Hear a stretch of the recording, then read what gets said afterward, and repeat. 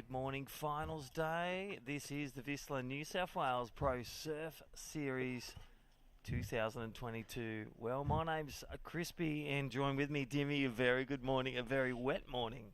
Yeah, wet morning, but we've still got waves, mate. It's going to be an exciting day, finals day. I'm more pumped up, ready to go. And, yeah, it's a great way to start, too, with two exceptional young surfers coming through the ranks and have been really on point in the last 24 hours. They had a great day yesterday. So quarterfinal time, two surfer format, change up of the way they strategise their heats. And it's we're looking forward to a great finish to the Mad Mex Maroubra Pro, mate.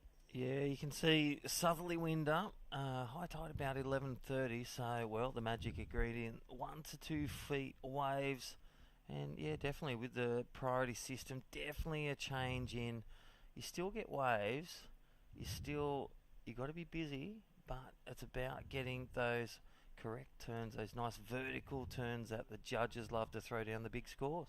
Exactly, and the other thing with the two surfer format is really, taking the opportunity when you do have priority, and that can really help you as we see a surfer up and riding. That looks like Jess Starling, who yesterday was a real standout as she jams away. That board looked so good yesterday, and as we said, sometimes it's more about what you don't do than what you do with priority. So it'll be interesting to see both the men and the women's how they make those adjustments towards the back end of these heats as we head towards what will be a great finale, because these banks have been good. So even though it's 1 to 2 foot, Chris, I reckon these guys and girls will be stoked with what's been dished up in the last day or so. Oh, definitely. We saw the moments. Even the last heat of the day was one of the best, heats totals and heat scores and excitement yesterday. I didn't see, but I heard it was Dakota. Dakota Waters tore 5 vertical turns, 8.1. And was that on that first wave? Yeah. I said that before I left. I said, wow, I just saw Dakota tag excellent off. And then he got an 8.67 for one of the biggest 360 rotation airs, cleanest landings, and he was just having fun, surfing, grinding, all the way to finals day. And right now, that is Jess Starling in blue, just getting a nice little wide one, and that's what we talk about, having that game, that bank B, that strategy to get score some points under priority and make it sting for the competitor, because 50% progression, you either win or lose in these heats now. Top 8 are here for the women. Yeah, and definitely, and the money comes into play, as do the points. So if you win a 1,000, you get 1,000 points that will go towards your 2023 QS regional ratings. But for all these athletes, I think it's more about just trying to get that formula going in the two surfer format, and both of these young ladies have been on fire. Of course, Holly Williams, one of the stars of the series in 2022, and basically jumped out and has found herself on the Challenger Series, and that's a great reward for the kind of effort and time she's put into a sport. And it shows you the never give up attitude, whether it's 5 seconds left, the last roll of the dice, or whether it's your last contest. You just got to go. And the same with Sheldon Sinkus, just getting on through. He was rated 9. And then, how's the Hedgehog?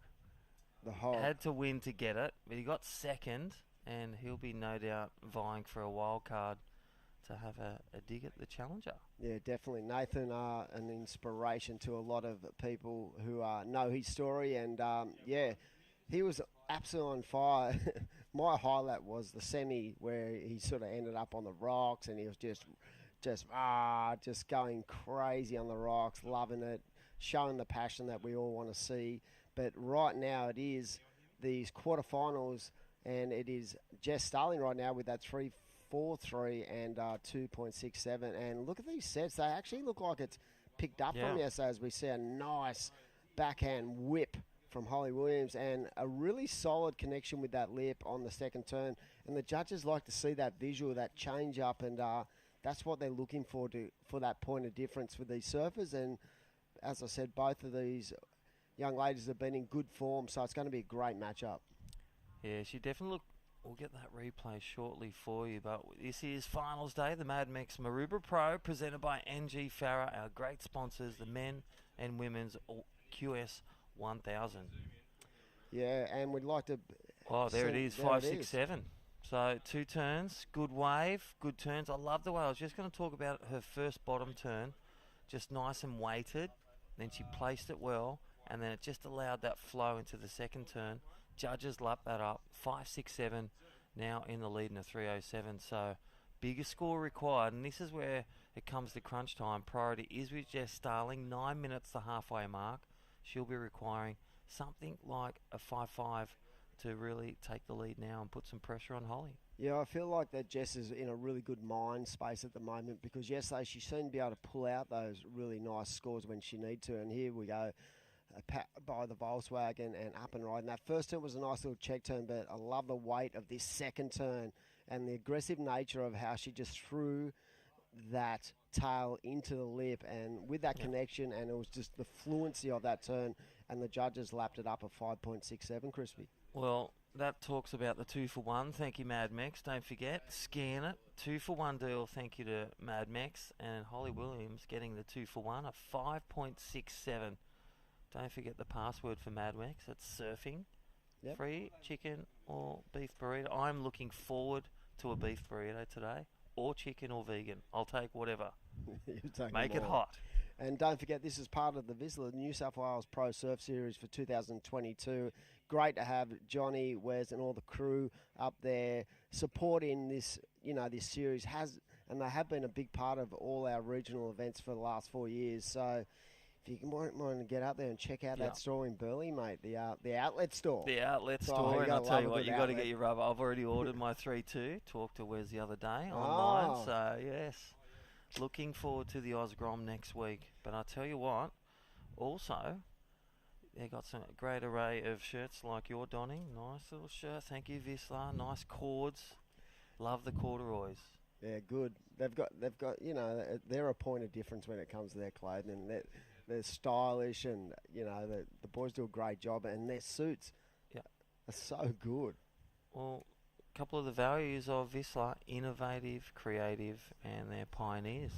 Yep, 7 to go. So right now it is Holly Williams out in the lead, but as Crispy said, Jess Starling has been really impressive in this event, and she knows that all she needs is that opportunity. And we spoke about this a lot yesterday regarding a lot of the times the scores were more based on the quality of the wave than the actual surfing being done. Everyone was ripping, and it was just that point of difference where you could get a wave with a nice little wedge or something a little bit different, and that was really where the expansion of the score lines went during the course of the day.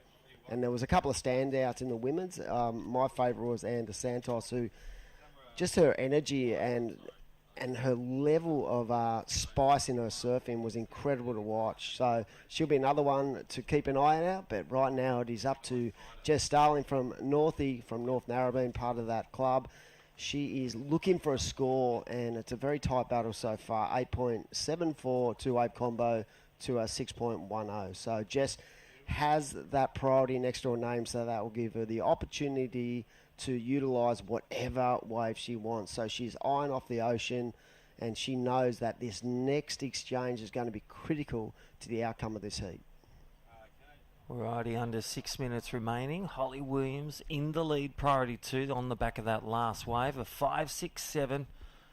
Nice little set turn, and then gets the vertical crack, and that is the benchmark right now, the 5.67. Just some small scores for a backup. She can improve that 3.07 under priority 2, so making it sting, separating from the pack. There's a couple of bankable waves out there. That left from yesterday, the wide one, and then you've got the odd right and left. Still a bit low tide from this morning, 11:30 high, so still some waves breaking further out, way down south near the Dunny Bowl here at Maroubra, where as you can see, paddling up to the southern end, just near the flags. And then talking about flags, Randwick City Council being a great support, all the lifeguards, MOF, and all the crew doing a great job. South End Hotel, Storage King, our great supporting partners, Destination New South Wales, all those great images, even these morning, you know, it's got the morning sickness, it's got the onshore and the rain, but still a great day to be at the beach. And World Surf League, download the app, watch all the live webcast, follow the scores and the results. And Surfing New South Wales, our great supporting partners of these great events, supporting surfers. Yeah, the great thing about the World Surf League, they never sleep. There's always something going on, as we see Jess Starling up and riding. A little bit caught on that first turn, but this thing might line up on the inside. Again, I feel like the power of the wave let her down there, and you can see just sort of from the body language, she wasn't really stoked on that little two-turn combo, so she'll be back out there, 4 to go. Of course, Crispy was talking about the World Surf League, and I love the new formats with the regions and then the Challenger and then the CT. And talking about the Championship Tour, mate, Bells is coming up this weekend. Traditionally one of the most historic events on the calendar. And wildcard, Mick Fanning. That will be interesting because the forecast looks a little bit tricky. Yeah, that's right. But it always, they seem to pick the eyes out of it, and yeah. Hopefully it's there, not Joanna, and yeah. Oh, Joanna. Winky right. Pop. Joanna's a good spot. Hey, listen, seriously, I've been down to Joanna. There has been some good years there.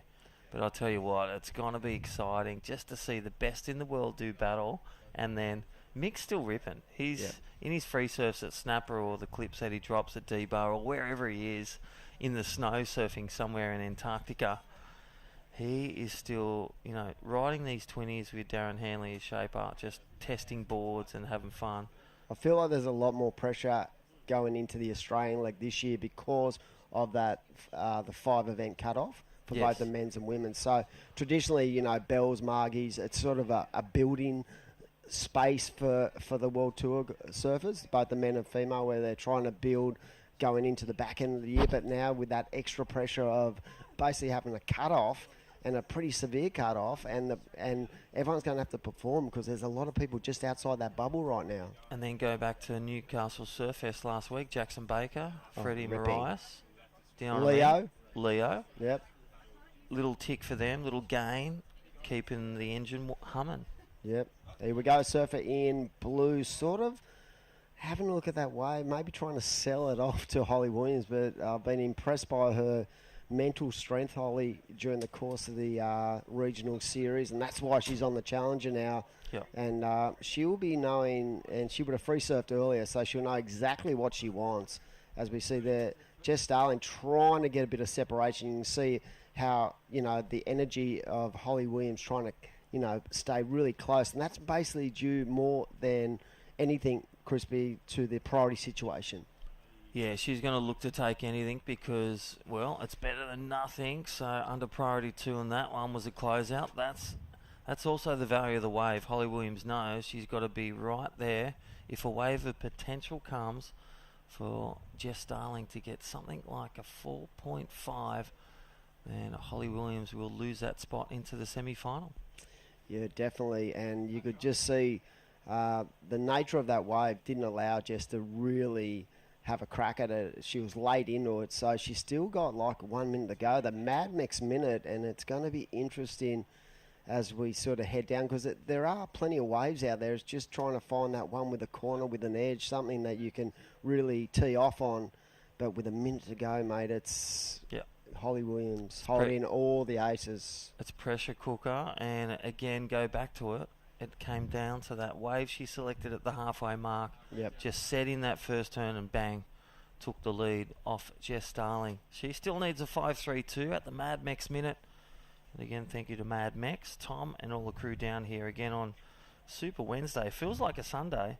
Thank you to Volkswagen, KO Sport, KO Freebies. The show just keeps going on and on and on.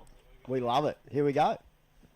All right, heat leader Holly Williams drives into it. Looks like a victory lap unless Jess Starling drops into a nice-looking wave. And, well, literally the wave of the heat. Bangs out 3 turns.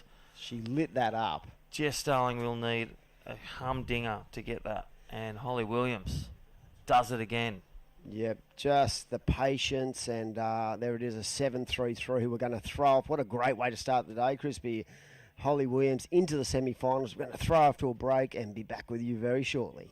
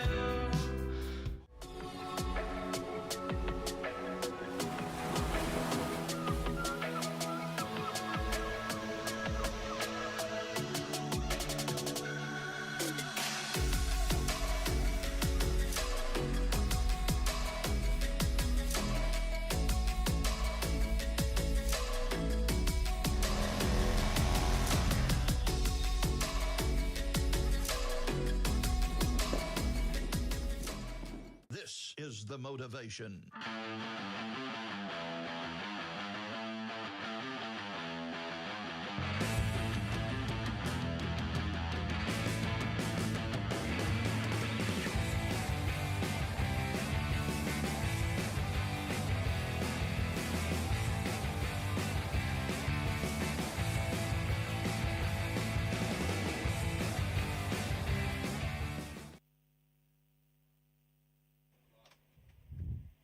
Well, welcome back to finals day, and that is first quarterfinal done. Holly Williams does it again, and well, equal fifth for Jess Starling. Great surfing, Jess Starling, and just couldn't get the score to get back into the semi-final action.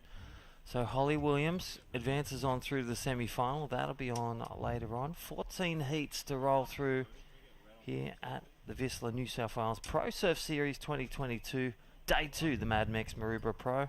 My name's Crispy and Dimmy.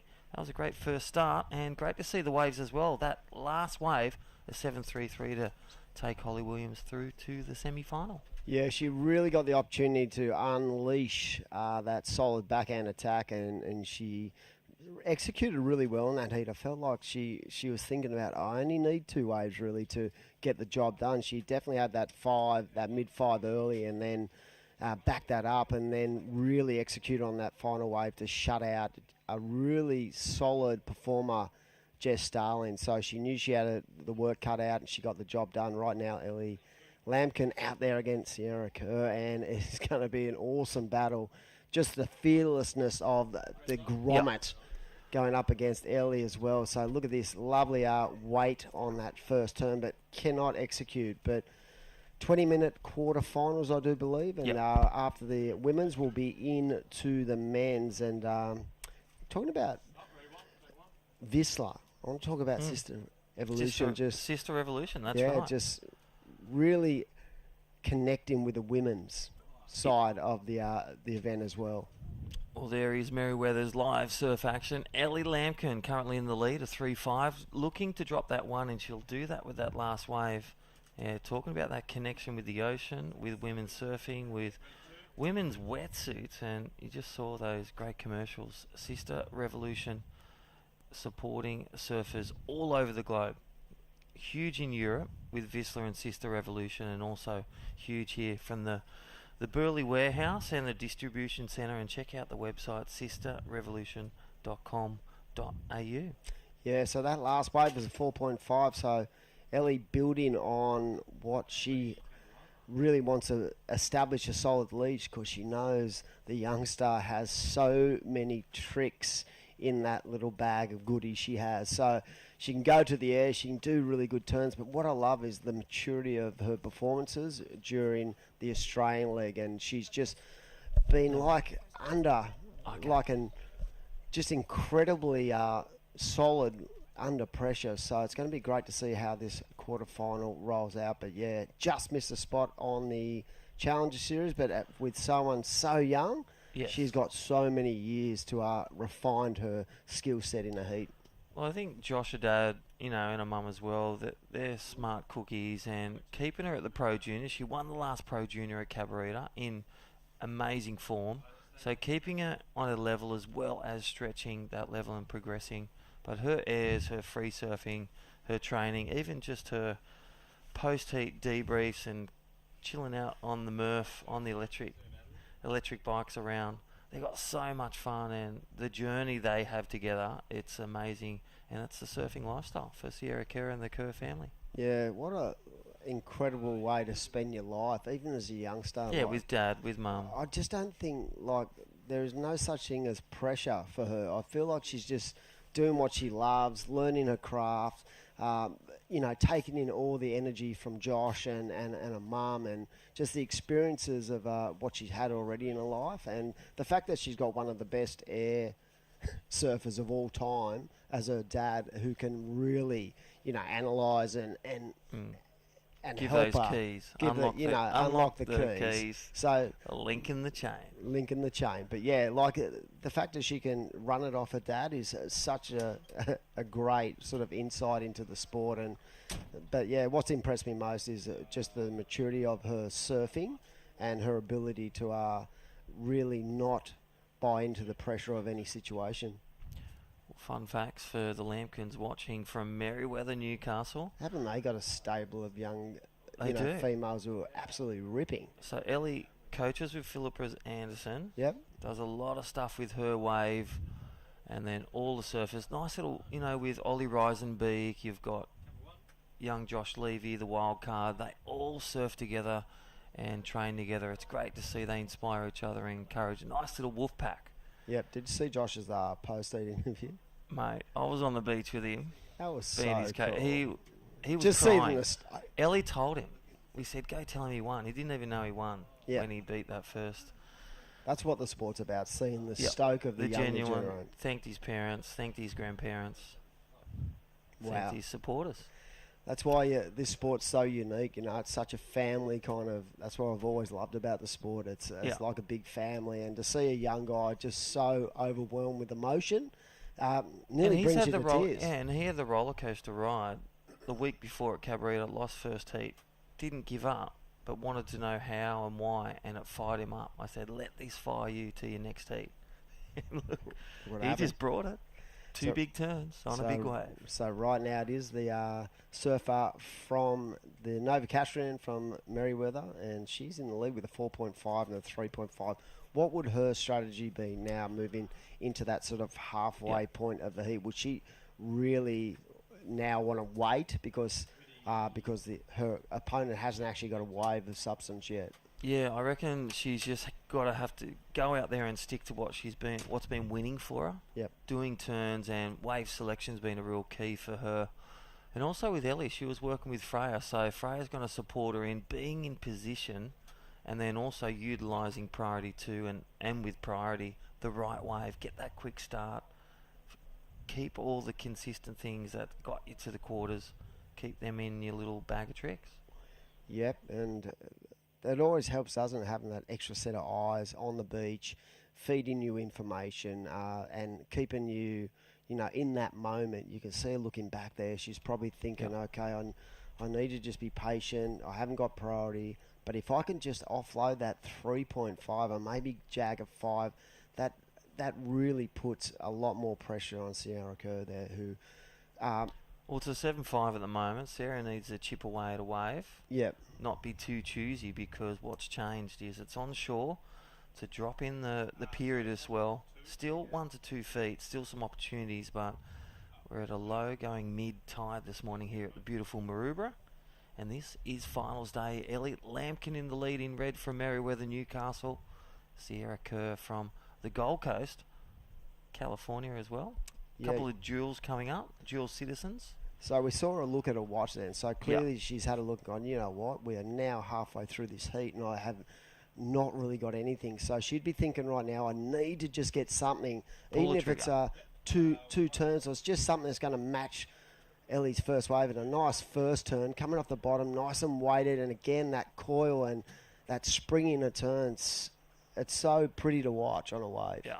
And you could just see she just set that first turn like Holly did on her keeper wave, the 7.33, and then jammed that second one, built that rhythm, and then kicked that tail. I love the way she just kicked that tail, flared it a bit of a drift, like on a car, doing a skiddy, or the BMX back in the days, and then brought it back down. That is Sierra Kerr on the board, and that sets her. That chips away at the 7.5 required. Top 2 waves, scores out of 10. 9 minutes and 40 seconds remaining. Yeah, I love the compression rate and how centered on the board she was as well on that second turn. It had complete control. So it'd be interesting to see where that sort of goes into the judging. I feel they're going to go around the 5. Let's look at the VW wave replay.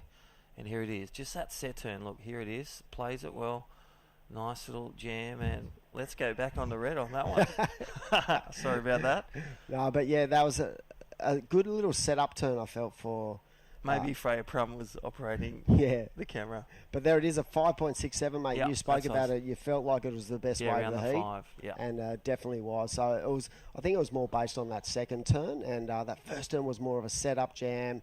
Sort of trying to find the bottom of the wave. And really nice patience into that turn. And the coil and the compression. So, as I said, really pretty to watch. But just execution, perfect. And don't forget, they're comparing the waves of Holly Williams, what they've already set for the morning, the level they've set, what they want to see. They want to see completed turns, also sharp, powerful turns.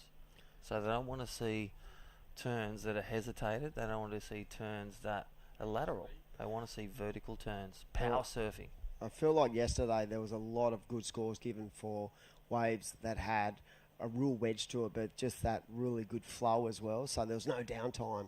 The guys and girls who were attacking were rewarded from the judges. Right, as you see, beautiful images. Thank you, Destination New South Wales and all the crew, World Surf League and Surfing New South Wales, our great supporting partners. How's those ships out the back? Feel like you're back at Newey. Except they're not massive ships. They are. It's Big Wednesday. You always know you're at Newey. You could see. You do. You see know Passion Walker. Yeah. Oh, no, you don't want to see that again.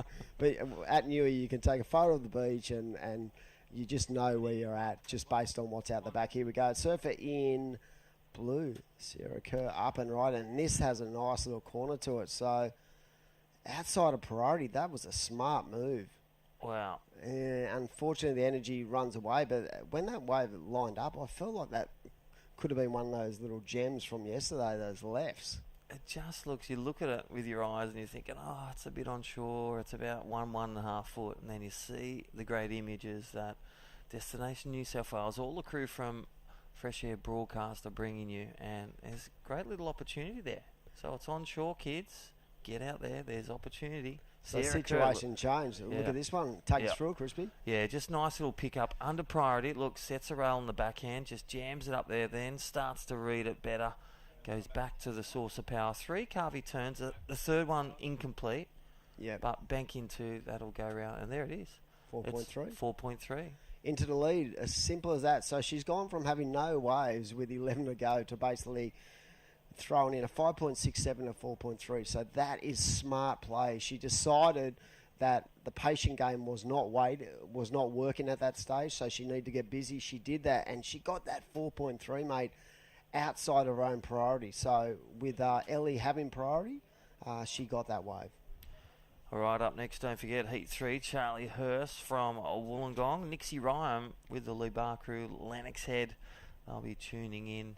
They are up next. And then Concha Balsamo, the Gold Coast, Portugal, and Ana dos Santos, also Northern Beaches, Brazil.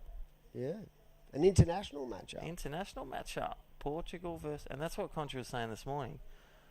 They speak the same language. Wow. You reckon there's any chatting going on in the water? I don't think so. I think it's all game faces are on and ready to roll. When you're in a quarterfinal of a 1,000 QS event, you know you got to be switched on. And, of course, $2,500 going to the winners of this event. So it's a nice paycheck. And more important, and a great start. Points. And coming off great rhythm, as we've seen Sierra Kerr at the Pro Junior, winner of the Pro Junior up at Cabarita. Ellie Lampkin coming off some great wins at Newcastle and learns through the 3,000s and Cabarita 5,000. Okay, when you consider looking back on the ratings this year, right, 1,000 points, if you look at those top 7 females, 1,000 points is basically a keeper because a lot of those surfers were keeping, even less than that to get them in. So a start like this at Maroubra, getting that sort of jump on everyone else for 2023 when it comes to points is going to be critical and will take a little bit of pressure off as well. And then go to the Gold Coast Open that Surfing Queensland will run and World Surf League, another 1,000 points, and then it's enjoy the challenges, enjoy the CTs, work on your training, I think on a few boat trips. I think Starkey and Will and all the crew at WSL has done a great job because our region basically has, I feel like, more events than any other region in the world when it came to opportunities for surfers to actually apply and get points. And it's been all in this like boxed format. But, this is basically now they're going to be their off season. If you haven't made it, they're going to go away, train with their coaches, get fitter, get stronger, and get ready for their next opportunities. But I felt like we've had so many good events in good waves, and we've been blessed. blessed and a lot of hard work. So again, like this morning, all the Surfing New South Wales and World Surf League doing a great job. Here is your heat leader.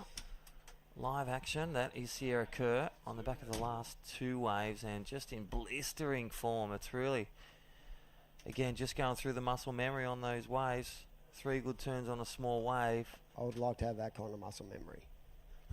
So Ellie Lampkin rips.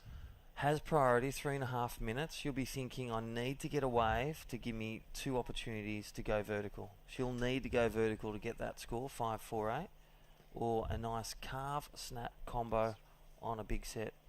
Yeah, so this is going to be interesting. There it is, a 7.17. So Sierra Kerr has absolutely blitzed it right now and is in a really strong position, leaving Ellie Lampkin needing an 8.34. And here we go, the Destination New South Wales replay. And well, that's what you don't want to do. She let it go under priority and she turned something okay into something gold, and that was Sierra Kerr on a middle wave.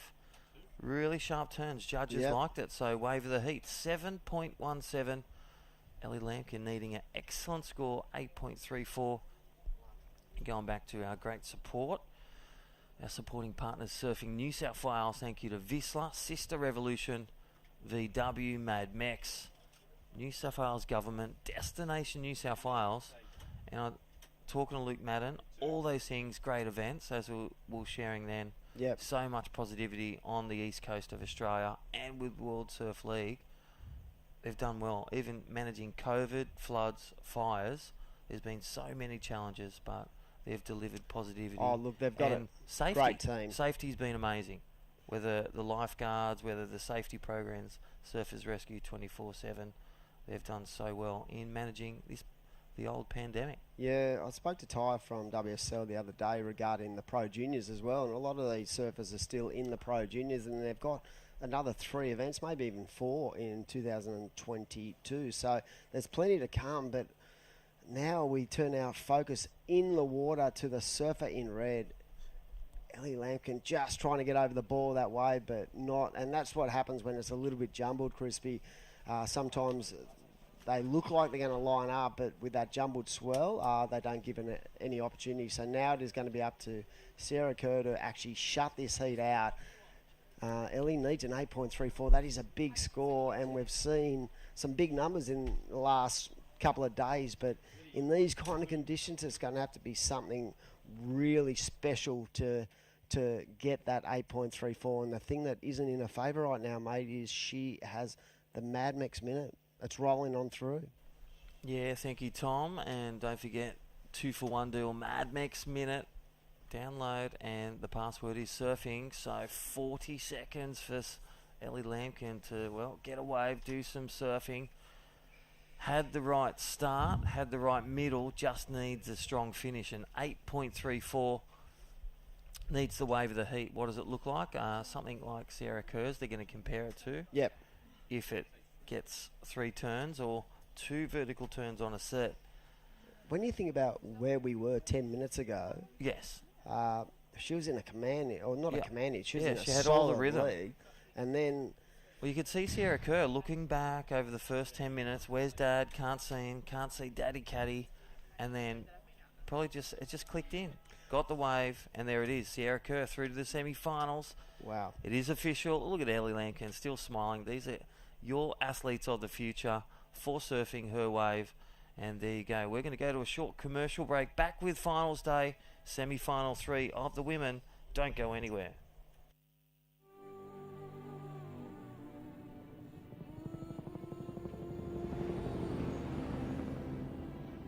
Some say we've got engine oil in our veins. All that and a fair bit of dust. Sure, these wild utes are hard work, but it's no job. The roar of them. Pure. Takes some rare skills to settle one. A band of brothers and sisters. Where man learns from machine, learns from man. Those that visit are transformed, almost as much as the V6 Amaroks. It's like this place rubs off on them. You got gotta see it to believe it. The only ute reared for the road.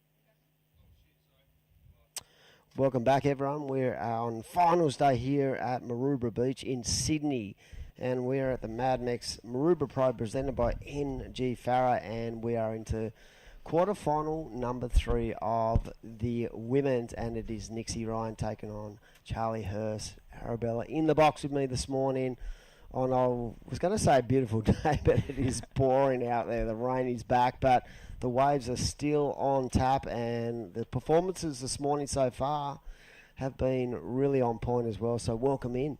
Thank you. Impressive that last heat. We saw a very slow start for Sierra Kerr, and basically at the 10-minute mark, I saw her look at her watch and go, okay, it's time to get busy, and she certainly did, locked in some big numbers. So I'm pretty sure both Charlie and Nixie would have seen what was going on in that heat, and those lacquer waves early, they'd be really pumped up trying to get a good start. Yeah, for sure. I think the waves are actually starting to get a bit better throughout the morning. So we see Charlie kind of paddling for that one, but it's not going to do it for her. So Charlie Hurst from Port Kembla, you were saying, and Nixie from up at La Barre. So they've probably had a lot of heats together in the course of their junior career, but it'd be interesting to see how many times they've matched up in the two-surfer format. So the strategy's changed a lot. I spoke to you about that yesterday, about having to make those subtle adjustments on how you actually, really go into your heats when it's only 2 athletes in the water. And I think the key to it is using priority to your own advantage.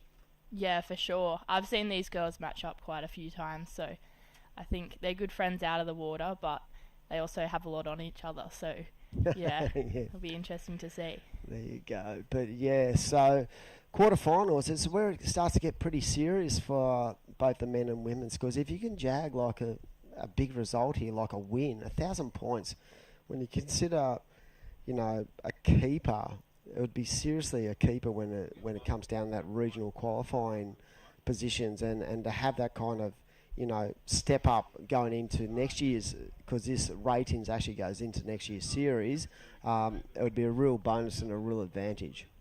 Yeah, for sure. 1,000 points can go a long way. And the 2.5 G too. Oh, yeah. That goes a long way. Yep. I think we spoke about it yesterday, just about the, the nature of having to travel and, a budget. You got to work a budget, and you've really got to be really smart. And the great thing about having regional events, I feel like it's opened up more opportunity for other athletes who wouldn't be able to afford to go overseas. So what it does, it actually spreads out the talent pool and brings them more into the fore, because they get an opportunity to actually surf events in their homeland. Yeah. And for a lot of the athletes, it means having to take a few months off work, but obviously it's doable if it's still in Australia. So, it can be tough, but it's definitely a good way to go. So we're 5 minutes in, and we spoke about that last heat being a little bit slow at the start, and this is definitely no opportunity so far. So it's not like anyone has missed anything. It's just that the ocean Huey hasn't set any really good waves just yet. But you get through this heat, and you're into the semi-finals, and like we spoke about the points, if you make a semi at 650 points, which is quite a lot. And this year I think we had 4 1000s before we had the Evoca 3000 and the two 5000. And I spoke to Crispy a little bit earlier about the fact that I feel like that our region is probably the premier region in the world when it comes to the amount of events and the amount of opportunities that you surfers actually get. Yeah, for sure. I think New South Wales definitely has the most events with that one down in Phillip Island as well. But yeah, the 1000's definitely a good training ground to move towards the 3000 and then 5000s as well.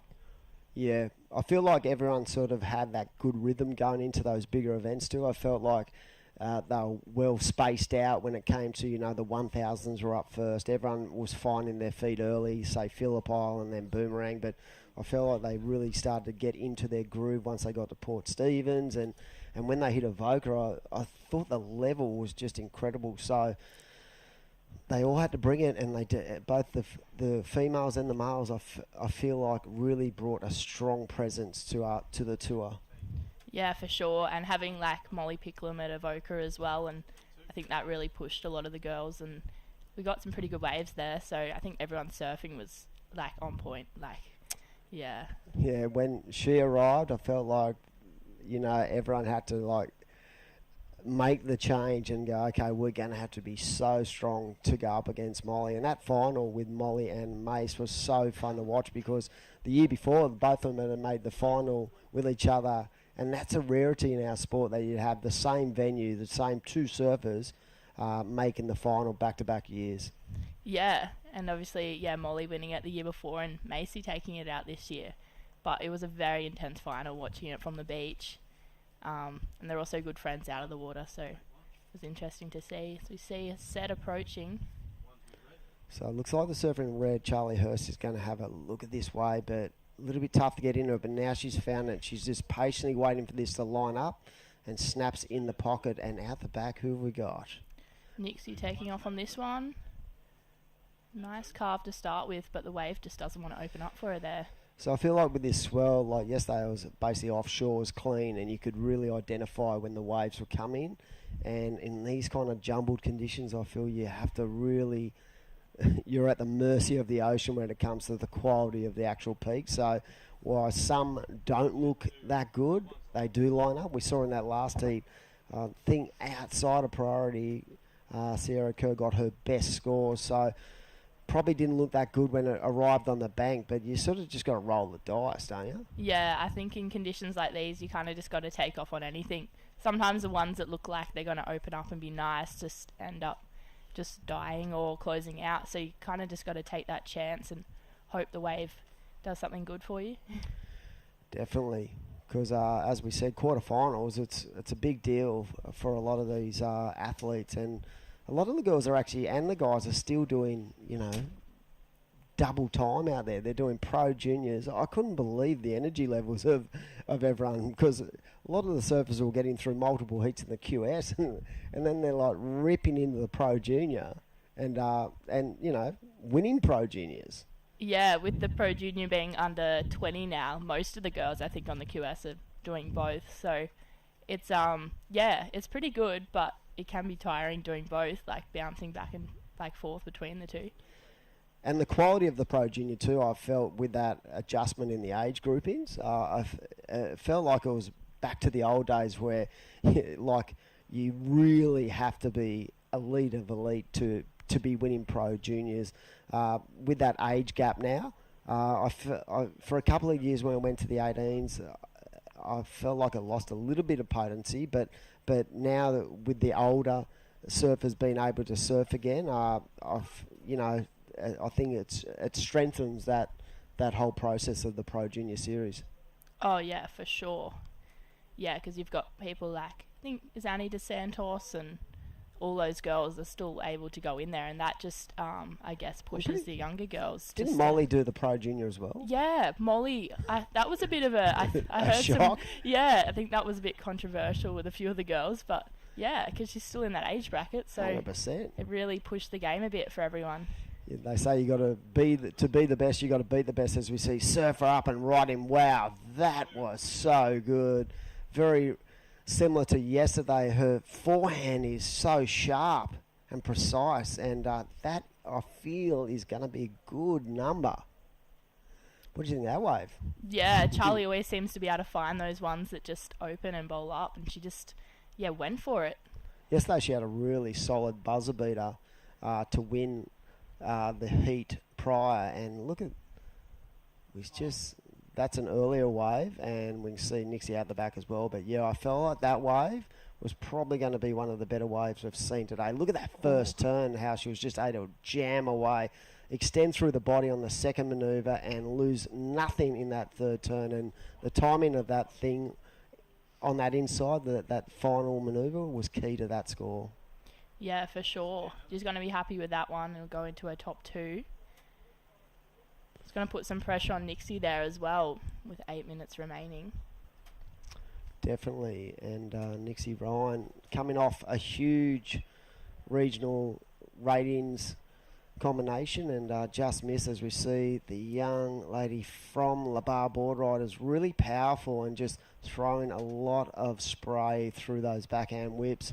And so with 8 minutes to go, we are off to a flyer really on the finals day of the Mad Mex Maroubra Pro presented by NG Farah. And great to have all our corporate partners involved, of course, supporting us, Randwick City Council, Southend Hotel, Storage King, Destinations New South Wales. And I will give a shout out to the government as we see this replay powered by Volkswagen, and a little bit caught up on that second turn, but did a lot of work on that first manoeuvre. Of course, the World Surf League and Surfing New South Wales and our webcast partners, I should say, is Mad Mex, Volkswagen, and KO Sport and KO Freebie. So big shout out, because without our sponsorships and corporate partners, you would never be able to run an event, and that has been the way of the world since day dot when it comes to surfing events. So big shout out to them. Yeah, for sure. And Mad Mex being here, I'm sure all the athletes have enjoyed having those free burritos down the beach. How good. Yeah. I know at Avoca, everyone was having them every day, and by the end it was like, I'm never eating a burrito again, but we're back. It was funny when at Avoca, when they'd set up their little tent and you'd see them all come down to the beach, and all of a sudden it was like the athletes were like seagulls to a ship. Yeah. Everyone was down, got to get another feed. Yeah. So it's great to have them involved, because it's fresh food, it's really good food, and the partnership with surfing, I feel like it's a really strong partnership, and hopefully we can build that partnership moving forward in the future. Yeah, for sure. So we see Charlie holding priority, still in the lead. Nixie's just trying to be patient and wait for a set, really. Yeah, she's going to have to... She's actually on that last score. I don't know what that score was. That's going to be a mid-4 as we see. And see, that wave was one of those waves I thought, you know what, when it lined up, it might give opportunity, but it just shut down. But Nixie Ryan is fighting back here. Yep. Nixie just going for that one big turn, but unfortunately the wave just didn't want to do it for her there. So that wave prior was a 5-point ride. So that is a stable, good score in the formula of what the judges have been laying down in the last couple of days. So she's right back in the game. That 6.67 is definitely the best wave I've seen in this heat, and well rewarded for those forehand manoeuvres. But never count out Nixie Ryan, because she is a warrior when it comes to surfing heats. Yeah, and Nixie only needing a 4.58, which is definitely doable with 5 minutes remaining. So Charlie's still holding priority, so she's going to try and go sit on Nixie, I could imagine. Yeah, it'll be interesting to see what happens towards the back end of this heat, because Charlie Hurst only holds a 2.9 as her second wave. So I'm sure she wants to actually, raise the bar when it comes to making the requirement a lot larger. But Nixie's second wave is 2.5, so there's not much separating. So basically you could try to shut the heat down with priority. And we've spoken about it before, where a lot of the time towards the back end of a heat with the two surfer formats, it's a lot more of what you don't do than what you do. And that means that you don't need to catch a wave when you're in the lead. You need to just control the heat. And if that means not getting a wave and not allowing your competitor to have a crack at a wave, well, that's just as good as getting a good score anyway. Yeah, for sure. Charlie's going to be strategic about holding this priority here. So we see Nixie moving in a little bit, trying to get one under Charlie's priority. Yeah, 4 to go. Be interesting to see if they know what's going on out there, actually. I know with the wind it's been a bit hard to hear, so I don't know if Nixie would actually know what she needs at this stage. Yeah, that's an interesting point, because I did see in the last heat both servers were sort of putting their arms up to the ear, trying to get some information. And with the winds too, when they back off a bit, I feel like it was happening at Avoca and Cabo, where once the sort of ocean went a bit quiet without waves, they could actually get that feed coming over across the ocean. But as soon as waves sort of appeared, a little bit different. But now, because of these onshore winds, it's going to be a lot trickier. So you've got to try to think about what's going on in the heat in your own mind and make your own decisions. Yeah, for sure. You see a wave coming on the horizon. And Charlie. Ooh. Did she look at that? Yeah, that was an interesting call, because Nixie, I think, would have gone for that if she assumed that Charlie was going. Yeah, I didn't feel like she made a really assertive effort to actually paddle for the wave, but she definitely put it in the mind of Nixie Ryan there, turned, had a look. So I think the judges have deemed that not to be a paddle, so priority is still with the surfer in red. I felt like then she made more of an effort than she did just prior. So the fun and games between, having priority and not having priority is just right there to be seen. So if you're a bit of a novice to the sport, and as we speak, she lost it. She's lost priority. So that is, advantage to Nixie Ryan. So the surfer in blue now only needs a 4.58. So was that an error even looking at that third one? Because I felt like she got away with it on the 2 waves prior. Yeah, for sure. So we see Charlie just paddling for this one. Wow, that is interesting. Yeah. I was thinking maybe Nixie didn't know that the priority had changed, but you'd be looking in the whole time. If you can't hear, you'd look into the priority board, right? Yeah, for sure. Unless they were still changing it on the board. But yeah, Nixie's now in priority with just under 2 minutes remaining. So it's still definitely doable for her. Like 4.58. She just needs a big set with just a nice open face so she can do a few carves. Oh, how many times yesterday did we see buzzer beaters, the Mad Mex minute? Seriously, I saw Charlie Hurst actually pull one out of the bag, and she blew the tail on a couple of so well-weighted turns. And yeah, like as you said, it's never over until it's over. So 1 minute 10 seconds, and this is where you've just got to be at the mercy of the Huey gods. Yeah, it could be Nixie's turn for that buzzer beater. With just on a minute remaining, Nixie just being really patient. It's not worth her going any of these smaller waves. So she's going to try and wait for a set to come along for her. Yep, under a minute to go. So this is quarterfinal number 3. We'll have quarterfinal number 4 of the women's coming up shortly. And then we're into the men's. So this is finals day down here at Maroubra. And the sun is gone, but the waves are still here, and I feel like the quality of the surfing is going to be so fun to watch today as we see the surfer in blue up and riding and a little bit caught on that lip. And I think it was more like a last roll of the dice as we see Charlie Hurst, bit of a victory lap. So with 15 seconds to go, will there be an opportunity for Nixie Ryan to get another crack at it? Wow, we were saying it's never over till it's over. So it'll be fun to watch what happened out the back. Did she get another turn in? Only time will tell, but we're going to throw off to a break. Another exciting quarterfinal number 3 wrapped up, and we will be off to pay some bills.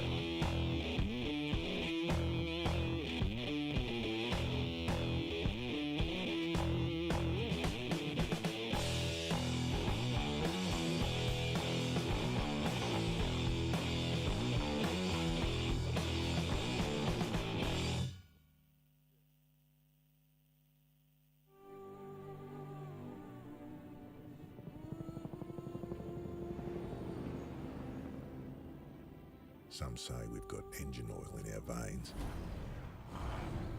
All that and a fair bit of dust.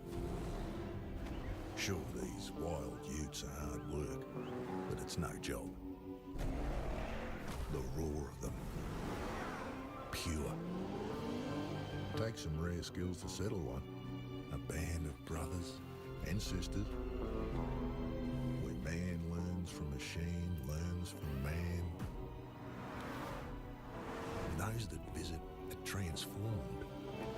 Almost as much as the V6 Amaroks. It's like this place rubs off on them. You gotta see it to believe it. The only ute reared for the road. This is the motivation.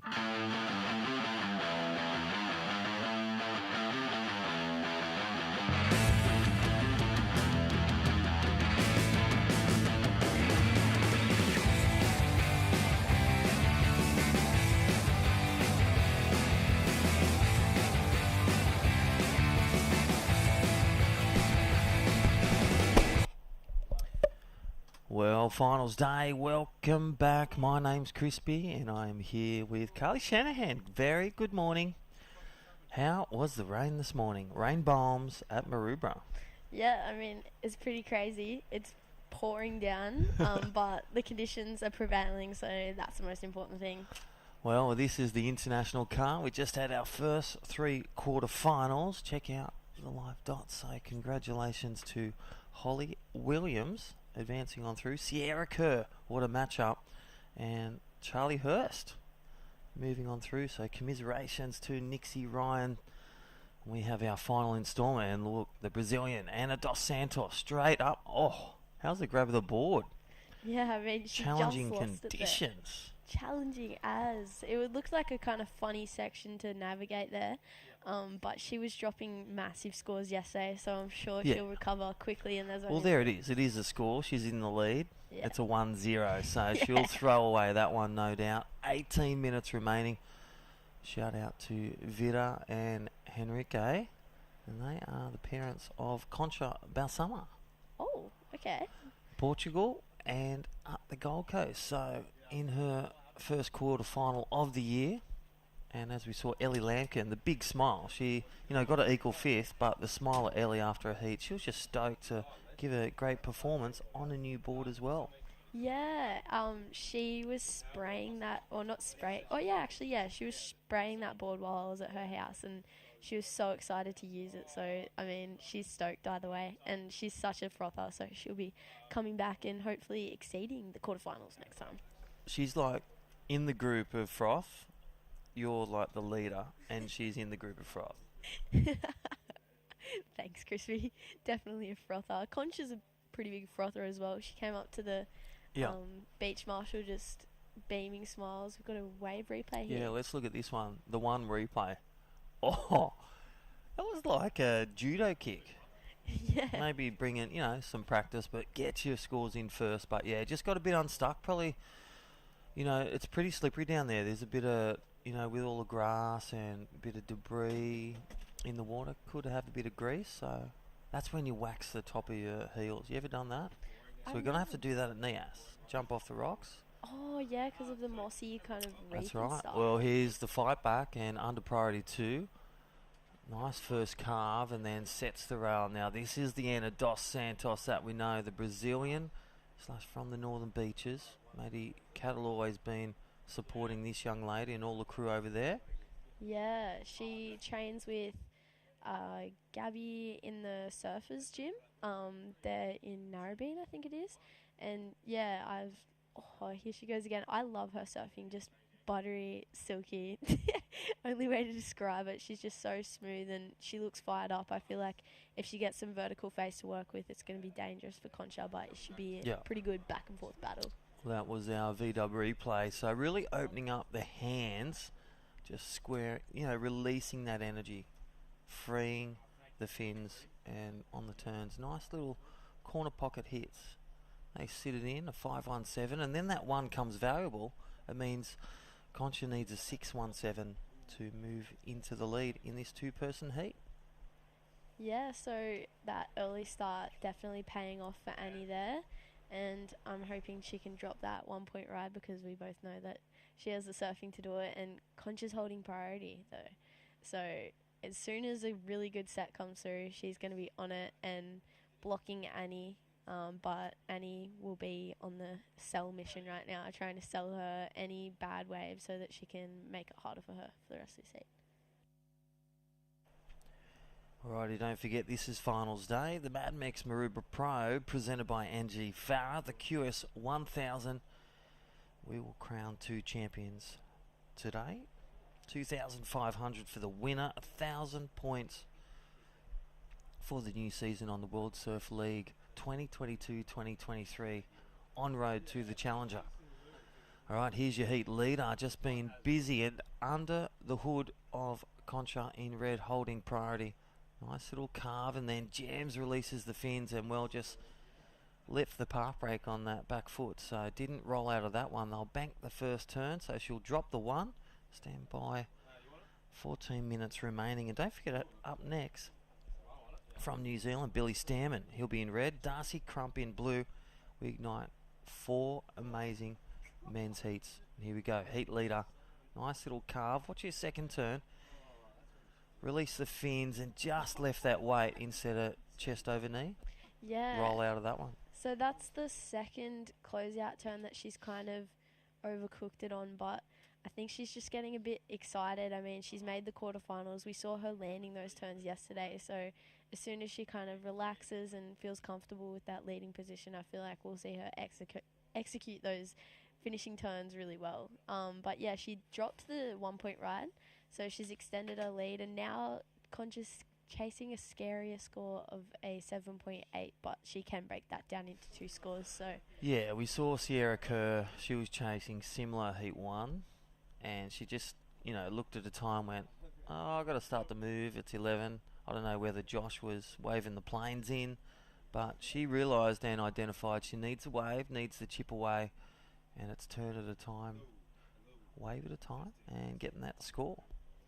yeah, Sierra and her dad being a little power team, but Concha looks like she's going to have a little answer back here. She's kicking, scratching. With priority. Oh, look at this one. So Concha up and riding, and there's the first turn on the epoxy board, and looking to sink into that second one. Well, there's the first pull the trigger. 12 minutes remaining. What do you think, Carly? Let's look at the replay. Yeah, I mean, it just looks like nice, strong surfing. She looked like she was kind of making sure that she landed those turns because Annie's already got a little bit of a lead happening, so it'll be interesting to see where that score comes through.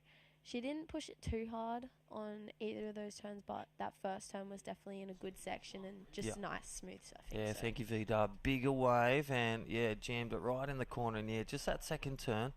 It's not that they'll take points off, they'll just see where it fits on the scale.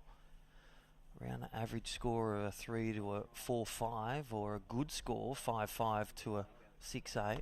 And there it is, 5.33, right in the middle. What a way to start. Wave of the heat. Worth the wait with priority, Carly? Yeah, definitely. I mean, she's right back in this heat. It looks like it's going to be a pretty back and forth battle. I love it when they both get similar first wave scores because there's not a very it's game on. Yeah, it's game on. It's like not a commanding lead, and it's always reachable, and I feel like those are the most exciting heats to watch. You know what we were doing the other day with Concha? We went to Cronulla. She surfed at Maroubra, and we surfed half the size of this, and it was being positive in bad waves was the key. And literally, when you turned up yesterday and today, it was double the size of what we trained in. And that's a key to really just building. You never know what you're going to bring. It's going to be 12 to 14 foot one day, and then the next day it can be 1 to 2 feet. You never know with this roller coaster of surf events. Yeah, definitely. I mean, Newcastle was like 20 feet, and I'm just kind of curious how you could surf half of this size in Cronulla. Well, it was at Allura. That's the only sandbank. Sorry, locals. I was born there, so Allura's got the only bank, and there was literally 60 people. You had Blake Johnson with his Cronulla Surf Academy at Wanda, and then the alley. You couldn't even ride at the alley unless you had a 9-foot MF board. Yeah, wow. There was waves. And look, it's paying off for Jarvis Earl. Yeah, I mean, No waves at Sandshoes, he said yesterday. but waves at Allura? Allura, Oh. EBC, the home of Connor O'Leary and Glenn Pringle. Oh, so you and Connor did the Yeah. commute up to Lennox with Concha up and riding. Yeah. She's chipping away. She's getting a bit more aggressive on this one. I know it's a smaller wave, but you can see just like kind of that rotation was just a little bit more flary. So she's getting pumped up with 9.5 minutes to go. It's pretty exciting. It's his quarterfinal heat 4, so winner of this heat will match up against Charlie Hurst. So yeah, so that's Wow, cool. to make the final. And that's what's exciting about such high risk, high reward. Here's a V-dub replay. Concha looking to take the lead with a small score. There's the second turn. Look at the energy. Just opening up that body and leaning off that rail and releasing that turn, completing it. And remember we talked about, you had a few of the surfers this morning just not finishing that third turn. You have to discipline yourself, doing the consistency thing of just finishing that last turn, leaving a good finish for the judges to throw down that score. Yeah, definitely kind of being confident coming out of your turns. But yeah, Concha's just looking to keep busy here. She has taken the lead with that 417. But yeah, definitely completion of rides and clean completion of rides is definitely one of the most important factors of kind of judging. Besides surfing, like Concha has been absolutely ripping. I loved like the energy on that last wave. It was a small wave, but she definitely capitalised the most she could have. That frothy little left, so good surfing from her with 8 minutes to go. Alrighty, you are watching Finals Day, the Mad Mex Maroubra Pro QS 1000 on the World Surf League calendar. Don't forget where to next. Check it out, the World Surf League app.com. Bells Beach, the CT. Isn't that going to be exciting, Kelly? Who's some of your favourites? You know, Sal, Steph, Carissa Moore. They're mine. You know, Tatiana. I love the Tatiana. She's such a hard trainer, great person, in and out of the water. Yeah, I mean, they're all amazing. I can't go past Carissa Moore, but I'm so excited to see India Robinson Yes, at a local. At a local. I think I've picked her in my fantasy, so get your fantasy team in, and I think she's going to go big. Yeah, that's a LK, local knowledge. smart decision to put her in your fantasy team. I mean, Steph, yeah. just like at home at Snapper. I mean, I watched her wave in Bali, Karamis, I think it was. And I watched that wave where she does that crazy stall into the barrel. I don't know, it was like a 10-point ride. Yes. I watch it all the time. It's just the best video. Yeah, it's going to be amazing. And for the man, Mick Fanning, great to see him back. He'll be dangerously relaxed, getting dangerously big scores. Is he in it? He's wild card. Back out of retirement. All right, under priority 2, looking to make it sting and keeping. The rail's warm and looking at the drop. Oh my gosh, under priority 2 on the wide peak. Concha from Portugal looking to advance through to the semi-final, one step closer. Talk us through this replay. Yeah, so she slashes it back to start, and then this turn is where the money's at. Chucks buckets, and she's looking happy with that one. So on that first wave, you could kind of see she kind of like went that smooth approach, making sure she landed, and now she's fired up and throwing everything into her turns. All right, here we go. On the fight back, Anna Dos Santos relinquishes priority back to red, and there is, think about the start, and then think about she made it back, and we saw that with the first couple of heats, just a change in momentum and a change in game plan. So just a priority error there with Anna Dos Santos, taking a wave that maybe should have waited a bit longer. 6 minutes remaining. Yeah, you can see she's getting a little bit flustered. I mean, she's kind of been the standout this whole event, and Concha's kind of shown her strategy and put her surfing into practice where it matters, and hopefully she can secure her best result in a QS. And she's already, last wave scores for Annie. Hasn't improved the situation, although she does have priority. Okay, so there it is, Concha Balsamo. She's extended that second score, so that last wave under priority 2, making a priority win. This is one thing she said yesterday when chatting with her. Her best scores, she got under priority 2, 3 and 4 yesterday to get it to the finals day. So doing it again. Concha in the lead, dropping that 4.33 and replacing with a 4.67, enlarging that score for Anna Dos Santos, 4.84. But one thing back for Anna, has priority one. So a wave comes through, a good wave with some moments. She could take the lead with a 4.84 or greater. Yeah, I feel like Annie's going to be really dangerous if she gets given some vertical face.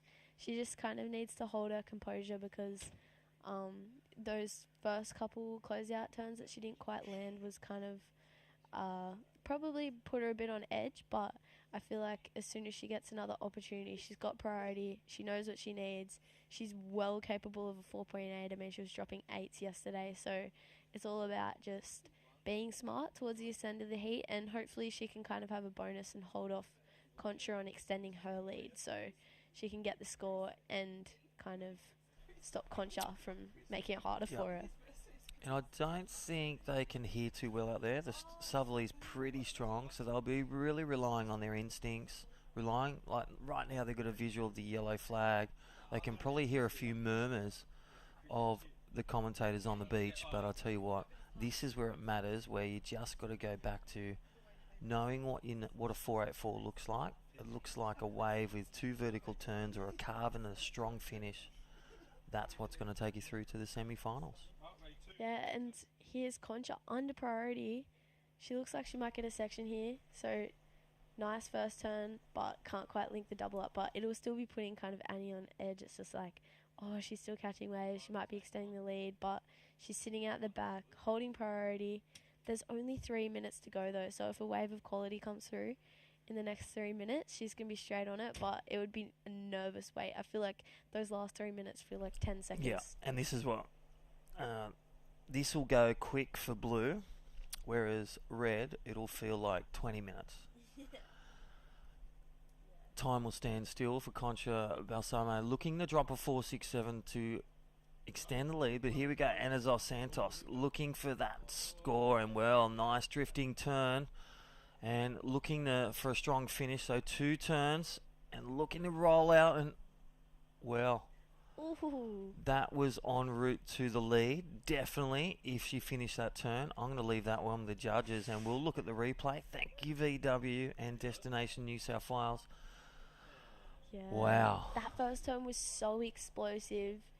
We're going to see it here, like just zap. And then the second turn wraps it back, and she just needed this finish, and it would have been like happy days. For a 4.84, and they'll compare it to the other scores as well. So judges privy to this replay. So jamming that one may still get the score because really sharp, really put it in, but right there, just that length too far back and then too far forward, just needed to be centered to roll out. Oh, that is the pressure.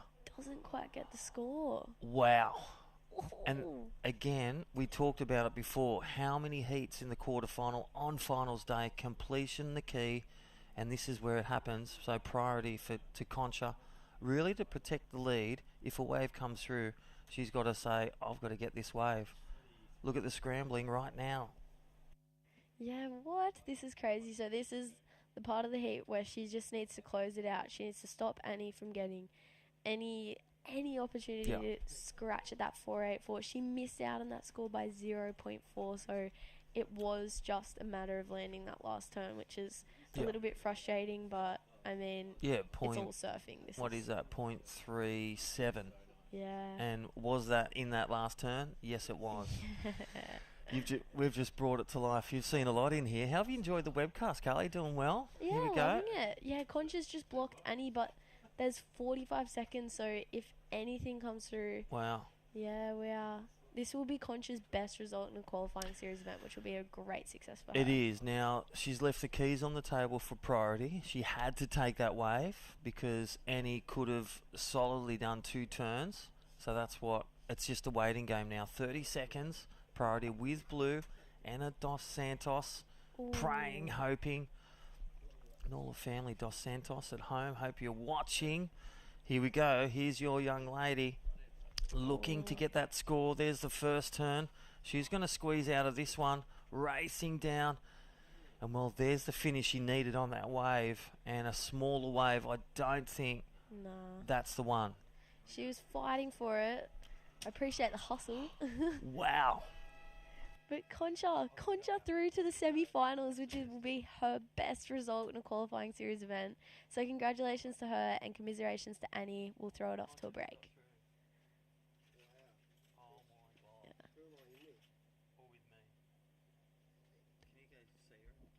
Yeah.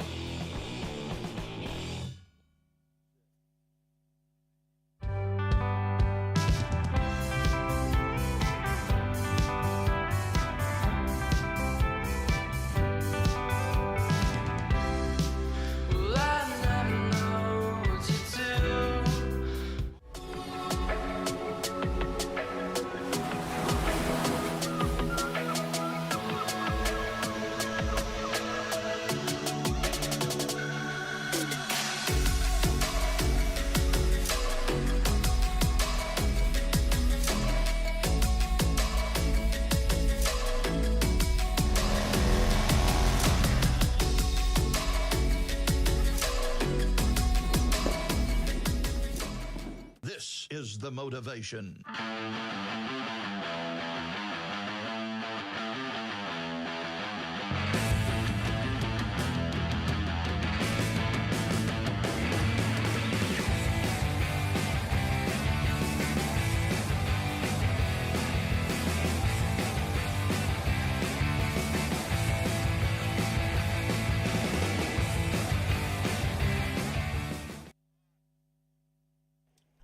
Alrighty, welcome back, and dimmy the dimmy, Adam Hennessy.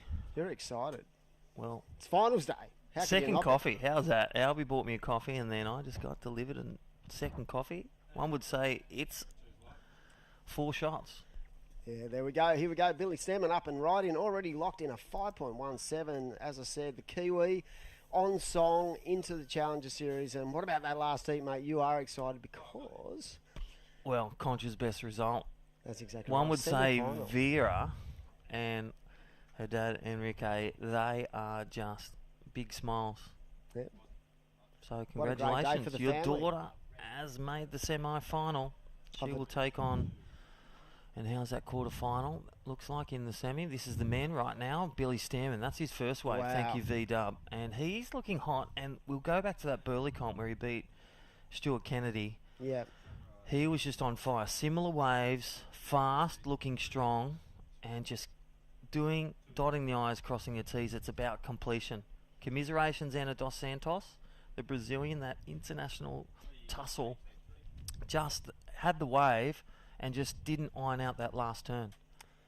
Yeah, but And it started with a few incomplete turns, and that was the difference in the end. But Concha the- picked it up and got it. Concha and Anna have been absolutely on fire. So it was a great matchup, and well done to Concha. First semi-final of a WSL event in a QS, and right now, Billy Stamen, as I said, I love his fluency when it's small.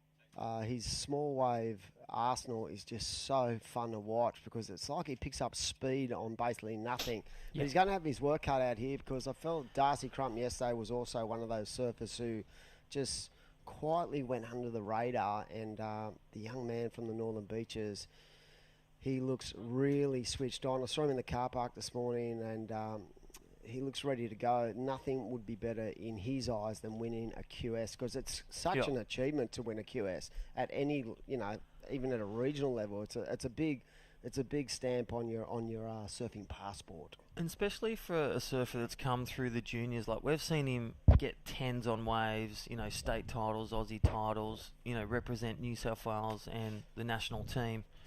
But for someone, like we're saying with Darcy Crump, he's back on the tools. He said it in his post-heat interview. He knows what it means to earn $1, and he's then appreciated contests even more, making every 20 minutes matter in that. And that's a real development of maturity for surfers and athletes like Darcy Crump. Isn't that such an Australian saying What's that? for surfers? Mate? No.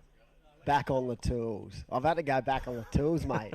I love Tradie. that. It's a trading thing. Or- It's an Aussie thing, I reckon. What about the lifeguards? How Yeah. many surfers are lifeguards? Check it out. Australian Lifeguard Service. You want to become a lifeguard? I'm getting messages every day. Everyone wants to ride the ski.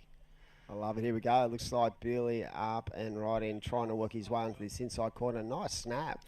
And getting that rail work, just engaged with some serious turns. So I read that way well. So it started off a little bit jumpy, and then he got to work. But yeah. Another Yeah, Australian saying, Johnny on the spot. First right of the day, and Billy Stamen, our cuz from New Zealand. Let's look at the wave replay, V-dub. And this is Darcy Crump from Northern Beaches. Nice little open face carve. If Crump's dad's watching, hope you're enjoying. Looks like he's the old trimmed a man. bit as well. Being on the tools, it's probably pretty hot out there. 7-3. Yeah, summer can be brutal in Australia as we see Billy up and riding. But yeah, big shout out to Darcy's dad, who has supported him over the journey of his career. I remember when Darcy was like 10 or 11, Dad would be down there just, you know. Got the beard. Yeah, supporting him no matter what, win, lose, draw, whatever. He loved the sport, and it's good to see Darcy still competing, and the opportunity to down tools for a couple of months and really sort of involve himself on the Australian leg. I think it's going to really help him moving forward, and it might give him that confidence to say, you know what, I'm going to continue on with this sport and keep giving it a crack. And that's what, you know, the last couple of years have done. People have redefined what events look like, and, you know, talking with Luke Madden, the CEO, it's been challenging. There's been COVID, there's been floods, there's been so much go on, you know, making safety of our athletes, but bringing positive events in working with World Surf League. And right now we're at finals day. This is the Mad Mex Maroubra Pro QS 1000 quarterfinal action. Semis have been decided for the women. We'll get back to that shortly, but there is Darcy Crump. Good drift. Looking for an 8.43, and the only way to do that, chip away at it like Sierra Kerr did. Definitely. Sarah didn't even have a wave for the first 10 minutes. We see this Volkswagen replay, powered by Volkswagen. Nice first carve, engaging that rail, and that little adjustment on the second turn. And he's going to have to be on his game because Billy is built in-house as well. He's got that 5.33 and a 5.17. So holding priority too, and he's probably just looking in, trying to work out with that onshore wind. Probably the boys can't hear a lot in the lineup, but he'd be fixed on that next wave, Billy Stamen. Such is the skill set of this Kiwi as we see him up and riding further down the peak on a wedgy little wave. Watch it, bang, nice first turn. Engaged into that vertical manoeuvre and a little bit of spice to finish there, Crispy. Yeah, a bit of rock and roll, courtesy of the New Zealand Billy Stamen. He's just got the energy. He's brought the energy. He's brought the firepower. And he's brought the combo. So let's look at this wave replay. Thank you, V-Dub. Nice looking left. Nice and square and tall as it sets up right in the pocket. Look at this nice little flare. Nice little flare reverse and rides out of that. Well, the young Bilbo from New Zealand. Ooh. And look at that. Just a little bonus section at the end. Little cherry on the pie. Did I see a little smile from him when he landed that third manoeuvre? And there it is, a 7.33. Wow. And a 5.33. Billy Stamen is on. You just touch him and your finger gets burnt. Yeah, definitely. So he's just adding notches to the belt, as they say. A 7.33 and a 5.33, and he's done it in 9 minutes. So I think the key to his surfing has always been his sharp wit about how he keeps busy in heats. And I feel like he knows his surfing so well that he's got a strategy of trying to build towards the start of the heat, and then he really looks to unload. And that point of difference was that third manoeuvre for sure. And now Darcy's got a job on his hand. He needs a 9.16. But we've spoken about this at length during the QS leg, Crispy, and it's about, you know, you can break that down in increments of 2 waves. So he doesn't need a 9.16. All he needs is basically a 12.66 two-wave combo. So start with break a 4. it down. Yeah, start with a 4 and then get something like a 7 or a pair Yeah. of 6s. And you're back in the game. 5 and a 7. Thank you, maths teacher, Mr. Smith. Here we go. Heat leader. Under priority. And look at the relaxed nature, again, in the flow state. That is Billy Stamen. It's body language. It's good. It's the whole gamut. Yeah. He's just feeling good. And it all started with that quick start on a good wave, getting and building that house, building that rhythm. And here we go. Darcy Crump looking to get back in the game with one wave of 916, near perfect wave. Nice vertical jam and just going through the motions on this one. And there's the end turn and incompletion again. Don't get that last turn. You're not going to get the maximum points for your turns and waves. I felt like if he did land that last turn, that he was was going to back be. He was back on. I reckon that was going to 5 be or in 6. Yeah. But he's still got 10 minutes to go, mate. So he's got plenty of time on the clock. And he has. I've seen him, as you've seen him, in the regionals and states. He's dropped 10s. Can drop 10s. Can turn the goofy footer from the northern beaches. Can ride big waves too with Matty Granger and that. Some big dead mans, as seen. Check out the new clip on YouTube. Uncut dead mans. I can't believe I actually didn't. Saturday I was looking at it all day from my place at North Stain. I was like, should I go around there? And it's so hard to get Would you have apart. gone out? No chance. I would have sat up there and filmed it all day. But like, I just didn't think about it. I was like, I would probably better off just hanging at home, relaxing, getting ready for this event. But yeah, from all reports, it was absolutely pumping at Daddy's on Saturday afternoon. Hey mate, I've got the semi-finals. It is official. Yep. It reads like this for the women. Holly Williams, challenger, taking on the young Pro Junior winner, Sierra Kerr, Heat 1. Charlie Hurst from Wollongong, Australia, taking on Concha from Portugal. Wow. That is going to be a sick little matchup, those two semis in the women's. Now, points. Have any of them... 650 points, $1,000 for making the semis. Boom. 2,500 for winning. Have any of those 4 athletes ever won a QS, or is this going to be a maiden win for one of those 4 surfers? Wow. I believe it's a maiden win because Sierra got runner-up. So you are right, my friend. We could see our first winners. There we go. Darcy Crump having a look at this wave, and lovely projection in that first turn. Nice and deep off that second manoeuvre. And he does look sharp. He just needs that opportunity to really unleash, and that's a better way for Darce. But he probably is still kicking himself for that 4 on that final turn on the previous wave. We see the... middle wave. VW replay, and look at that first turn. I love his back foot power, really in control. Wow. And, you know, like a Reef Hazelwood, always consistent. That's Darcy Crump right there, back in the game, chipping away at the 916 required. Yeah, 4.73 for that last wave of blue. So what it does, it brings down the requirement. Now he needs a 7.93. And as we said, you can break it down in increments.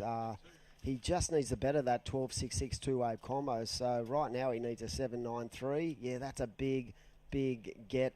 But for someone of his talent, he definitely has the ability to drop an 8 for sure. And Billy would know that. He's not going to be relaxed in any way, shape or form. The Kiwi, he wants to better that 5.33 Crispy. Well, he's like, you know, he's probably got his earplugs in. He's got his game plan on that he's had all 2022. And here we go. Moves on this set. Nice setup, vertical jam, and then carves back to the pocket. Now starts to open up on the body language, and then bang. And look at him just read it. Stay in motion with the wave. A nice little... I love his innovation. He's starting to free the fins, showing that a 30-year-old can still get innovative with his manoeuvres. Look, replay. Yeah, really nice first turn. Get in nice and tight to the power source, driving through. And, yeah, he's got plenty of tricks in his little stringer bow. And I like that. That would snap my ankle if I tried that. But little reverb on the did fins. you say Billy's 30? Yeah. He's married, got some kids. Him and Stu have been doing battle for a few decades now. I remember him coming over to do Pro Juniors when he was young, so I'm just showing my age. But yeah, he's still so strong and fired up, and it's inspiring to see someone like Billy, chipping away at his career, and it'd be so good to see him rewarded with a spot on the CT. He's definitely got the talent, and I feel like these challenger events are going to really suit his style of surfing. There's so many variety of venues, but I feel like mentally he's at the peak of his powers right now. Yeah, he's definitely invested in the road trip, and that's what it's about with Surfing New South Wales. The VISSLA Pro Surf Series, seeing all the beaches in New South Wales, and having a bit of a tour on the qualifying series, and then the challenger is just next level. And here we go, Darcy Crump having a look at that one with priority, looking to manufacture now a bigger score, because Billy's extended that second score of 5.4, and that means an 8-point ride. Wave of the heat required for Blue to take the win. So he's gone up by 0.07, right? So that adjustment from a 7.93 to an 8, you know, probably mentally you're going, oh, an 8. An 8 is a huge score when you consider the scores dropped on the QS at this event, but it's definitely doable for someone of the ilk of Darcy Crump. But yeah, just like the tradesman that Billy is, his ability to sort of slowly but surely build on those second scores, I feel like that's a big part of why he's so strong and so dominant in these QS events. Hey, coming up, quarterfinal 2 action up next. Gold Coast Thomas Cavallo, the Australian, he has been in dangerous form. Cooper Davies, and look at this, up against Cooper Davies from Sunshine Coast. Quarterfinal 3, 2 buddies, best friends, they're going to do battle, a bit like Parko and Mick Fanning. Alistair Reginato and Noah Stocker from the Sunshine Coast do battle. Quarterfinal 3, and then the New Zealander quarterfinal 4 will take on, well, called him the dark horse. We left him and said, oh, by the way, look out for Dakota Walters, because he got the biggest score and biggest combo. He's in quarterfinal 4. Mr. 8.67, biggest turn, combo and air of the day. He's up in quarterfinal 4 against Mr. Captain Speed. Yeah, that's going to be an interesting matchup, and I reckon that all the boys would have been going, I don't want Dakota, because he hasn't actually been competing much this year, but if we go off what he's done at this venue in previous years, you know he can bring all these different kind of variances in his aerial tricks, and he lays down some big scores. And just as I was, coming off the booth yesterday, I looked around and he just absolutely went ham on probably one of the better waves of the day. So I knew the boys in that heat were going to struggle against Dakota, but it's good to see him competing, because I feel like he has so much to offer the sport in a competitive sense. And to see him win here might just get the juices flowing again and get him into the fact that, he still has that talent to easily match it with all these guys. And, we might see him doing a lot more events in 2023. But we are down to the final stages of this epic first quarter-final, and it is the Kiwi Billy Stamen taking on Darcy Crump. And, it hasn't been such a clinic, but it's just been a clinical performance so far from the man in red. Yeah, I just feel that he's been on from the get-go, from whether it's a paddle out to finding it. But live action, there is Darcy Crump, really trying to manufacture a nice air rev. Probably post him a 5 or a 6 if he corks it pretty high with the tail, but needs that completion, that landing. That'll come away as a 1-0. And there's Billy, just keeping a mind's eye on the man in blue. He'll look to stick to his game plan, but also keep close a bit to Darcy in the dying ends, because he has priority 1, which is such a key, as you can see him. Letting him know that, time's winding down with that yellow flag up, and I love the way I've got next wave, hey bro. Yeah, I love the way they invade each other's space when they got priority. It's like, give us some space. There's no chance. And it's at the right time as well. So think about it, when we saw even Holly Williams at a few of the QSs come a bit early when she had priority. There's the right time, and then there's the wrong time. And right now, he's playing within the rules with the priority sequence, priority 2 to blue. He needs to either separate or pray and hope for a set of 2 or 3 waves to sell a lemon to the man in red who's in the lead. So from the get-go, a 5-4 and a 7-3-3, Billy Stamen has everything he's touched, it's turned to gold. He is en route to the semi-final. 8-0 required for Darcy Crump in blue.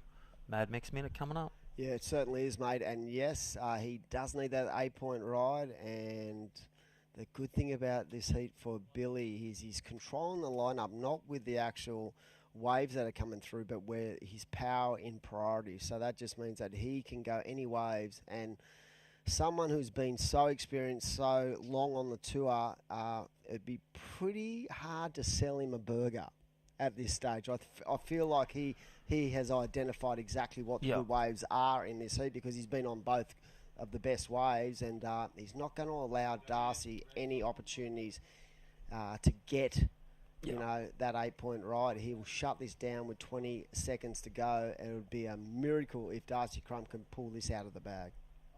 Yeah, totally needs the miracle wave, and then really just to touch on those turns, nice big potential combo, but looks like time's the enemy, and Bailey Stamen will be en route to the first semi-final. Well, the Class Act and Darcy Crump will take an equal fifth, and that is a wrap, Timmy, and we're going to go to a commercial break. This is the Mad Mex Maroubra Pro QS 1000 World Surf League. We're on finals day. Quarterfinal 1 done. After this short break, we'll be back with Quarterfinal 2 action. Don't go anywhere.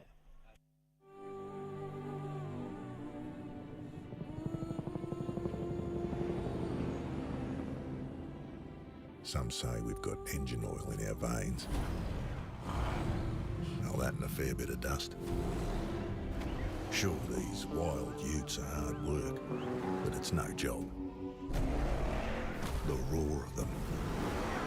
Pure. Takes some rare skills to settle one. A band of brothers and sisters. Where man learns from machine, learns from man. And those that visit are transformed. Almost as much as the V6 Amaroks. It's like this place rubs off on them. You gotta see it to believe it. The only ute reared for the road.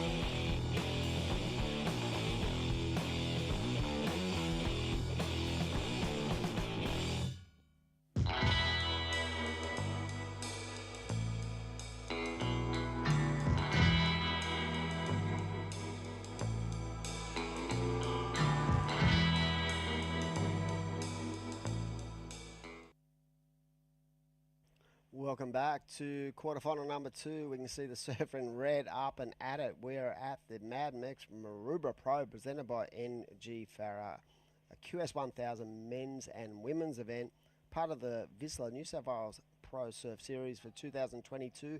I'm in the box with Carly Shanahan, and even though it's a little bit weird out there with the weather, it's raining, the waves are still on, and it's been pretty exciting quarterfinals in the women's, and now we're into the men's. Yeah, so we're into the men's quarterfinal heat 2, so the quarters are on. This is so exciting. It's 2-person heat, so definitely you've only got to beat one person, making it sound easy, but it's still pretty hard. But Cooper just dropped a 517 sparky on his backhand, so pretty sick. Yeah, Cooper Davies definitely, I felt yesterday, was one of the standout performers, along with Thomas Cavallo, who are really just...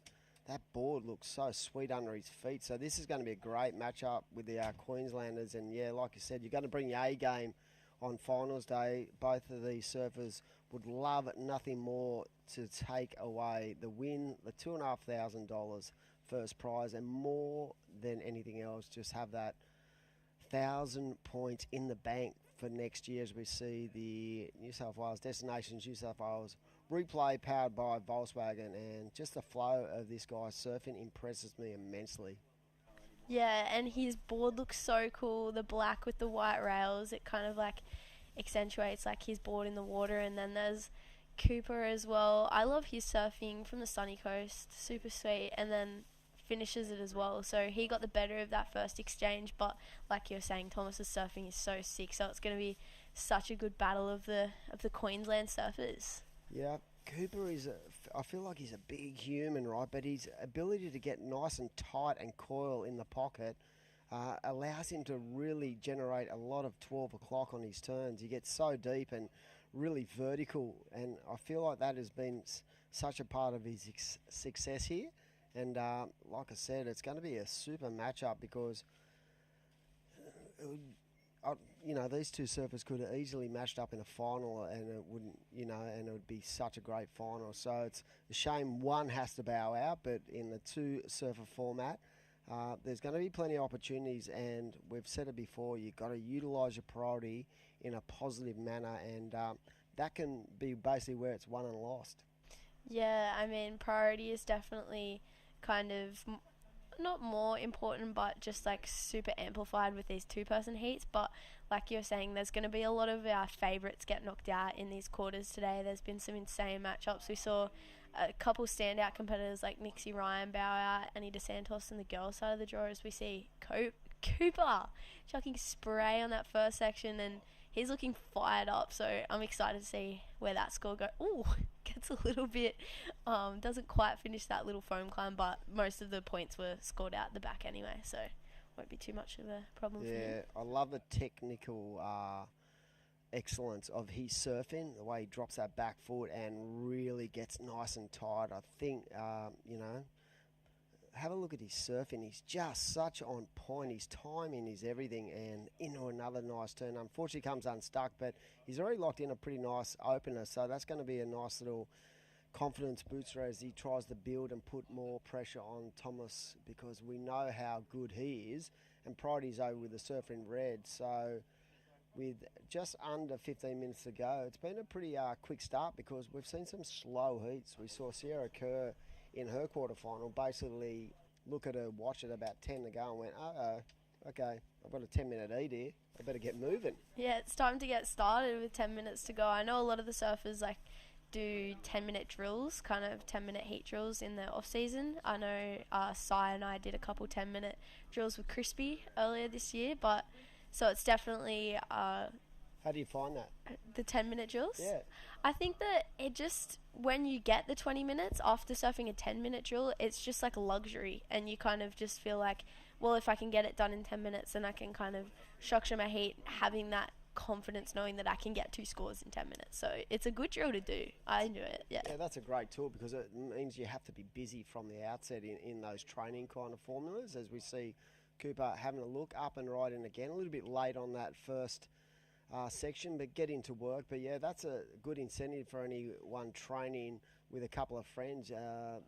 As a junior, you can just do 10-minute drills, because it allows you to really focus in on a set kind of time frame. Because at most board riders, these days, we just do 15 minutes for the kids. What do you guys? Yeah, well, I mean, it's definitely Get out there, kids. Yeah, time efficient. Yeah, it's like, you guys only need 2 waves. You little groms, you can get 2 waves in 5 minutes. Like, come on now. 15 minutes is a luxury. But yeah, I think a lot of the younger divisions in board riders kind of do the 15-minute heats. I know the Wahoos, those like under 14 events, the first like couple heats are 15 minutes, and it's crazy. But I mean, rapid fire. Yeah, rapid fire, getting through them. Pressure test like off MasterChef, but for surfing. Yeah, it's interesting to see how everyone sort of separates their training, and these little drills that you do are so important that you can bring them into your mindset when it comes to surfing a heat. And right now, with 12 to go, we are at the Maroubra Pro, the Mad Mex Maroubra Pro, I should say, and we are in the finals day. We're all fired up, ready to go. Bit chilly out there, but it looks like the waves have actually come up overnight, just that little bit. Just with that jumbled swell, it's going to be a little bit trickier to find those really good ones. But when you get on one, you just got to absolutely attack. Here we go. Thomas up and right in. I love that board. Seriously, you said it before. It's just that point of difference, that the black board with the rails, and it's beautiful, like under his feet as well, that board. Yeah, I mean, he's riding it to perfection, but Gabriel Medina has that kind of like the yellow with the black rails, and I think that the different color rails and then like the plain color looks really cool. Like, you can just see every kind of movement, every little minor movement of the rail through the water. I think it looks sick. The sprays are definitely, I don't know, I feel like they almost play a factor. Here we see New South Wales, Destination New South Wales replay, powered by Volkswagen, and Thomas Kavar up and right in. Nice extension through the body, a lovely second turn, and kicks out. But yeah, it's crazy how you think about that. I know guys who were on tour like in the early 2000s who would have basically the same spray and the same kind of setup in every board during their career. It's crazy. I remember Richie Lovett went through a phase where he'd have all these like lines on his board, right? But it nearly became a habit of having them on the board, and it was like his signature. It was weird. I don't know if you guys do that these days, but I know back in the day it was quite a thing where people would have their signature kind of look in a surfboard. Yeah, I know that Nixie's always had a pink board. That's kind of been her signature. I almost wonder if, like, with those older competitors, it might have been a superstitious thing, like keeping those lines on the 100%. board. Like, it might be.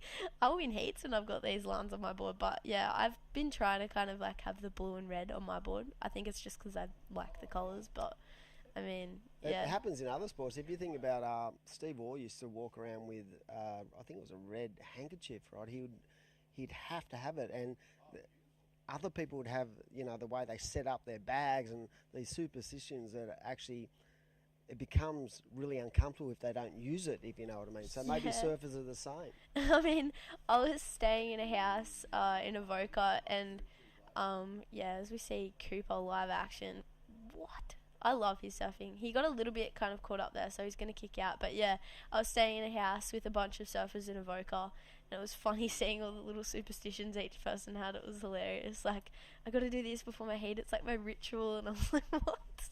Just funny little things, like a handkerchief almost. That's so good. Do you just rock down and go, yeah, I'm in, I'm stretching, I'm ready to roll? I try and keep the superstitions out of it. I mean, I definitely have a routine. Like, you have a routine, but I don't know. I feel like... Are you a music person before? You know, yeah. That sort of is popular on the tour. Where Yeah. they sort of, because it sort of puts them in their own mind space, really.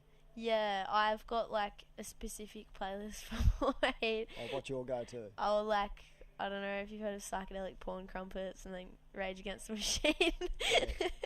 Like, big fan. yeah. I'm a muso and I love my Rage. Oh, Yeah. it's so good. And you're just stretching, you're like, yo, these little waves are going to cop it in a minute. As we see the boys in the lineup, I saw Rage Against the Machine at the big day out, probably 2009, 2010, and honestly, the arena was shaking, even the grandstands. Incredible show they put on. Oh, the Music best. is a big part of surfing. I feel it sort of goes hand in hand. It's so funny because there's this girls surf movie, this Nike girls surf movie called Leave a Message, and it's got Carissa Moore, Lakey Peterson, Laura Enover, and anytime you play any of the songs like from that surf movie, all the girls know what part and what surfer was surfing like to that song, and I feel like you'd have the same thing like with all the surf movies. 100%. Yeah. The one that Taj was in with Craig Ando on that a couple of years ago, that soundtrack is embedded in my mind as we see the current heat leader, Cooper Davies, up and right in. Nice first turn, great extension, trying to find a little bit more open face, but that was more of the wave quality than the surfing quality because he really unloaded on that first turn. Right now, he's in the lead with a 5.17 and a 4.40. Thomas Kavar needs that 4.24, I do believe, and that is not a big ask for someone of his quality. He does hold first priority, and so still plenty of time on the clock, 7 minutes, and I think it'll be really key for Thomas to get himself a really good score in this next couple of minutes just to put pressure back on because he does have the highest single wave score of the heat so far. Yeah, it's very even. There's very even scores in this heat. It is going to be the battle of the backup. And Thomas has 6 minutes and 45 seconds, so that is so much time, and especially like with the waves kind of being closer to shore, you can turn around like 2-3 waves in that time. And I mean, it's been coming down to the last minute, last 30 seconds, so he's definitely in a good position now to kind of hunt down that score to take over Cooper Davies. As a youngster, were you into your surf movies? What's your favourite surf flick? I still reckon the one with the Andy Irons one is so good. Have you seen that? It's I like don't- a doco. The Andy Irons documentary, and is that where Bruce Yeah. kind of like? Talks and stuff. I really love that movie, but my favourite surf movie has got to be A View from a Blue Moon by John Florence. That is the best surf movie, hands down. So good. It's so good, and just because he's into his cinematography as well, I do a bit of like video editing, and Yep. all the like clips are 4K, such good quality, such a good soundtrack on that movie as well. I've got a lot of the songs from there, like Glass Animals, and yeah, it's really cool. And the clips from WA are so sick, so it's such a good movie. Yeah, definitely. As we head towards the 5-minute marker, so 5 minutes to go. Priority is with the surfer in red, and blue is in the lead, Cooper Davies. And but this is well and truly still up for grabs as we see Cooper deciding to go this left, but probably more than anything, just trying to sell Thomas on that way, but he wasn't buying those shares, let me tell you. He knows what he wants out there, and definitely, you know, he understands that mid-4 is just such in his scope. He doesn't have to do a lot to get that score. Such is the fluency of his surfing, and he's been in such good form over the course of the QS leg. Only just missed a spot on the Challenger, along with Cooper as well. There were so many guys who, you know, at Newey just heartbroken. Then you saw the other side of the coin where guys were just like Chris Stafford and guys like that just going, yes. You know, Yeah, in the women's too. Yeah, there was a lot of upsets, but there was a lot of kind of, I don't know, triumphs as well. And then just like at Newcastle, it was such an exciting event because that's where it was all decided. But yeah, Thomas is going to be... I feel like it's almost harder to surf for a 4.24 than it is for a 7, because you kind of just... If you know you need a 7 and a wave comes, you're just going to throw everything at it. Whereas if you know you need a 4.2, you almost surf it safe, and then you can like kind of be nervous that it's going to go under because you didn't throw everything at it. But I feel like these QS competitors, they're just going to throw everything at it regardless because Yeah. they want a big score. It's 100% or nothing at all. I think the days of like, you know, surfing for a 4.24 is gone, because if you look at the actual scores over the course of the last 8 weeks, a 4.24 has been hard to come by. It's like an old school 6 really. Yeah. And so they've scaled the scale back a little bit to just make the performance levels rise, and I feel like that everyone sort of took a little bit of time to get used to that, but once everyone was in the flow of that, they understood that the judges are looking for a certain point of difference.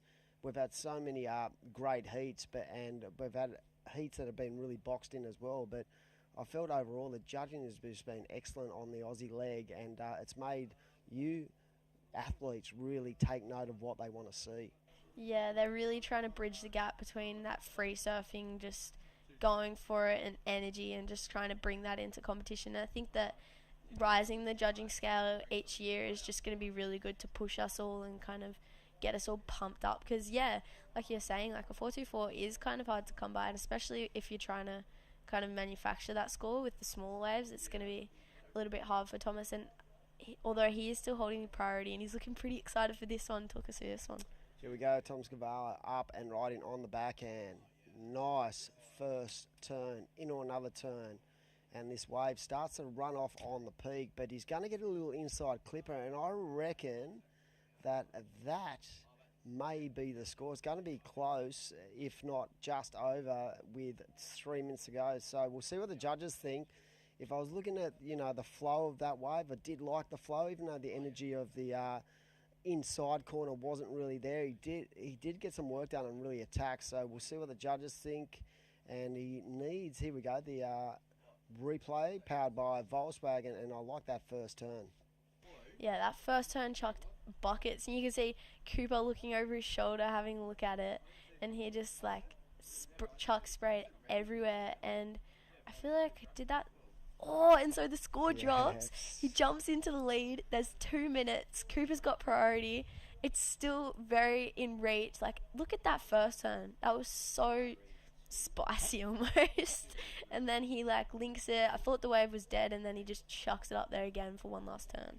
Yeah, so that last wave is enough to turn the tide, and it looks like he's going to have a crack at this. So Cooper Davies now in pretty heavy situations with Tom Scavarlo just going crazy out there right now. And yeah, the last couple of minutes, it never ceases to amaze me. There's been so many changes in the last couple of minutes of heats during this event, and Tom Scavarlo has just gone from the outhouse to the penthouse right now. He's locked in a 4.73 and a 5.33, and now it is up to Cooper Davies. He's going to have to get it done in the Mad Mex minute. Yeah, I mean, it's going to be an exciting finish. It'll be interesting to see whether Thomas extends his lead with that last score. I mean, we're seeing those manoeuvres kind of being more implemented with that scale increasing a little bit. But yeah, I think he was feeling good after that last wave. Didn't have priority, threw everything at it, and he had the tail inverted on his backhand. So we'll wait for that score to come through, and Cooper's going to be nervously waiting now.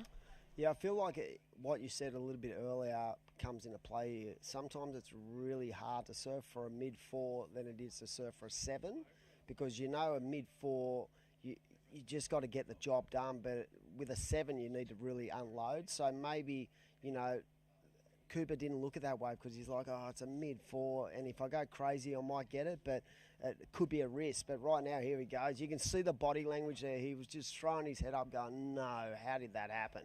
Yeah, I mean, and losing priority with 30 seconds to go is a bit of a kind of unlucky situation for him there, but it's going to be Thomas moving on through to the semi-finals. Semi-finals, he'll be stoked, but Cooper Davies, a great performance during this event. We're going to throw off to a break, pay some bills, and be back very shortly at Maroubra Beach.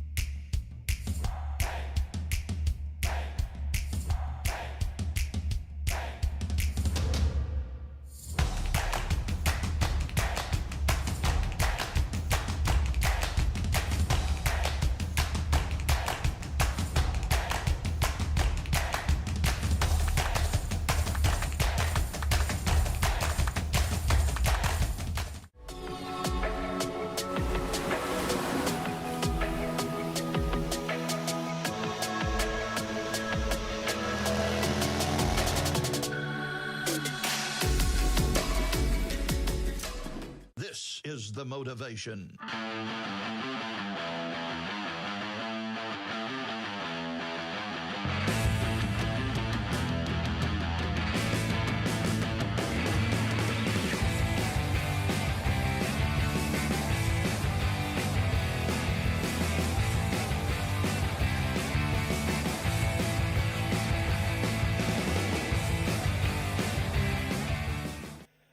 Welcome back in to another exciting exchange in the quarterfinals of the men of the Mad Mex Maroubra Pro 2022, presented by NG Farah. And it's been an exciting morning so far, Carly Shannon, and it's going to really start to amp up with two good mates in the lineup for this WSL quarterfinal of QS 1000.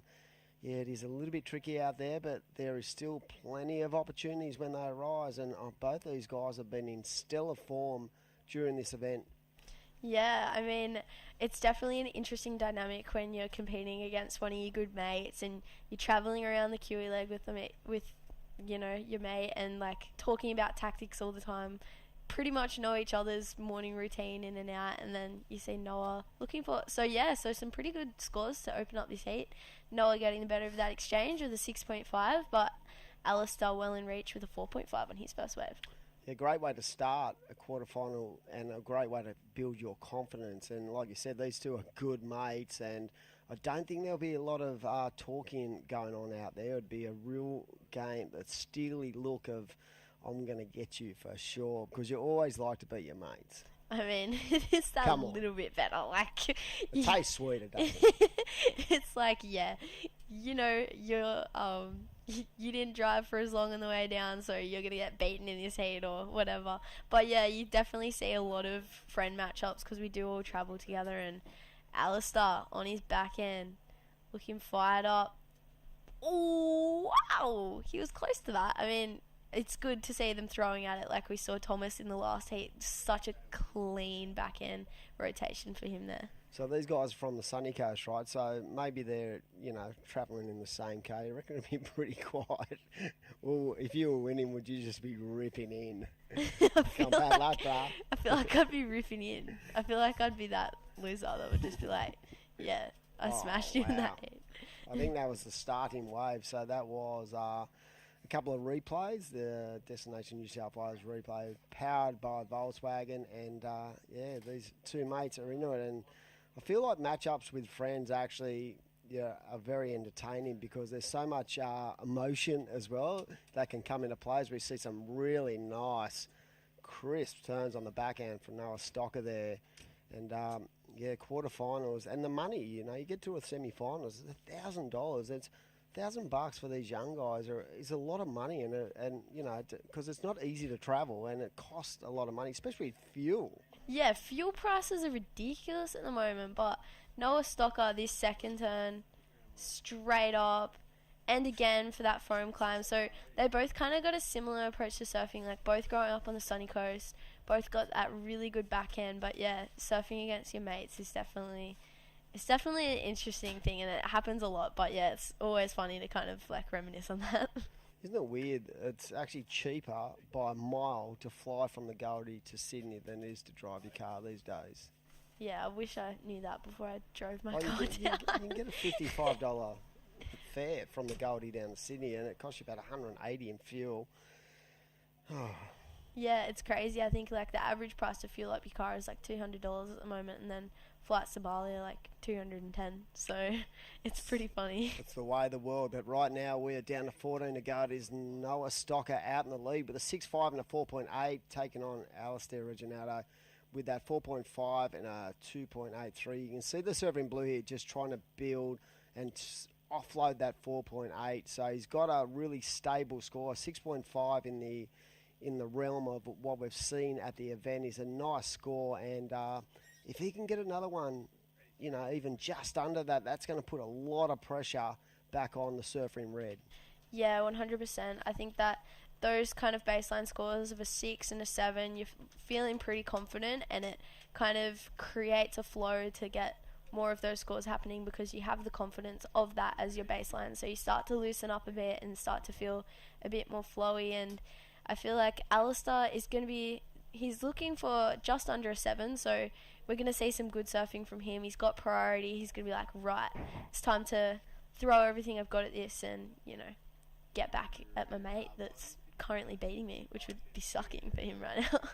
Yep, so there's plenty of time, and I'm sure both these guys will be able to generate some really nice scores during the course of this quarterfinal number 3. But yeah, this is where you want to see the performance levels raise. So you don't want to peak too early as an athlete, but you also want to be able to make that adjustment. So we saw it in the 5,000s. I felt like someone like Jacko Baker at the start of the event, he was pretty cruisy, but as he hit the quarterfinals, you could see the intensity levels grow, and he nailed it in the final. So there was an adjustment in his mindset for sure. And once you reach the quarters and the semis of a QS, you know that you're in line to be, not a lot of people have won QSs in their careers, so it's a big deal for these guys as we see surfer in blue, Noah Stocker just loosening up that first turn. But yeah, the idea of winning a QS, it's a big deal for a pro surfer. It is a big deal. I mean, Kalani Ball, who's like one of the most amazing surfers, very experienced QS competitor, only had his first win at Avoca after being on the QS for years now. So Noah Stocker, he's just chipping away. You can keep so busy in these heats when the waves are so close to shore, because the wave turnover time and getting back out the back is quite quick. Like, it's like a 30-second paddle out. So you can kind of keep busy in these kind of smaller wave heats. Yeah, that's an advantage as well, because in other QSs we've had, some of the paddle outs have been 4, even up to 8 minutes. So when you had to really utilise that opportunity. But in waves like this, you can basically chip shot into any kind of wave and have a crack at it, and nothing's really lost, because the paddle back time is about, as you said, about 30 seconds. And right now we're down to nearly the halfway. These 20-minute heats, I feel like they fly. They're going to actually make the adjustment. I spoke to the head judge, and he's going to go to 25-minute semi-finals. They might even go to half-an-hour finals. You never know, but I feel like that extra 5 minutes is going to come into play for sure in the semis. But 20-minute heats, 2 surfer priorities. I feel like there's a real rhythm to those heats, and it's sort of a little bit more frantic than the 25 minutes. Yeah, the 20-minute heats end 2 people, like, knowing that you only need 1 score, or you only need to beat 1 person. As we see Alistair utilising his priority. A bit of a smaller one, but it looks like he's going to get some vertical face here. Time to get to work, hits it there, up again, straight into that next turn. Can he get a finish? And that was a nice finish. And throws it up again for a foam climb. So you could see he was standing tall out of that ride. He liked the feel of that, and we'll wait for that score to come through. Yeah, that was one of those waves where I felt like it was the opposite to most waves. So this thing didn't really line up very well, but I felt like he read it really well on the inside. And look at how it just jams up, and he was able to unload on the inside. And see, that was more top to bottom for me than any of the other rides where it sort of got smaller as it hit the bank. That wave I felt was smaller on the outside, but when it wedged, it actually really allowed him to loosen up. Yeah, he rolled in from that like crumbly section, and then it just grew the whole way in, like you said. So great wave selection there. Like when he was taking off, I thought that it was kind of looking pretty small, but then it just grew through that inside section, and we'll see if they'll get a lead change, but I think it just dropped, so might be that second score. I'm not quite sure. So we are down to 9 to go, quarter-final number 3 in the lineup. Next up we have Taku Butler taking on the man of the moment, Dakota Waters, who locked in probably the best 2-wave combo of the event yesterday afternoon, and a former winner of this event.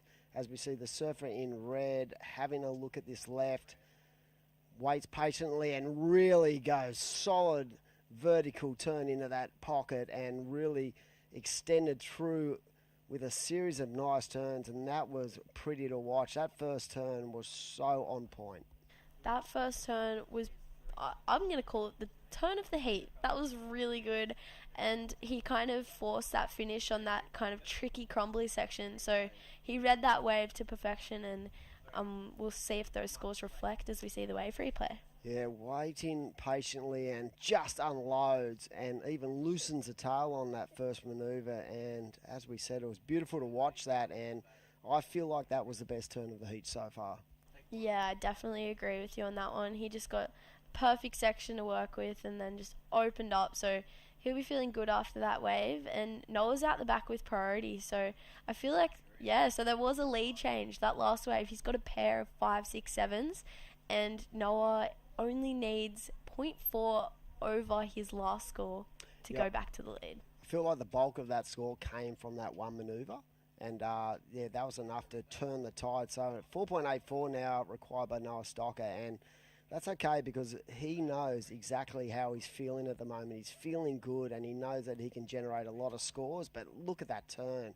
That is pure perfection with that technique, and definitely deserved that score and enough to get him into the lead. As you said, we're down to the final minutes of this heat, and as you expect, quarterfinals, there's no easy heats out here, and you've got to be at your best. Right now it is 11.3 for 2-wave combination for the surfer in red, and in 11.30, so the good mates, like you expect, right next to each other. And, you know, with 7 to go, it's anyone's game.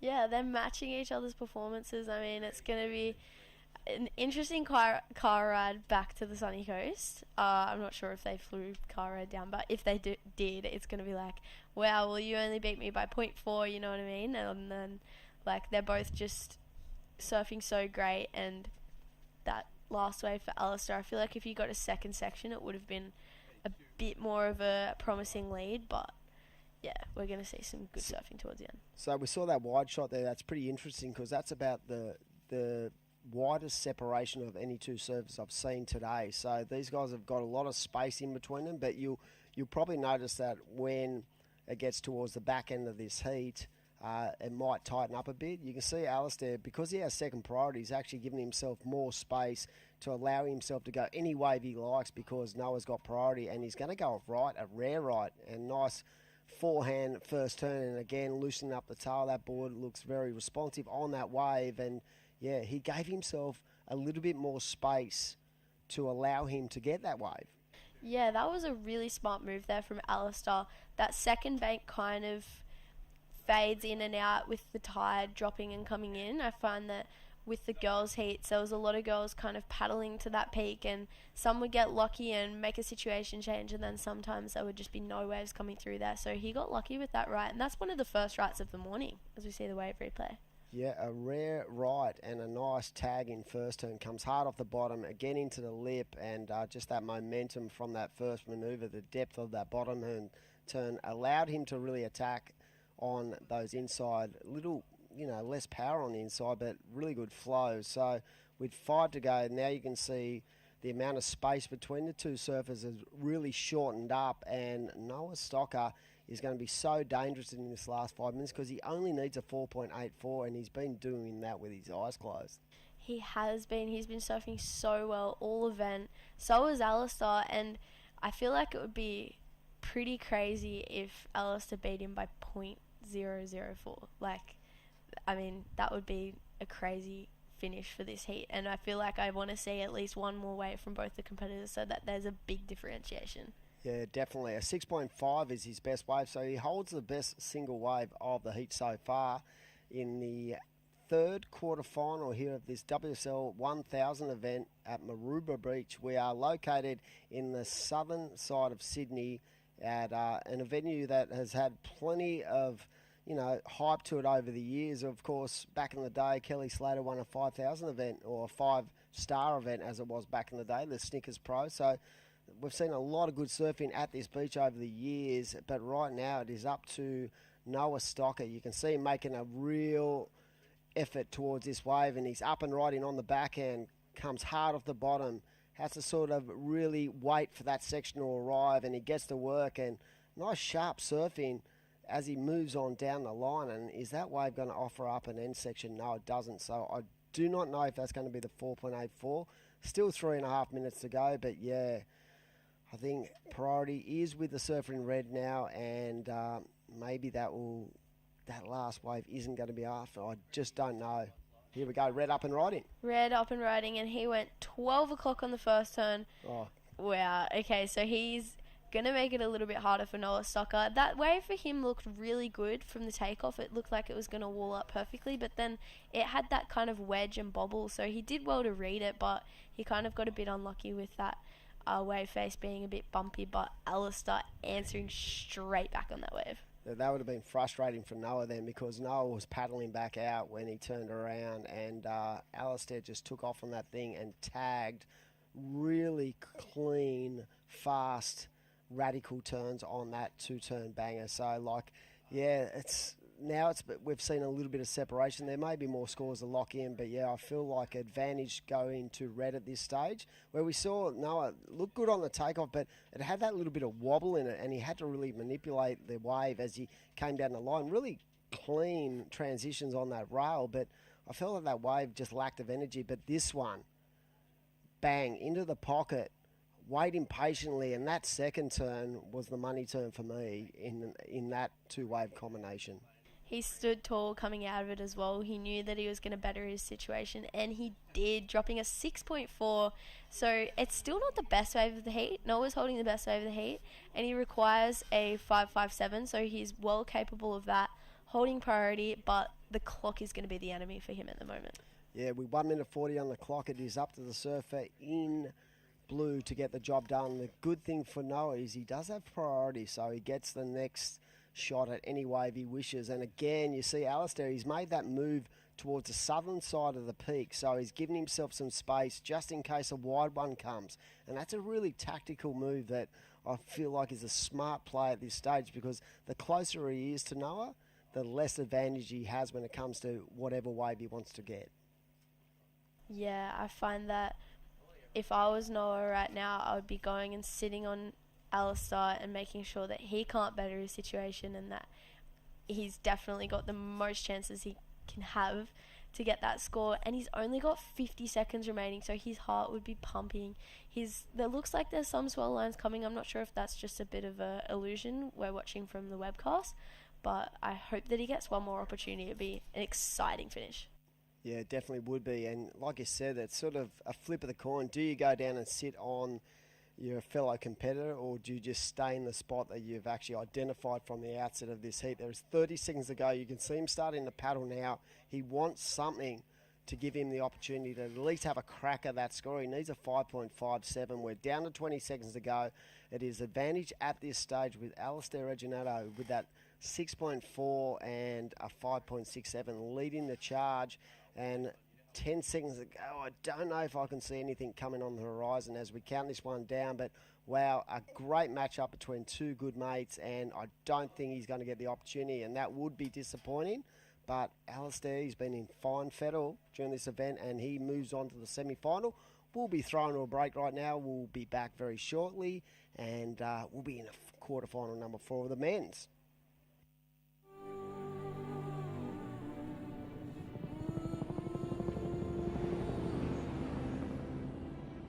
Some say we've got engine oil in our veins. All that and a fair bit of dust.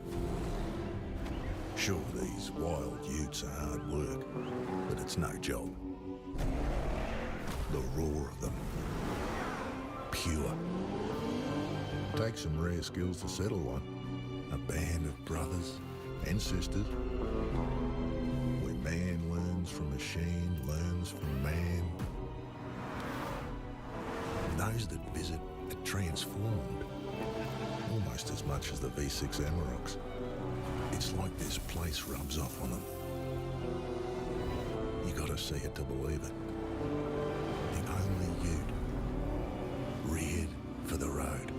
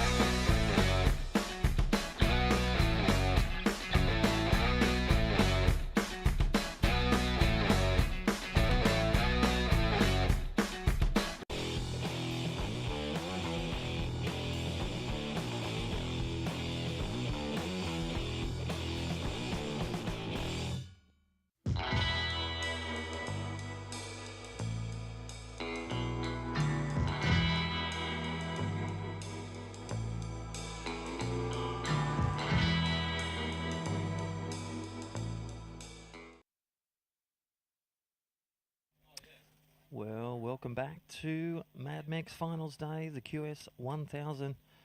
And we are go for quarterfinal action. The first semi-final for the men's has been decided. And this instalment, Alistair Reginato from the Sunshine Coast, successful in that last Heat 3. And here is one of the standout surfers, former winner 2 years ago, been free surfing and well. And there it is again, coming out with fireworks and intentions made known. So innovative, progressive surfing. And Dakota Walters from Angourie. Waltz, your man is on fire. So that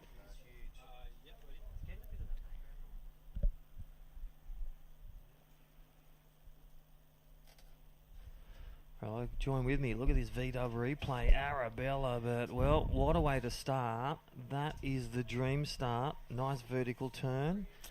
Yeah, he's going to be happy Backside with air that rev. one. How was that tail drop landing? Thank you, V-Dub. And that's what I was going to say. Excellent start for Dakota Walters. Above excellent, achieving a 9.1 killer combo to start. Oh, for sure. As we see him paddling back out. And Ty Butler now holding priority. Plan, no plan for Dakota Walters. Doesn't have a plan. He just surfs. And his funky board stays. Your boards are... Literally, I've got to send a little email and start to order one of them. You want to practice your airs? Well, get a Stacy board and watch Dakota Walters. Speed, pop, rotation, landing. Boom.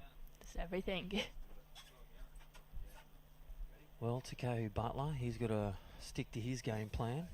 Vertical turns have got him here to the quarterfinal. And here we go, another replay. VW, talk us through this one. Yeah. Near perfect wave, it just lined up for him, and then he had this bowly section at the end where he just went to the air. Didn't even get hung up at all, just clean landing. He's going to be very happy with that one. And one would say he's 2 from 2. Combo yesterday got an 8.67. Today, the turn and the air. This guy, well, one step closer to the Challenger Series for 22-23, and that is that man for Dakota Walters. My pick. And look at under priority. Nice little win here. And again, just looking so smooth and dangerous. Starts to open up the body on that turn. And again, staying in that pocket. Squeezing out every bit of energy for a nice little quick backup. Yeah, he's definitely got the knack for choosing the right waves out there. So we see Red just being patient with his priority. Dakota sneaking that one in. So that's going to be another decent score for him. We see him paddling back out.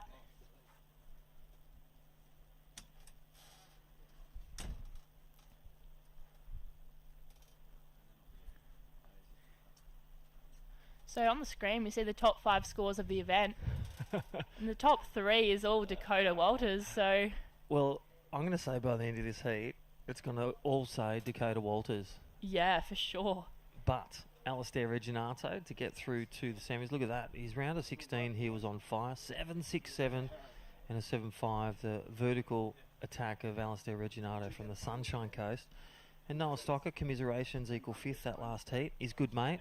Always must be tough when it's all over. You've beaten your mate. And I wonder what their stats are. I'll have to ask them at the end of the day. Oh, yeah. With each other. And Cooper Davies, equal 5th, and Noah. But in the Wolfpack, one goes through to the semi, and that will be Alistair Reginato. Congratulations. Billy Stamen. And again, the finals are set for the semi-finals for the women. So who's one of your picks? So Sierra Kerr taking on the young in semi-final 1, and then you've got Concha versus Charlie Hurst. Holly Williams in the first one. Yeah, everyone's looking pretty sharp. First one, I think Sierra and these smaller waves might go to the air a little bit there. This wind picking up as well. And then Charlie Hurst looking super sharp in that heat before, just having the knack for getting on those bowly ones. So, yeah, it's going to be interesting to see. It's anyone's game, really, in these conditions, but, yeah. Well, you think Charlie Hurst took down Nixie Ryan, and this is where it doesn't get complicated, but Nixie, a former winner of the QS 1000s. Yeah. 2, in fact, and a semi-final this year. Yeah, Nixie winning 2 events and just missing out on the Challenger Series. Yeah. Yeah. Well, she's... And continuing on that form into this one, new year, new points, new day. Even though it's Wednesday, it feels like Sunday. Oh, yeah. Feels like winter with the rain as well. Feels like wet season in Bali. Oh, yeah, for sure. We are at the beautiful coast, Destination New South Wales here at Maroubra. All the crew surfing New South Wales. Here is your heat leader, Danger Mouse. Mr. Unpredictable. If he was an Avenger, you just don't know what he's going to do, and he just goes surfing. And vertical attack to a T, and also aerial attack is just supreme. Dakota Walters and brother Harley, they're freaks. Yeah. Showcasing next level surfing, like Sierra Kerr. Yeah, for sure. And I've loved the top tier.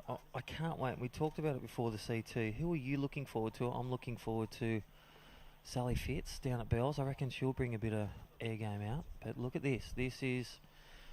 That is the chart en route to the final. So Billy Stamen took down Darcy Crump, Coover Davies. And Tommy Cavallo, he took down Cooper Davies and a stack of the field. He's looking sharp. Yeah, definitely. And there's Noah Stocker. And who will go down, who will go through at this one, time will tell. Yeah, it's going to be a stacked semi-final either way. Tricky conditions out there as we see. Red just being patient, just waiting to get a good score. He's currently in a combo situation, so he needs 13.1 to advance. So he's looking for 2 good waves, really, with just on 11.5 minutes remaining. Well, 100% rain today, they were correct. And 1 to 2 foot waves, 8 second. Bit of a drop in the period, but that wind has kept the wind swell through, which is great to see. You always want at least 1 foot. Yep. Definitely a wind swell out there. You can see the lines are so close together. We Nice. even had a Pro-Am run back at Cronulla, and then even some events run at the Northern Beaches where you had to hire big boats to create wash Oh, really? in half a foot waves. Yeah, definitely could be worse conditions. Like, there's still some fun ones on offer. That was true story, Trestles, where they hired a big boat to make some waves. And That's then insane. half a foot waves they had to run at the alley Cronulla. And here we go. Takeu Butler from New Zealand, Safi, Levi and Billy Stamen all supporting this guy to make it through to the semis. Imagine that, a New Zealand final for the Oceania region. Yeah, that would be pretty cool to watch. See Red paddling back out, waiting for his last score. The V-dub replay. Yeah, Takeu Butler, Mr. Speed Start, the king of speed and power, SP. And I love his shorts as well, rocking it on for his great sponsors. Giving that one a bit of a curry that last turn. Great completion, so yeah, solid lots of spray. for Mount Mauganui's own, both at Mount Mauganui at Manly and Mount Mauganui in New Zealand. So Red dropping a 6 on that last ride. So now needing a 7.11 to advance. It's definitely doable with just under 10 minutes on the clock. Although Dakota holding that priority with a solid score with that first 9.1. I love the way body language comes into play. You've got Dakota, who's just going out there to surf, still knows how to put a heat together with his plan, but just so different. You don't know what he's going to do in the sense of, is he going to go under the lip? Is he going to go a crazy air or a shove it like yesterday or a backside blast? Whereas young Takeu Butler, his strategy is power, getting waves and under the lip strategies. He can still also blast out a forehand reverse or even a backhand flare. Really blow tail. And already a 6.0 chips away at the score. So you see a 9, you can do it 2 ways. Do it in 1 wave or do it with your combination of 2 top scores. But what now? Priority plays Dakota Waters. If he drops that 4 with a 6 or a 7, that will put Takeu Butler back into a bad spot to get 2 waves again. Here we go. Dakota up on this one. Just a quick in and out. And now he's lost his priority, which opens it up for Takeu Butler. Only needing a 7.11 to take the lead. The old 7-Eleven. They're everywhere, those Yeah. ones. Not only the stations, but 7.11. What does it look like? Looks like a nice wave to vertical attacks from the New Zealander. Or a nice killer combo. Staying in the source of the power, in the pocket. That's what judges are looking for. Not carvy turns, not lateral. They're looking for vertical turns mixed with speed, power, flow, controlled finish. Fall off your turn, low score. Complete your turn, good score. Yeah, I could imagine he'd be under a lot of pressure right now with just under 8 minutes remaining. He wants to choose a good-looking wave that allows him to show his surfing ability.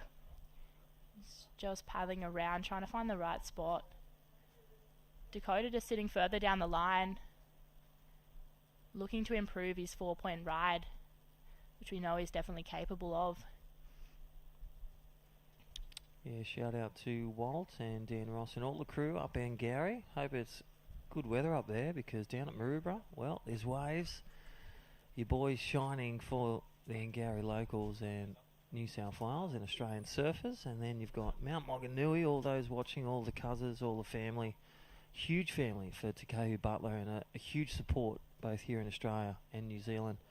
Your kid's an amazing kid, always inspiring kids, and always, win, lose or draw, supporting each other, which is real surf community. Great to see. Yeah, so Te Kahu Butler just losing priority by paddling for that one. Priority error. Yeah, so he's going to sit away from Dakota. He's still looking for that 7.11 to take the lead. He's paddling for this one. Looks like he's just kind of scrapping around, just trying to get a wave. 6.5 minutes remaining. Still a bit of time on the clock. It's definitely doable. Yeah, definitely. And with priority 2, you can get as many waves you want. You just got to give way. So a priority error, yes, but he's just got to separate from the man in blue, and he's done that. He's way downtown near the Dunny Bowl, the northern end, and here we go, Te Kahu Butler. Really trying to drop that 6 and grab a 7-11. And second turn had some essence on it. Nice carve, then nice vertical snap. But not the score, I dare say. I reckon he'll drop the 2-1, but it won't be the score 7-11 or to better a 6. He'll probably come in around the 4-5-5 mark. Yeah, so he'll still be needing that score. So we see the VW replay. It was bowly at the start, throws a lot of spray on that first turn.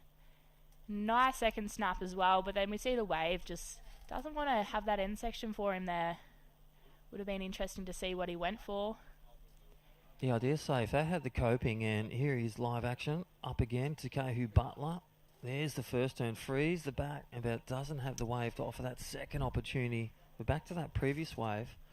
If I dare say had that third moment, Yeah. that coping, that could have been the score, because there it is, 3-6-7, previous one with a 2-turner, so that last fin blast probably won't be the top 2 scores. Yeah, unfortunately that wave just didn't allow him to do something big on that end section. So with just under 5 minutes remaining, Te Kahu Butler still needing a 7.11 to advance through this heat. So we see Dakota just being patient, wanting to improve on that 4-point ride. Just really holding his position in the lineup. You just got time. P for patience, P for priority, P Yep. for power. But you can see with Dakota Walters, had made a priority error, but you can still win your heats with a couple of errors, because the main ingredient, the 9.1, sits there, just gives him that couple of steps ahead. So you can make a few bad wave choices and looking to improve the 4, because this man up and riding, live action, he needs a 7.11 out of a perfect 10. And that wave, he had a little Bo Peep and exits Pink Panther. Yeah, that wave just stage not left. really doing it. He's trying to just get this wave, but it'd be interesting to see if he knows the score that he needs. I know with that wind out there, he might not know that he needs 7, because he's going to have to wait for a bigger one that just lines up for him to get that score, at least 2 or 3 turns. And this is where that intuition of knowing what your competitor has without focusing on it, I reckon he saw the air landing, the big air rev, and went, well, I've got to get 2 6s or maybe 2 7s. Yeah, for sure. And So- Dakota still being really patient there, knowing he's in the lead, just wanting to improve on that 4-point ride. You would be surprised, our super crew at Surfing New South Wales, they're blasting out their big PAs. Thank you to all the crew. This morning, real tough setup, but everyone getting together, all the crew Surfing New South Wales and the World Surf League, setting up in fresh air broadcast. Popping up the tents in the rain squall this morning was huge. And the team, just when you thought the bad weather's behind us, it was like the worst morning ever. Oh, yeah. But everyone's still smiling and getting finals day up and riding for the quarterfinals. We are in the final quarter of the men's, already deciding our women's semi-final. That is up next, Holly Williams. And she will take on to, keep that rhythm flying. And she'll take on the young aerialist. And that is Sierra Kerr, next generation surfing. So we see Te Kahu Butler up on this one. It's a bit of a smaller wave and not opening up on that end section. So just another throwaway there. as he's paddling back out. Just on 2 minutes remaining, and Dakota still looking strong, holding that priority and just being patient out the back. So it'll be interesting to see what Takahu Butler does here, whether he waits for a bomb, needing a 7.11, which is a solid score in waves like this. He's going to be looking for at least 3 maneuvers, and with under 2 minutes remaining, it's going to be tricky to do. Yeah, manoeuvres or one big air with a snap. Think about that 9-1. That's what they're going to compare it to. So here we go. Looking for a right. That Billy Stamen got to the semi-finals. Alistair Reginato, Billy Stamen. They will do battle in the semi 1 and 2. And they'll take on Dakota Waters. If Takahu Butler in 90 seconds. Again, thank you to Surfing New South Wales. All the crew, the head office down here at Maroubra in the middle. Thank you to VISSLA, all the crew. Sister Evolution. Thank you, John Mossop, all the crew. Wes, team manager, Jen, and all the crew up there. Toby, winter suits, summer gear. Sister Evolution, VISSLA, get online, vissla.com.au. New stock out now for winter. 7 Seas, my favourite. Yeah, as great collars too. Great black. I've got some interesting stuff. So we're in the Mad Mex minute now. 50 seconds remaining, and Takahu Butler still looking for that 7.11. As we can see, the ocean's gone a bit quiet. He's just going to be praying to the surf gods that something comes through to him here.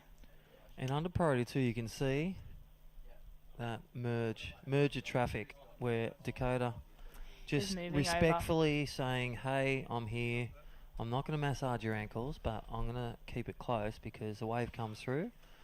That big P says, I have priority. So 20 seconds remaining. As we see. Maybe a victory lap for blue if a wave comes through. It's a good way to go in. Here we go. Last ditch effort for the man in red from New Zealand, Mount Maunganui. And look at him paddle with intensity. Not gonna get on that one. Is a wrap. He'll take an equal 5th. Dakota Waters flies through to the semi-final. He'll take on Sunshine Coast, Alistair Reginato, and we will go to the semi-finals of the women. This is finals day of the Mad Mex QS 1000 World Qualifying Series. We're here at Maroubra Finals Day. We'll be back after this short break. See you soon with the semi-finals 1 and 2. Arabella and Carly will be taking us through on the backside of this commercial break. Thank you.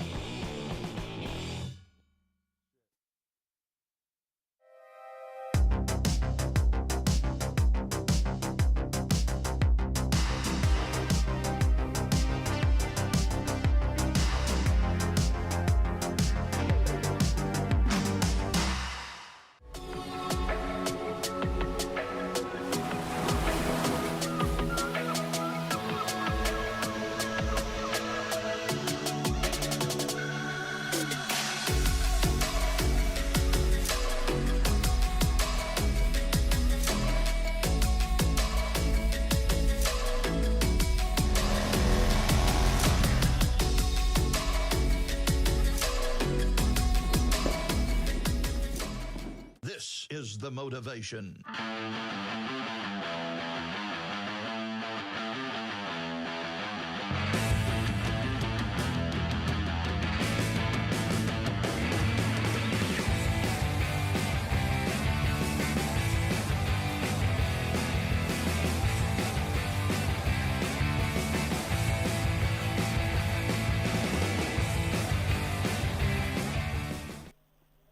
Okay, so welcome back to the QS 1000 here at Maroubra Beach. You're listening to me, Carly Shanahan, and joined in the booth by Arabella Taffy. How are the waves looking out there? It's looking pretty tricky, but there's definitely some fun ones out there. As we just saw the men's quarterfinals. There's a few upsets in there, but everyone's surfing insane. So we see a set approaching. Yeah, so we saw Holly get off to a pretty early start there. We'll wait for that score to come through. But yeah, there's been such great surfing all day, a lot of back and forth battles, and we've got in the water in the red Holly Williams from the Sunshine Coast and Sierra Kerr, California and Gold Coast based. Yeah, so Holly just qualifying for the Challenger Series, and Sierra taking out the Pro Junior up in Tweed. So we see Sierra having a look at that one. Just a bit of a closeout there. So it's going to be a very interesting heat to see. So we got Sierra, the young gun, and Holly Williams just annihilating the Nui event. Yeah, she did really well. So she's got a pair of pretty small scores there. So she'll definitely be dropping those by the end of the heat. And it's 25-minute heats for these semi-finals. How do you find that these kind of 25-minute heats? Do you think that you kind of change your strategy much for those, or? Oh, for sure. 25 minutes can be like such a big difference. It might not seem like it, but it just, I don't know, gives you so much more time to be selective with your wave selection. As we see, none of the girls in a hurry to get on any waves. They're just going to be patient and wait for those bigger ones that open up for them. Yeah, definitely. I feel like Holly would be wanting to kind of get a start. I mean, Sarah's been surfing so well this whole event, but Holly is fresh off of a final finish in Newcastle, so she'll be carrying some confidence from that. But yeah, these two surfers are so amazing, and it's definitely scary to get a match up against one of those. Have you versed Holly or Sarah yet? Yeah, I was actually up against Holly in the Newcastle event in very tricky conditions, and she surfs so good. Just has a knack for finding those good waves that just bowl. And then Sierra, obviously, it'll be interesting to see if she goes to the air. So her air game's so strong. Sierra scratching into this one. Nice little bowly wave. She opts to go right. Little hack for her first turn. Just waiting. I feel like she's going to go to the air on this. Oh, she throws it up there. Nice last turn. Yeah, she kicks the tail on that one, and she's definitely got surfing to kind of be, I don't know, kind of excel in all conditions. We're going to see the wave replay. Talk us through this one, Belle. So yeah, she opted to go right. We saw in the men's quarterfinals all the guys going left, but it did bowl up for her in this end section. She was trying to get that speed and just hits it with that power, and you see the spray off the back. She'll be happy with that one. Yeah, so we'll see that score coming through there. Yeah, so she gets a 4.17. She jumps straight to the lead. So it's a good baseline score for her. We've been seeing that 6-point range kind of being like the biggest sort of scores in the past couple heats. And Holly's got priority, so she can answer back. And yeah, there's 20 minutes to go. So that's the normal length of like a normal heat. So I guess they'd be kind of happy with that little extra time. Yeah, and Holly Williams with a 2.33 and a 1.67. She'll be looking to improve on both of those scores, with Sierra already dropping a 4.17. So she's just holding a priority and just waiting for a set that's just going to allow for her to show that power surfing that she has. Do you find that you get kind of more pressure when you have priority? Do you like having priority, or you don't like having priority? I actually don't really like having priority. No, like, there is a lot of pressure, like, just trusting in your positioning and like knowing that there's going to be a wave, but it can be like when you're sitting there for 5-10 minutes and nothing's coming, and you see your other competitor that doesn't have priority just going for all those little ones that can bowl and just like have a section that comes out of nowhere. So Sierra without priority just paddling back. Yeah, I find that not having priority is like a pressure off your shoulders, and you can have a little hunt around. You can take off with anything and know that there's no stakes to taking off on any wave. So I definitely find that having priority is a bit of pressure, but when I haven't had a score and everyone's got low scores and I've got priority, that's like pretty preferred. But when you just have priority in like awkward situations like this, it's kind of nerve-wracking, hey? Oh yeah, and the longer you hold that priority, the more the pressure just kicks in. Like, you're sitting there for 10 minutes or so, and a wave comes through, it's like, I can't mess this up. Like, I've just got to nail it. Yeah. So you see Holly just going for this one. Opts to go right. Nice section. Just does a nice snap. And yeah, she carves through that second turn, and then coming through to the inside, can she finish it? And she throws a little bit of spark on that end turn. You could see she almost like kind of missed the ride out on that one, but she rode out cleanly. So it'll be interesting to see this kind of back and forth battle. Yeah, it's interesting to see the girls opting to go right. So we've seen all morning the left seemed to open up more, but this right had a nice section on it for Holly to hit. and she like does a nice carve and has this bonus section at the end just onto the sand, and yeah, nearly came unstuck there, but she's able to ride out of it, so it'll be interesting to see what she gets for that. I feel like that'll be the score. Yeah, and it comes through at a 6-point ride, but Sierra Kerr out the back answers straight back with a 2-turn combo on her backhand. So these heats are really starting to light up. I found that there's been kind of getting more and more consistent as the day progresses, and as you were saying, a lot of the guys were taking off on those lefts, but we saw Alistair Reginato get one of his keepers in his heat on one of those bowly rights. What do you prefer surfing on these kind of smaller conditions? Do you prefer your backhand or your forehand? Oh, it's a hard one. I think I'd probably, in these conditions, opt to go right. I love my backhand in smaller waves, but back home we have a left break like that I surf all the time, so I do love my forehand. But yeah, I think the girls opting to go right, it's a smart decision. It just looks like it has that power in it, and you can just really get into the pocket, and it allows for those bigger turns. Yeah, these punchy little kind of shorey conditions are amazing. Whereabouts are you from exactly?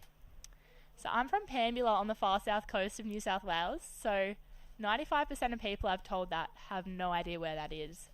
So I can definitely relate to that. I'm originally from Woolai, which is a tiny town kind of in between Coffs and Yamba. And whenever I say Woolai, they're like, yeah, Woolai down south. I'm like, no, it's up north. But yeah, we're both from pretty remote places, so it's pretty cool, hey? Yeah, good waves and not many crowds, so it's a bit of a shock coming to these comps, surfing in the morning with like 50 other people. It's hard to get a wave, but it's good. It's a good learning experience. Surfing with 50 QS competitors each morning is just, I feel like you almost improve your surfing so much with that alone, let alone kind of like picking up tips from everyone. It's so good to kind of coerce with all the cool surfers. Like Arabella and I only just met recently, and we're such good mates now, so it's such a cool environment. Oh yeah, for sure. Everyone out there just like pushing each other's surfing to the next level, really. It's competitive. Everyone's like frantically paddling in the water, but you know that everyone's just trying to get the best scores and stuff they can. Yeah, I mean, it's definitely like friends out of the water and then competitive enemy nemesises in the water. I mean, we're all here to do the same thing, and we've all been working hard and training really hard, and we're all looking towards that goal. So it's kind of like a common knowledge to know that, yeah, we're mates out of the water, but in the water, you're just a competitor.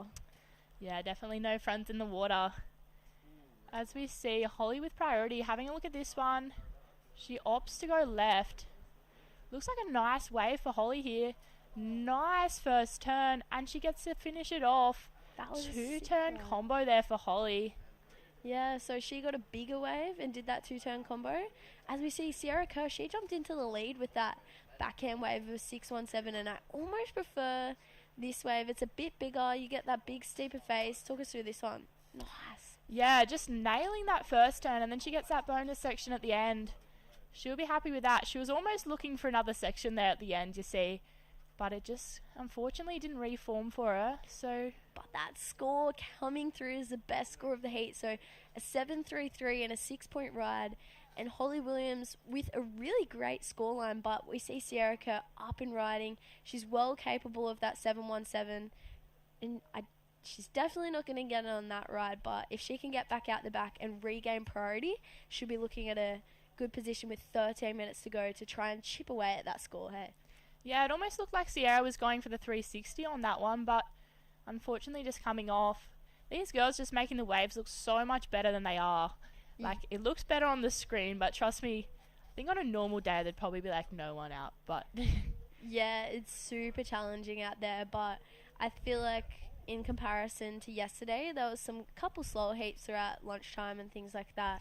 And today, it's really consistent. And, I mean, they're battling with all the elements today. It's like slanting wind and rain. But these surfers keep a smile on and get out there. And, I mean, Holly Williams would be happy out the back with priority and a commanding lead. Yeah, Holly Williams with that 7.33 and 6-point ride. So Sierra Kerr looking for a 7.17 to advance with 13 minutes remaining. So still plenty of time for Sierra. She's going to be looking for a pretty decent wave. And I reckon we'll see her go to the air. I mean, I hope so. I love that about Sierra's surfing is she's not scared to throw everything at it. She's really young, so essentially these competitions are kind of experience for her, although she is doing really amazing. So I guess she would be putting pressure on herself. I feel like when you're younger, you kind of feel like all the competitions mean so much, although she's got so much growing to do, and only 15, I think. How crazy. Yeah, and Sierra taking the win at Tweed, the Pro Junior, that would have been a boost of confidence for her going into this QS 1000. Up against Holly, who's just qualified for the Challenger Series. So a lot on the line for both of these girls out there, and definitely doable for Sierra with just on 12 minutes remaining, needing a 7.17. Do you prefer chasing a 7.17 or a kind of like niggly score like a 3.5 or a 4.2?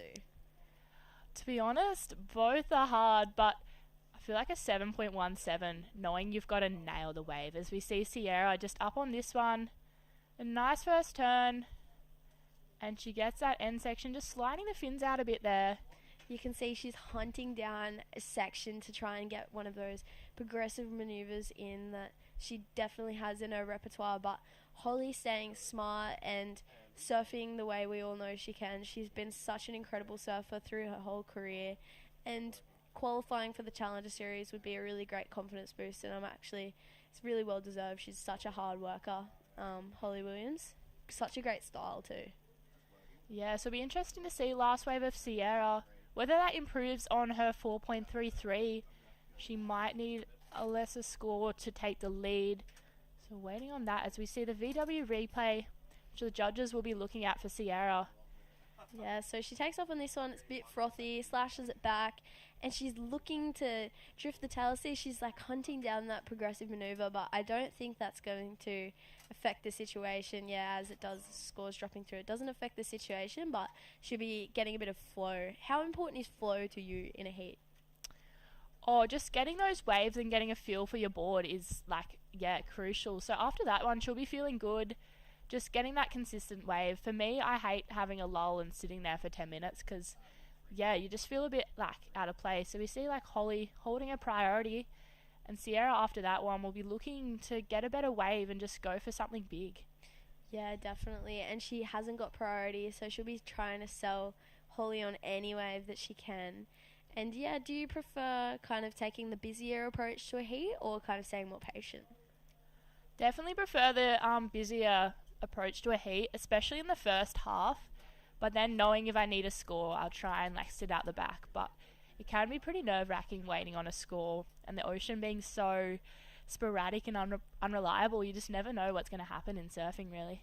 Yeah, I mean, I think that's why we all love it. It's such an amazing kind of sport where you've got to adapt constantly. There's always so many different variables coming into play, and especially at Maroubra, there's peaks all up and down the beach, but predominantly in this competition area, we've kind of seen the two peaks, the Bank A, where you want to be sitting with priority, and then kind of the spot that you want to kind of sneak away and get a wave if you don't have priority. But Holly's a very smart competitor and sitting on Sierra there, but Sierra sneaks this one under her. Talk us through it, Arabelle. Sierra just looking to go this one. Oh, looks like she was going to go for the 360s, just sliding out her fins there. And we saw Holly just chasing her down, not wanting to let Sierra get away from her as she's holding that priority. So that's not going to improve Sierra's situation as she just came unstuck on that turn. Yeah, so she's just taking as many waves as she can. I know that you can kind of see that there's only a quick paddle out. It's 30-second paddle out, so she can catch as many waves as she wants under priority. It's just whether she can sell Holly onto a bad one. But Holly is a very experienced competitor, so she's going to be extremely smart with her priority. And with 8 minutes 30 to go, there's still plenty of time. We could see a complete switch. There's a little bit of wind happening, so we could see Sierra play to her strengths of those aerial maneuvers. But both of them are such exciting competitors to watch. Yeah, I almost think Holly sold Sierra onto that one. Sierra just going for it as she knew Holly was holding that priority. Holly knowing that it wasn't going to be the score she needed, as Sierra's still chasing a 7.17, which is a pretty decent score in these conditions. And we see Sierra just having a look at that one. She had nothing to lose there. She doesn't have priority, so she's just going to be trying to get into anything she can with a little bowl or wedge that she might go to the air and try and get that score. Yeah, these conditions have been really great, offering up little kind of pockets of kind of punchy sections. So I found that in Noah Stocker's quarterfinal, Alistair actually got the win over him, but he took off on this wave and it just looked so crumbly and small, and then it grew through the inside. So wave selection is really important out there today, but it is kind of tricky to tell which is going to be a good wave and which isn't with these kind of unpredictable conditions out there today. And Holly smart, there's 7 minutes to go, so plenty of time as we see Sierra scratching into this one. Sierra just taking a look, opts to go left. Oh, just hitting that section a bit late. I almost think she was kind of torn between going to the air or just doing a big power turn. I feel that being caught in two minds when looking at a section can almost always eventuate in that. I find that when I've been training with my dad and we've been kind of working on two-set maneuvers sort of thing, and he'll be filming and I'll be looking at a section, I'm like, should I go for a Larry or should I try an air? And then I end up just hitting the whitewash just straight on. Just see that hesitation there for Sierra where it kind of looked like she was going to go to the air and then kind of missed that section with her bottom turn. So unfortunately that's not going to help Sierra's current situation in the water. With just on 6.5 minutes remaining, Holly's still holding that priority out the back and just being really patient, knowing she has a 7.33 and a 6-point ride. Some solid scores there for Holly. Yeah, that's a really good base for her, and she would be feeling quite confident in the lead, but obviously being very wary that Sierra is she's well capable of those scores, and she's got such a mature mindset for such a young competitor and really keeps her composure throughout the heat. But we've seen with those last couple waves, she's been looking a little bit frantic, just like, come on, give me a section, I want to boost. But yeah, how do you kind of keep composure when you're not winning a heat and there's not too much time remaining at the back end of a heat?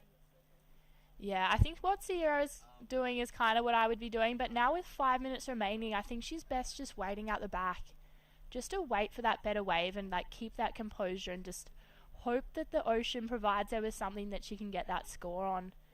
Because getting these smaller ones, I don't think is going to get her that 7.17. So we see Holly just chasing after Sierra, being real strategic with her priority, as she knows she probably doesn't need another score. So for Holly, it's about stopping Sierra from getting this 7.17.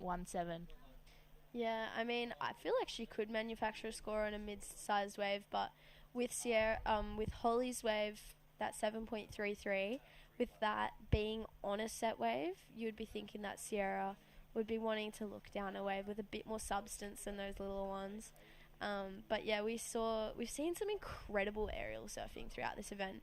Who do you think is your favourite aerialist on tour, boys and girls? Boys and girls. Okay.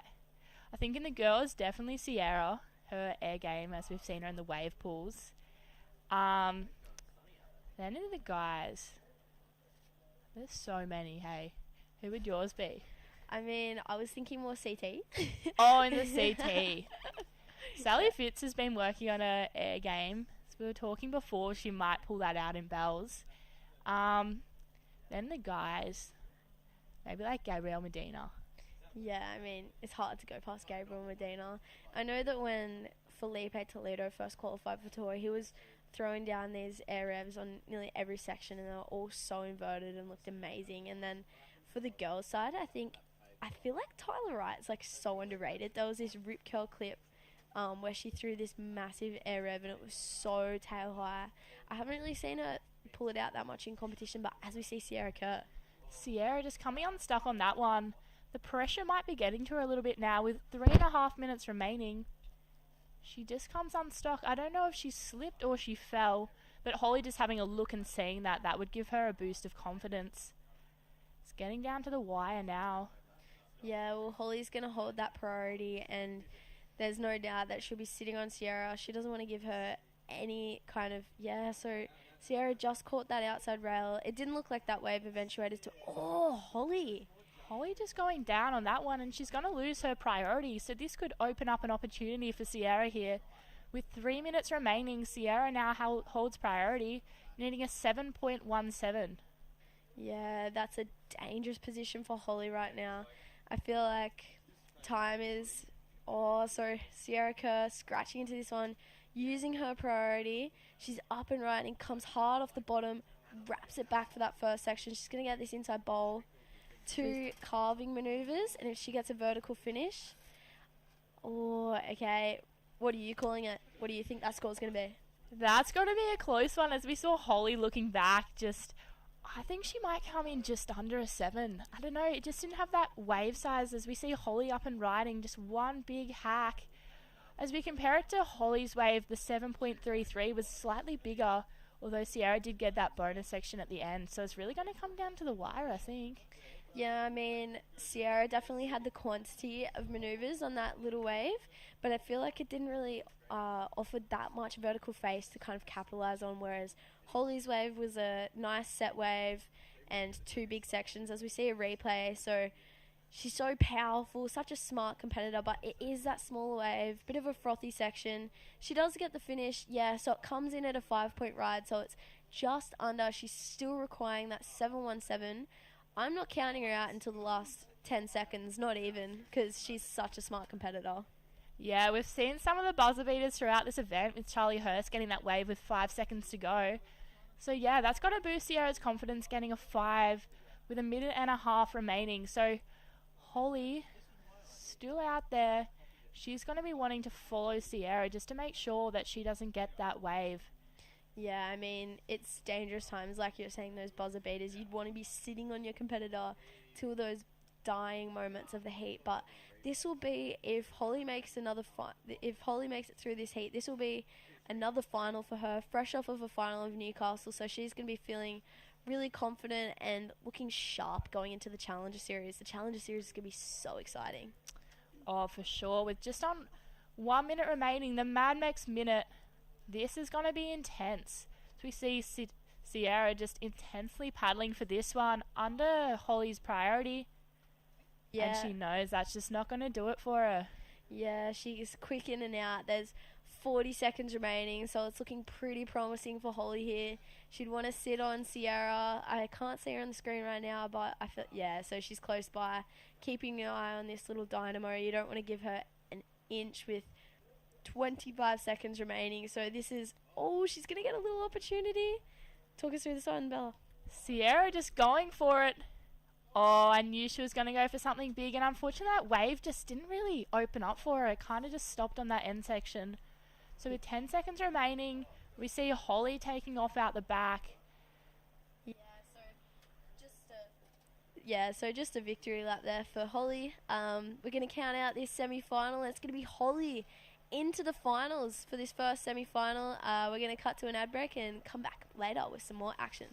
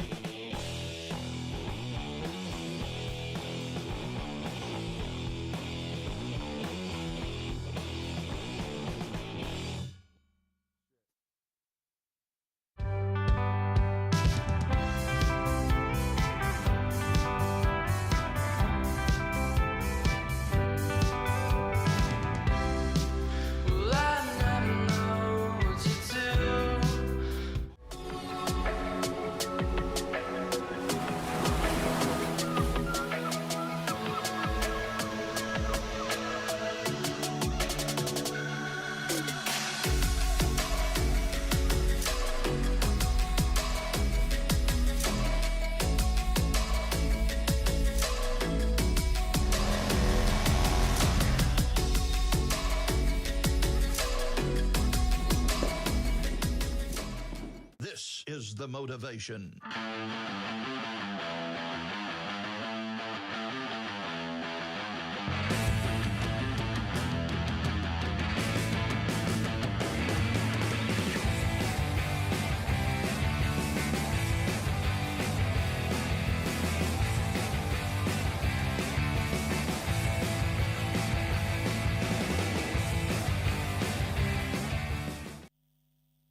Alrighty, so welcome back to the QS 1000 presented by Mad Mex and NG Farah. We're into semi-final number 2 for the girls. It's Carly Shanahan joined by Coach Crispy. Yeah, thanks, Carly. And what a semi-final. Oh, my gosh. The powerful Butterham at Sunshine Coast. Holly Williams taking down, well, a star performer, Sierra Kerr. And that's when you just got to bring it, no matter who you're against. And, well, Holly Williams advancing to the final.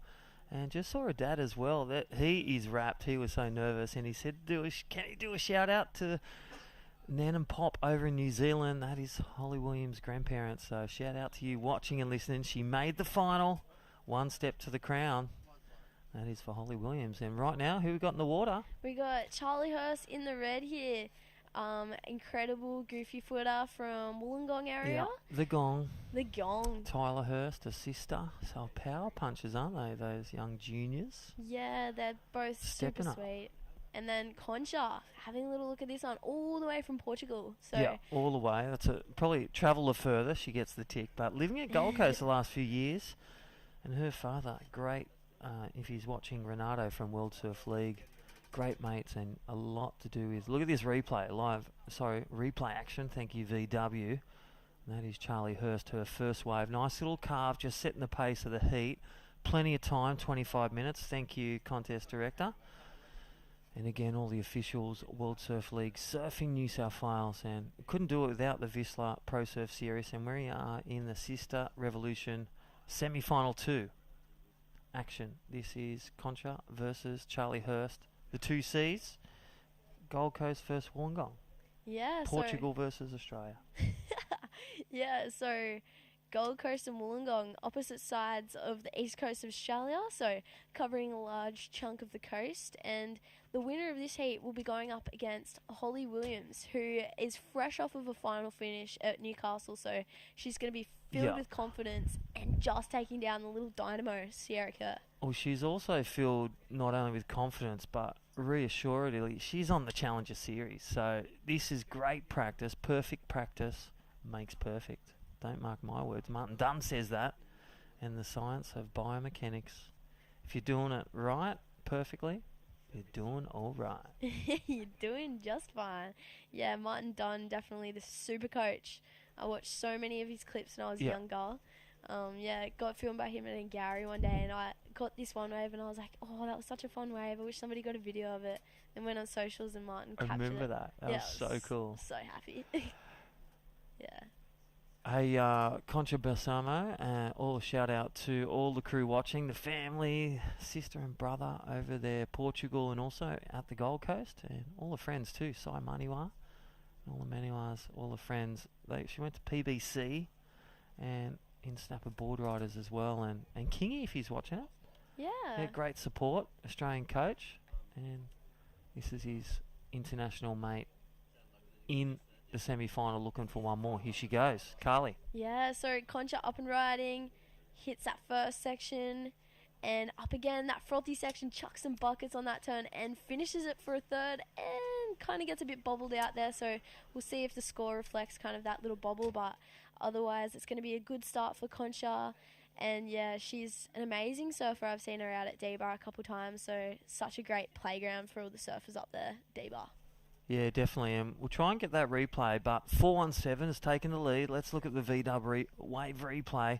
Good looking wave taken with priority. Look at that hold on the backhand on the epoxy board, the swallowtail. Second turn, but this third turn, this is where she needed to finish that and just got a bit caught, whether it's the wind, whether it's the nerves, but still gets rewarded for those first 2 complete turns. 19 minutes takes the lead and a 2.43 to drop. So still no game changes yet, but Charlie Hurst with priority only needs a 3.44, has a 3.17. She'll be looking for the next exchange to take the lead. Yeah, I feel like it's going to be such a good battle. I mean, these lefts are perfectly suited to Charlie's forehand wraps and those explosive finishes, but Concha's looking great out in front right now. I mean, this is her best result in a QS 1000, and if she can crack the final, that would be really amazing for her, all the way from Portugal. And yeah, so shout out to, what was her parents' name again? Vera and Enrique. Or Henrique. They've all got the coolest names. I mean, I was just saying before, Concha's got the best name. Oh, here she goes. Selects another one. Look at the square up. Just opens those palms and squares up to the lip, and that's what the judges are looking for. So under priority, and this is what she said yesterday, and we alluded to it. making it sting under priority 2 and 3 and 4 in a 4-person heat. But in a priority 2, you can extend those ski. That puts pressure on the heat leader with priority. Yeah, definitely. I think that finding a wave under priority is just that little bit sweeter than capitalizing with priority. I feel like they're both kind of evenly good things to be doing in a heat. And I love on her backhand bottom turn, Yeah. her forehand looks so elegant. Like it Yeah. kind of turns up, and it's just a cool little bit of style to add to the. Well, another style, like, you know, you think of Kobe Clements. He just does that. He opens the palms, you know. She's not doing a backflip like Kobe, but look at that replay and that small icon. Thank you, V-Dub. That must be the Beach Buggy V-Dub, because nice little small icon. Or, you know, check out the V-Dub range. How's that? Some of the crew have got them on the beach. I'm so jealous of the V. I love, you know, there's still a line of about 100 cars wait for the V-Dubs, and they are the #1 car in the world. Wow, I did not know that, but I mean, it's The understandable. California, that's the one. What's that? That's the one where you travel. It's got the side portions. It's got the bed, and it also transfers into the pop top, and it's got the two-tone colours as well. So check it out. VW are great supporting partners, as with VISSLA, Sister Revolution, and Mad Mex. 2-for-1 deal. 2 for 1. Scan that when it gets on the screen. 2-for-1. The password is surfing. Chicken, a beef, or you can go the vegan option. Yes, the vegan option yesterday was delicious. And yeah, I mean, it just shows the caliber of this event when the world's #1 car brand is sponsoring it, and the yummiest Mexican food. So it's pretty good. All right, time call. So 16 minutes. Looks like that last one of Concha, a 3.6. So she extended that 2.47. So 4.6 required now for Charlie Hurst. So 4.6 to advance. Needs to drop that 2.43 or get the wave score with one wave. Has priority to red. So that is your heat leader in blue. But plenty of time on the board, 15.5 minutes. Where to next? Next week we're at the Osgrom at your hometown where you grew up. Yeah. I grew up around here at Cronulla. And we're going to your hometown. Here we go. Charlie. So she's found a wave. She utilised her priority. I love her surfing. It always just looks so perfectly timed and precise. It would be great to see the beginning of that wave. These two girls both just have really nice styles and both really unique styles. Like you were saying that Kobe has a very unique style, and you can kind of recognise his surfing pretty easily with that. Yeah. Yeah, super Concha, stylish. and that's it. Everyone sticking to their strengths, developing their weaknesses, and that's a key. You know, in surfing, even for yourself, you've got equipment, you've got strategies. You just go surfing. When you break it down, plan, no plan, get out there, get waves, and the time frame is 25 minutes in the semi. Yeah, I mean, 25 minutes is so much time. Like, that's half an hour. Some mornings before work, I sometimes just only go out for that half an hour. So to have half an hour to surf a heat, luxurious, honestly. Well, judges liking that last wave. We'll try and get a replay courtesy of V-Dub Amarok for the replay. 5.43, so a 4.44 required. Let's look at it. Thank you, V-Dub Amarok. Bigger wave, weighted in entirety. There's the first turn, so that was the one we're waiting for. And here's the second one.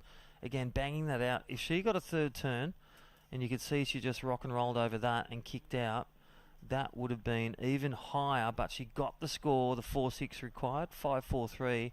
Game on in this semi-final 2. Serve back to Contra for priority, but is in second, needs a 4.44 as we can hear the rain hitting down here at Finals Day Maroubra. The Mad Mex Maroubra Pro QS 1000 deciding a finalist in the women right now. Yeah, they're running this comp rain, hail and shine, so you can see that slanting rain in this heat. But yeah, Charlie posting the kind of first wave of substance, a 5.43, sorry. And yeah, she navigated that wave well. We've been seeing with these left-handers, there's been kind of a funny little rib coming into some of them. But that first forehand wrap was really nice and kind of put a bulk of those points came out of that wrap. Well, plenty experience from the pathway to the podium. So junior series, pro junior, and now qualifying series that VISSLA have been offering through the Pro Surf series. You know, it started at Phillip Island this year, as you were there as well. I think you made a quarters at Phillip Island, didn't you? Yeah, I did. It was such fun waves down there. Yeah. And then, you know, Boomerang, Port Stephens, Avoca, Cabarita. We have been all over the country, so I don't even want to count the Ks. That's why I'm flying home today. Cannot drive another mile. Yeah. I'm ready to fly. But I'll tell you what, all coming down to this. Bringing out your best performance and potentially making a final. And still some waves here, so thank you to Surfing New South Wales. Thank you, VISSLA, Sister Revolution, and Mad Mex, our great sponsors of this QS 1000 World Surf League event. Yeah, such great sponsors, such great support for such a great sport. And Concha utilising her priority on this one. She's chasing a score, carves it back to the power source. And can she get another section? She needs another section if she wants to solidify that score. But there's still plenty of time to go. So 12 minutes, and she hands over that precious priority to Charlie Hurst. Yeah, it'd be good to see this replay. And, yeah, judges will really be utilising in the heavy rain. 100% rain today, people, as you can see live on screen. Look at this VW Amarok replay. Thank you, Destination New South Wales and Concha Basamo really squaring up. Nice first turn, but that second section, if that opened, yes, it was the score. I dare say they may mark that around the 3.8 to the 4, flat 4, low floor, just under. Yeah, so I'm feeling like she isn't going to get the score on that last one. I don't know if it's dropped there, but yeah, it looks like it hasn't affected the situation. So she's got 11 minutes. Start chipping away at that score. She's been surfing so well. This morning she surfed a really smart heat, and yeah, you can see a bit of distance between our two competitors. Towards the northern side of the bank, we've got Charlie with priority. It looks like she's gonna move over towards Concha to kind of stop her from chipping away at that score under priority. But yeah, both just got such great styles, and it's gonna be such a great. And we see Charlie. Yeah, it's a paddle. Yeah, taking this one with pride. Here's your heat leader looking to dispose of a 317 and just one turn. Again, nice sharp turn. Nice back foot kick. Last wave of Concha, not enough for 3.43. So not in a top two. Doesn't change the equation. But that last one of Charlie Hurst only to drop a 317. And that will drop in, and it may extend, or it may... It'll hand back priority to Concha, who's got 10 minutes. It's an entirety to pick a wave, and there's been plenty of waves come through. Yeah, the wave turnover time has been really quick. We've been seeing heaps of waves ridden. And well, there it is. It does. One turn. It does extend it. There it is. 347 for Charlie Hurst. One turn. Yeah. So again, choose that wave that gives you that second opportunity. For Concha or for Charlie then, it would have spelled a bigger score. And just one big turn for Charlie. She's found the winning ingredient and looking to hold on but time the enemy. Priority is with blue. 4.74 for the Portuguese surfer in the blue. Natural footer living at Gold Coast. Yeah, she's been surfing so well, and these surfers so well rounded, like you're saying. A lot of the surfers travelled to all the QS events, so from Phillip Island all the way out to Cabarita, pretty much surfed every spot. It's such an amazing lifestyle, and it's so great to be back on the regional qualifying series event here in Australia. In her belief, a big one I want to point out with Concha, the changing of these 6 events, the disappointment of losses, as you've experienced as well, but the tenacity it's grown and the resilience, and Concha is in the semi-final learning from her losses. And she even said, I'm not a small wave surfer. And I said, I actually disagree. You're getting your biggest scores in small waves. You're small, medium, big. Yeah, it's all about mindset. I feel like confidence is the key with all competitors, and you only get confidence from results and experience. And so to kind of put yourself in the opportunity for a result, that's how you're going to get confidence. And getting that moment and grabbing it with both hands. So, you know, all that practice in bad waves, kids listen up, both men and women, all that practice in the onshore days, the small, medium, big days, come of age. And it matter whether you're surfing 10-foot Merriweather or you're surfing 2 foot at Maroubra, it all matters. Yeah, so a tip to any competitors, when you go down to the beach those days and there's no one out, it's sloppy, it's rainy, get out there because look at what we're surfing today. Like, it's not the greatest Yep. conditions, but all I've the seen one free surfer, so we haven't needed to call anyone out of the flags. So one free surfer, you are a charger. you are an absolute weapon out there. Big shout out, thank you to Randwick City Council. Thank you to Storage King. Thank you to our great sponsors and partners, VISSLA, Sister Revolution, and VDOB Amarok, the commercial vehicles, the partners of this event, and the New South Wales Government. Again, feel new. We've travelled all over the countryside in New South Wales. Check out locations for a visit, accommodation, or just to go for a day drive. Head on down to the south where Charlie Hurst lives, Wollongong. Amazing. Yeah, Charlie, Wollongong local. She's such an amazing surfer. Her forehand, she's posted a couple clips on this, looks like a really good left-hand point break. And Concha's got priority, utilising her priority. Talk us through this one, Crispy. Yeah, just stroking into this one. This will be important just to set the rail in, first turn. Look for the weight of the second, and, well, gets that down.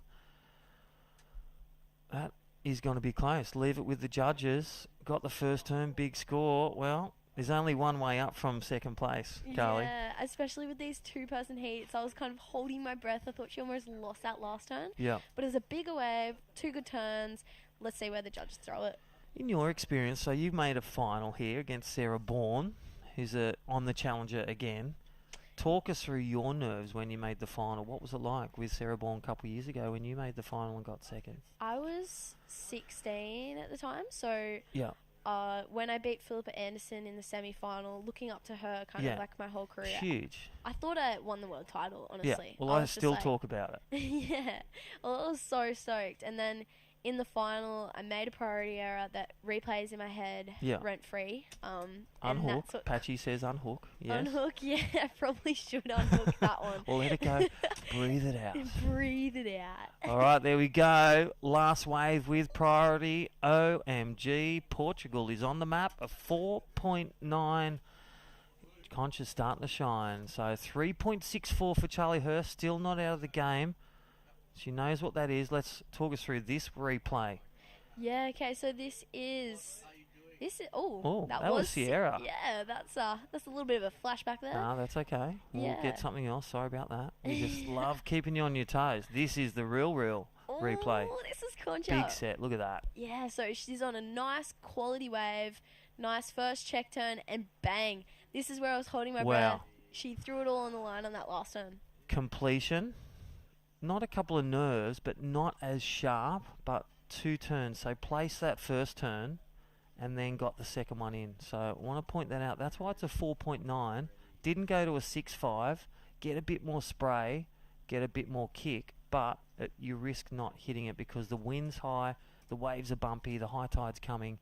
But Concha getting it done, getting in the position to get into the final. Time on the board, yellow flag up, under 5 remaining.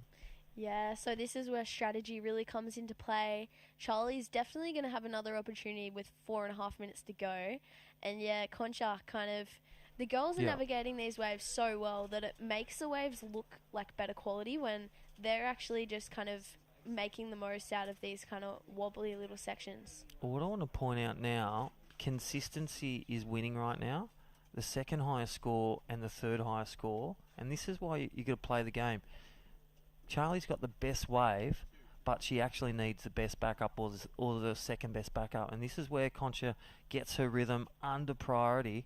And looking to drop that 4.17, she can enlarge that score required for the person with priority, Charlie Hurst.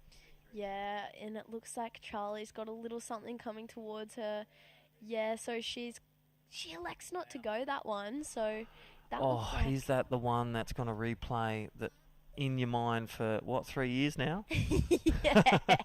I feel like I think we've talked about it, and the world knows, and we say, let it go. You know, like the wise words of Frozen. Just Let it go. Let it go. Carly Shanahan, 3.5 minutes, learning. This is that moment that we talk about. Your next podium could be at the Gold Coast Open. Stay tuned. Yeah, so definitely that being the next event on the board on the Wow. sunny Gold Coast. Look at these sets. They can't hear us, and we can say, athletes, They can hear the beach marshal probably. They can see the yellow flag, 3 minutes to go, but priority is with red. They can see that. Look at these waves spilling in, high tide. Concha Balsamo looking to drop a 417 to extend the lead. Here she goes again in the spot. And on song, looking to do some damage. Drops up there. Looking to drop that 417. One turn on a big wave. I don't know. Could. Yeah. Again, World Surf League judges. Yeah, the scale. According to the scale. What do you think, Carly? Yeah. Throw one out. Come on. Look, I don't think she's going to replace the 417. That's just my personal opinion, but I could be wrong. Charlie's got 2.5 minutes, but we saw with that set, it was one of the biggest sets of the day, so they were caught a little bit inside. So with 2 minutes and 20 seconds remaining, is she going to get another opportunity? Well, Henrique is watching, and Vera, and even, I reckon, Renato's watching as well, World Surf League. How are you, Renato? Well, the young Concha is in the lead, but 2 minutes to make the final, or extend on that 417, but Charlie Hurst has the priority, just needs the waves, needs to contain a turn or two. Her last wave, a 5-4-3 as well. That was one turn, and then a 3-4-7. So this is where all that practice under pressure comes down to this. Minute 40. Yeah, will she take the pressure on? Here's Charlie up and riding. Beautiful opening slash. She needs to finish it. And she does. Well, there it is.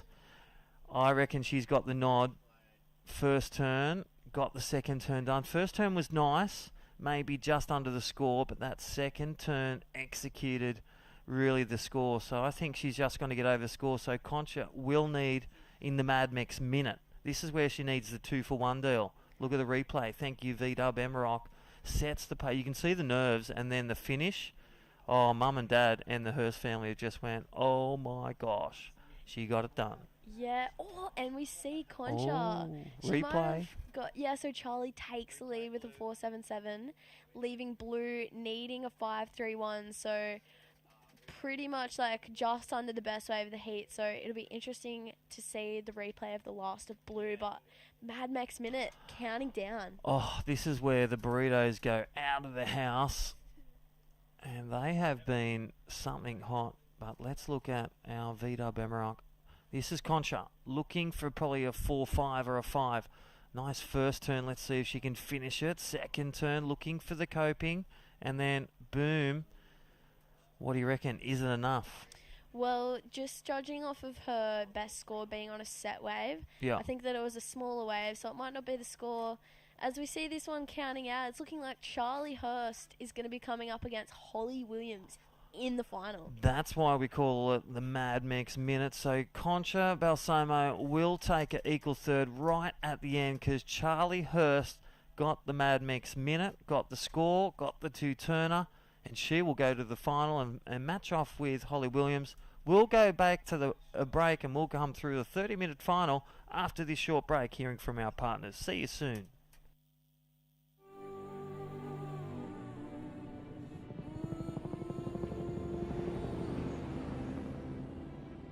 Some say we've got engine oil in our veins.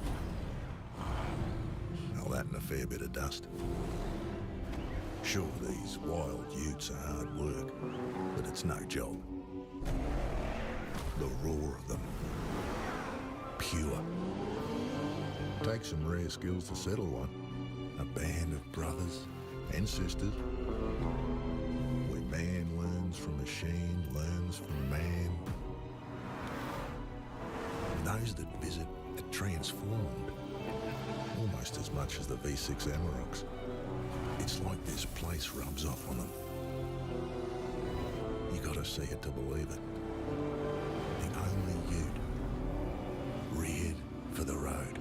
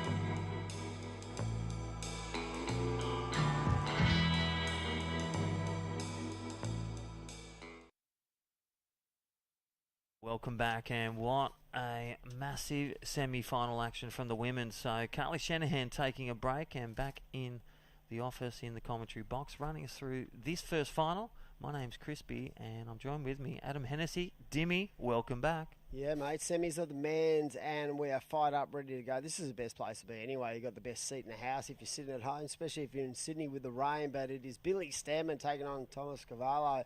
And just like we've seen a lot with Billy as we went to a break, he's already locked in a score. So just the ever-ready bunny just keeps on keeping on as we see the surfer in blue up and right in on a good little wedgie left and comes around the corner. Nice turn into the pocket. And we've just seen a couple of really sick semis of the women's. And it was Charlie Hurst, a buzzer beater basically in that Mad Mex minute. But the Porch...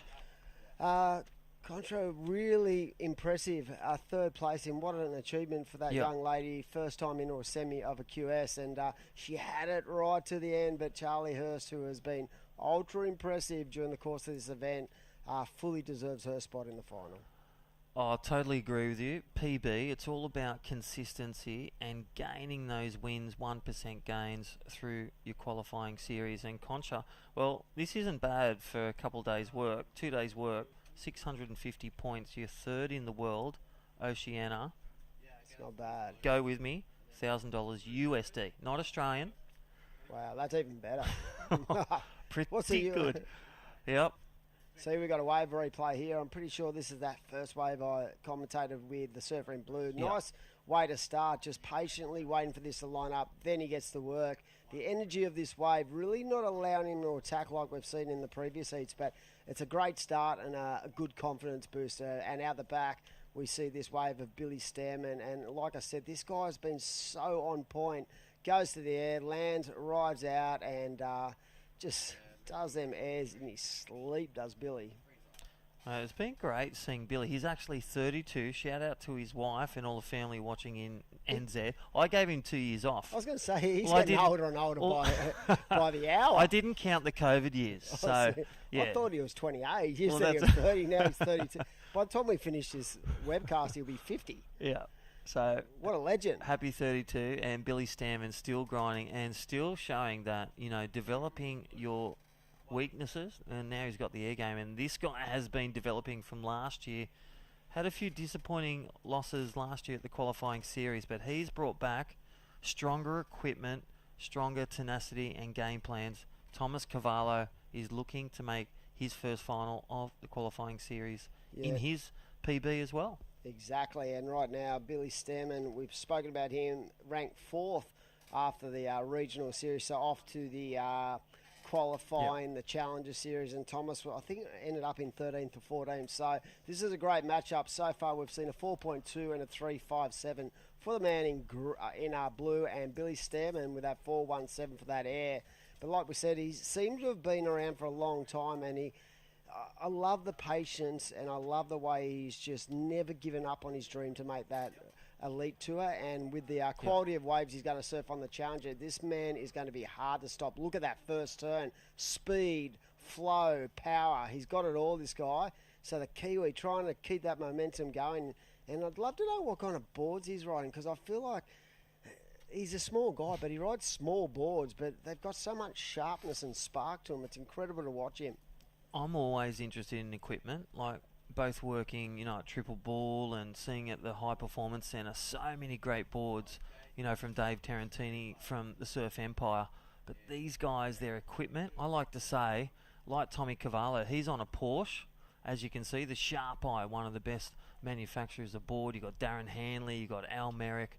You've got so many great shapers that have been crafting their boards for decades of experience, feedback from pro surfers like Mick Fanning and to the likes of all the great Brazilian aerialists and world champions like Medina.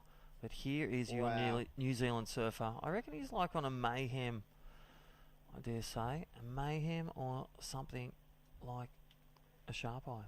Whatever it is a good It's working stick for him. Whatever he's got, I would take 2. I would be putting that one on ice and using it only for special occasions. A 6-point ride, that last wave of the surfer in red. And like we said, he has qualified for the Challenger, so he's got nothing to lose, everything to gain, and I think he's in flow state. mate. He might, he's going to really challenge on that series. That if you look at the venues, Snapper Rocks, Manly, he'll go good at Manly. That really fast twitch speed. It's very similar to here at Maroubra. I reckon that maybe it was like a bit of a decision to come to Maroubra because Manly's very similar in the way it breaks. I think you've got something there, and also with the Gold Coast Open coming up, they'll be entering in that event, the QS 1000. So make sure you log on the World Surf League. That is at the end of May. Okay, cool. So that's when we head up there. I'm So actually at after Port the Stevens. Manly. That's right. I'll be at the Port Stevens SUP and longboard comp. Wow. Walking that'll toes be to the fun. nose. Sup and longboard, toes to the nose as we go. But right now it is up to the surfer in blue with priority. He needs a 5.98. He's been doing that in his sleep during the course of this event. And Crispy, what I love about this guy, he seems to have nerves of steel. He looks very, his body language is always positive, and he always looks relaxed, and it's like he's got a computer chip and he's just taking the information in. Nothing seems to really rattle him during the course of a heat. And with this extra 5 minutes, mate, that allows them to really breathe and get into their work, doesn't it? Well, to find two good waves, and Billy's already found one that set him in a great position to make the final. Now looking to drop the 417, and that's what I was going to say. Really, when it's man on man, priority, patience, and giving you ability to choose that wave, it just feels more relaxed that the guys, the more relaxed they are, the more they can showcase their power surfing. And both the women as well. We saw that with Holly Williams, and shout out to Nen and Pop over in NZ. Holly Williams will take on Wollongong Australian young Charlie Hurst, and I dare say that could be her first qualifying series final berth. Looking to take the 1,000 points, $4,000 USD. Shared finalist 2.5k for the winner, Dimmy. Yep, good Even money. a better handshake. And a great way to finish off what has been an extensive leg in That'll Australia. just pay for the petrol back down to Wollongong, by the way. Yeah, 100%. And What maybe about a burrito 2-for-1 Mad Mex. Don't forget, surfing is the code word. Thank you, Mad Mex. Mad Mex Maroubra Pro, QS 1000. This is finals day, last heat of the day. We've got two finals and the semi-final up next. Dakota Walters from Angari. He will take on Alistair from the Sunshine Coast, Alistair Reginato. And he was in amazing form going up against his mate. And had his disappointments, those two. Yeah. Made the top 20. Still a great feat. And they had to reset, start again. 1 day to reset and start again.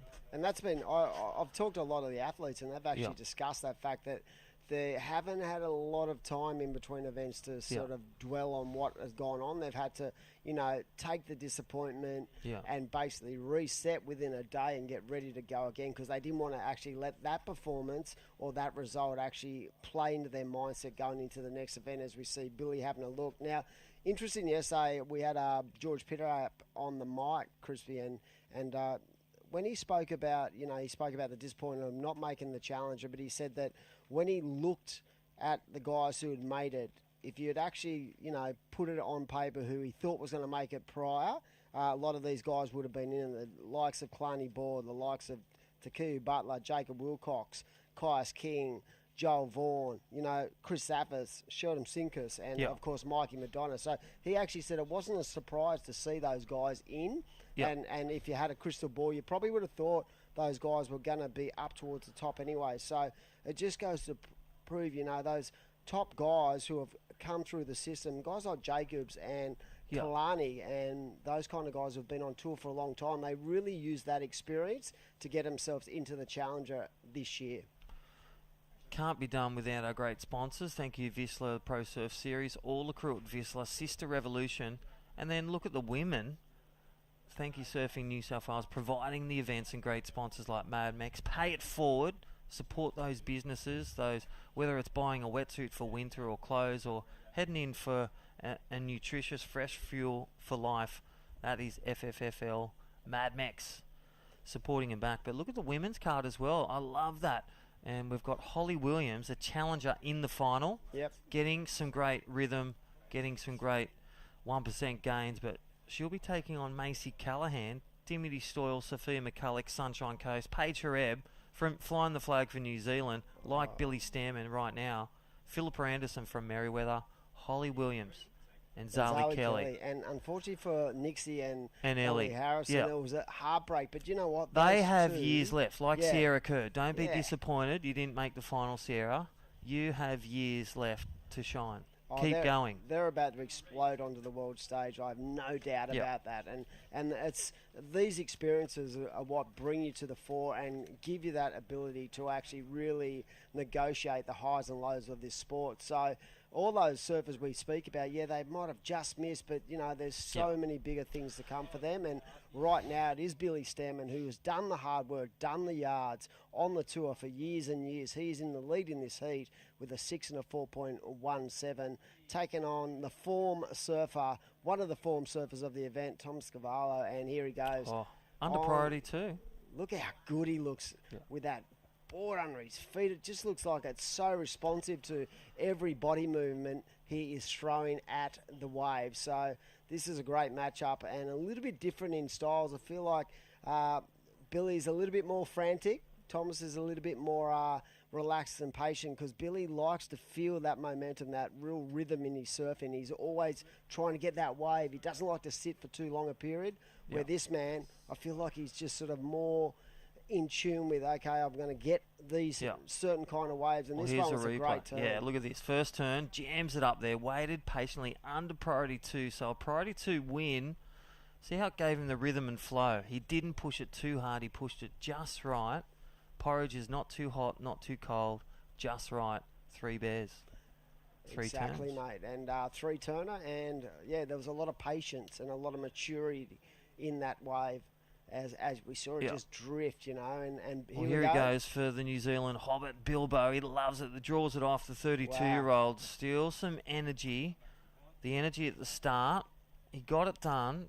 Utilised priority, so he's gone back out there as well. So Tommy, because he got that 3-turner, was a bit of distance in. So what you got to do when you utilise your priority, get one turn, choose a bad wave, paddle back out to the ocean, and the Priority Judges World Surf League will deem that priority back to red. That's exactly right, mate. And that wave has come in. There has been a situation change here. Oops. So the man in blue nailed a 737. So just the root of that wave, the really projection into the lip, everything about that wave was perfectly ridden. So the judges locked in a 7.37. So he's gone to the lead. So it's now back to Billy. It's always going to be like this.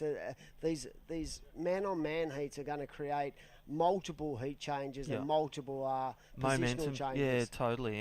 And again, pointing out that, you know, a lot of surfers think that priority is everything.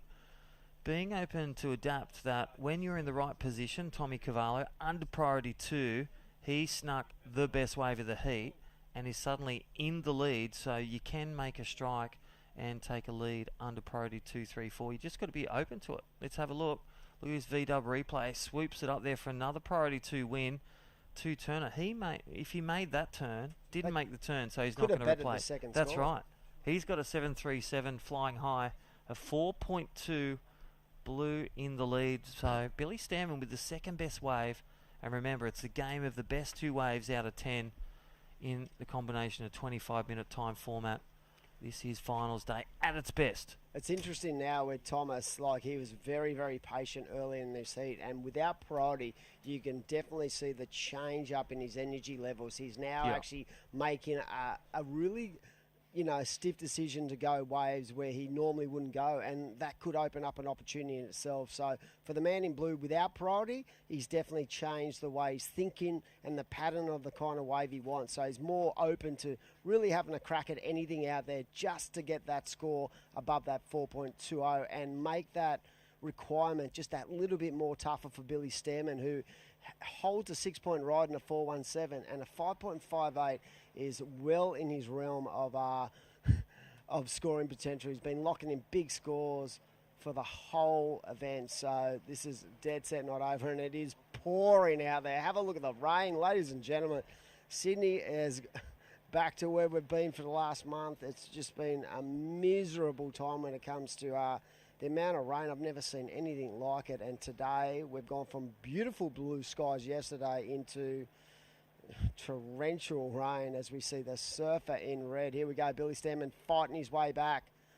Wow, off the bottom, great turn. Into another turn, seriously throwing some heat into these combos is the Kiwi, and he's not going to give this up without a massive fight. That was really well judged, well weighted, and well ridden by Billy Stamen. What a great looking left that was. That first turn, just spicy and throwing bucket loads into the sky. So we'll see what the judges think. 7.5 to go, and like I said, we're going to see a lot of two-in and throwing in these semis. Here we go, Billy Stamen up and right in.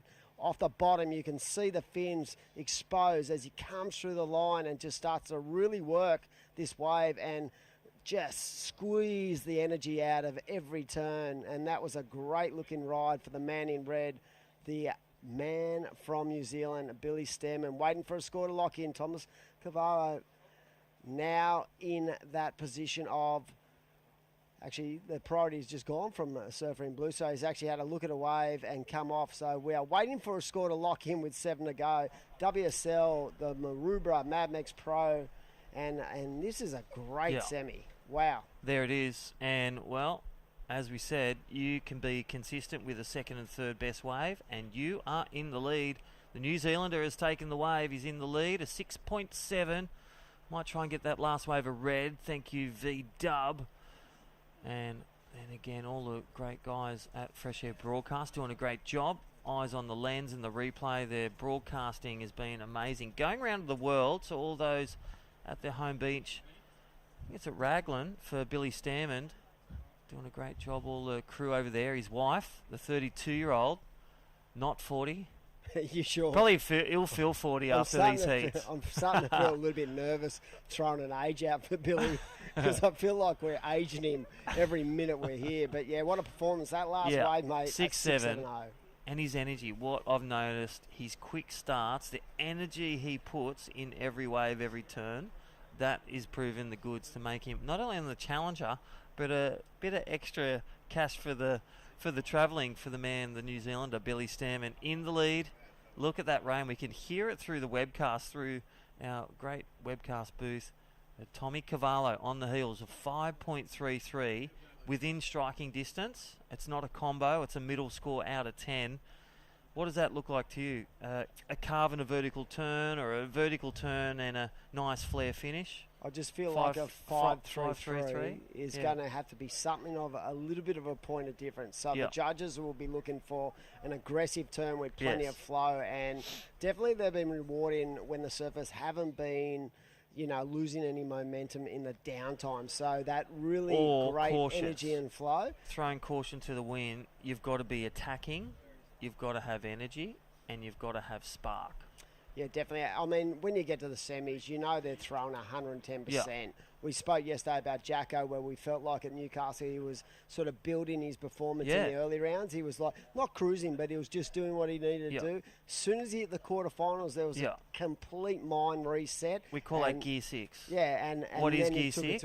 Watch Jacko Baker's last film. 0 to 100 in 5 Oh my seconds. gosh. Redlining. We call it redlining. We call it Gear 6. What is it? It's just when everything you hit turns to gold. Check it out. And a special movie and special on Instagram of Jacko Baker. Check it out. What a great win for him, and rhythm into Bells Beach. Yeah, and he needs a result down in memory of his mother, and to the Jackson Baker family.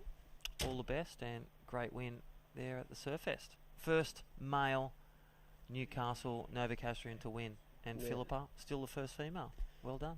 Well, the quality of athletes we have in the semi-finals, where, you rarely see mistakes from these top guys, and that's what makes it so brilliant. Like, Thomas went to the lead. Billy didn't even look fazed by it. He just went, I'm in the moment. I'm focused on the next wave, and that's all I can do. And he nailed it and got a 6.70, enough to change the heat. But right now, it's right in that corner where that 5.33 is pretty substantial when you think about the scoring potential of the waves out there, and it's not going to be an easy get. And when you don't have priority and you're in second, it always makes it a tad more difficult. We're seeing a bit of scrambling here, and as you can see, you're like, well, what's the 2? The blue 2 stand next to Tommy. Well, he's in blue. The 2 is priority. He can go for as many waves as he gets because he just goes back to 2. So he holds second priority. But with Billy Stamen, you can see he's composed, he's patient, he's in good rhythm. He's in the first position to go to the final. So, but he'll be looking also when he sees a wave that is of value greater than a 6. If he plays it well, that's when he moves. And you'll see Surfer in Blue will try and sell him a wave that he tries to show him that this is a 7-point ride, but he wants to get that priority back to steal the best wave. But time on the board, 2.5 minutes. This is when things will come closer and tactics will take place. Yeah, I feel like the one guy you're not going to be able to sell one on is Billy Stamen, who has so much experience when it comes to heat surfing, and that's going to be a hard get. You might be able to do it to a younger guy because they're different thought processes. They're a little bit more anxious out there. But when you got someone who's had so many heats in his career, he knows what he's looking at. He knows that, you know, he's going to have to better a 6-point ride. That's 1 point. So the other point is not to allow Thomas to actually sell him into anything that's not going to better the second score. And I felt like in Alistair Reginato's heat, the smartest thing I've seen, you've rarely seen guys separated by large portions, like 200 metres, and he was actually well away from his quarterfinalist competitor, and he got some good scores outside of his priority, but he also gave himself that space to allow him to do that freely. Well, they're two good mates as well, so they let their strategies take place, and it worked for Alistair Reginato. He held his own, did his turns, and got the scores. So he'll be up next. He'll take on the high-flying Dakota Walters, who owns 3 of the best 5. Alistair owns 3 of the best. But here is your heat leader, Billy Stamen. That was I reckon he's read a book, audio books, Outliers. It's about 10,000 hours, and then you're a master. And Billy Stamen, he has priority. He's done 10,000 hours with priority, and he knows he's a master because he's going to the final. Unless a wave comes, he's utilised the priority. Does go to blue. Look at the energy. Now leading, but time the enemy, the Mad Mex minute, 40 seconds. Was it an error? Because we'll know in 40 seconds. That wave actually popped up on the peak, and it was a bit of a closeout, but maybe from his angle it did not look like that. So a 5-3-3, we're in the Mad Mex minute, and it is up to the Surfer in Blue now. Wow. But and look at these sets coming. Here we go for Billy, doing what he does best, 20 seconds. He's going to keep shining, and this is a victory lap unless priority goes to Tommy Cavallo. Boom, the crash. Is he going to better his 4-2? Maybe. Well, so that is a good way to finish. Is there another wave to come in for the man in blue as we round out an exciting semi-final number 1? I don't think so. So at this stage, it looks like the man in red, the Kiwi, off to the final. He's on fire. Billy Stamen through to the final, the QS 1000. We've got the New Zealander, the Challenger, has started next year even better and making the Challenger. He's going to do it duly. And we're going to go to a small commercial break and come back to a 30-minute final of the women. 60 minutes to finals after this semi-final 2 up next. See you soon.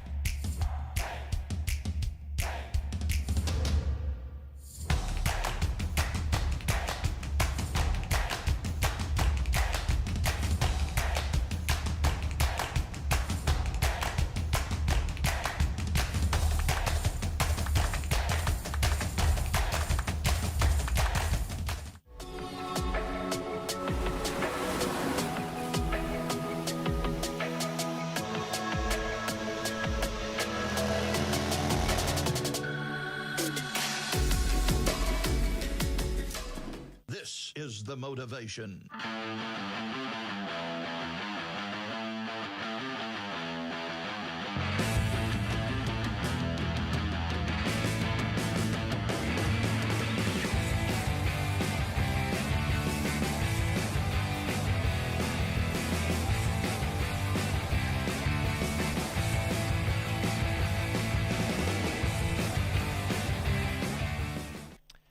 We are surfing New South Wales. Yes, we are, Adam.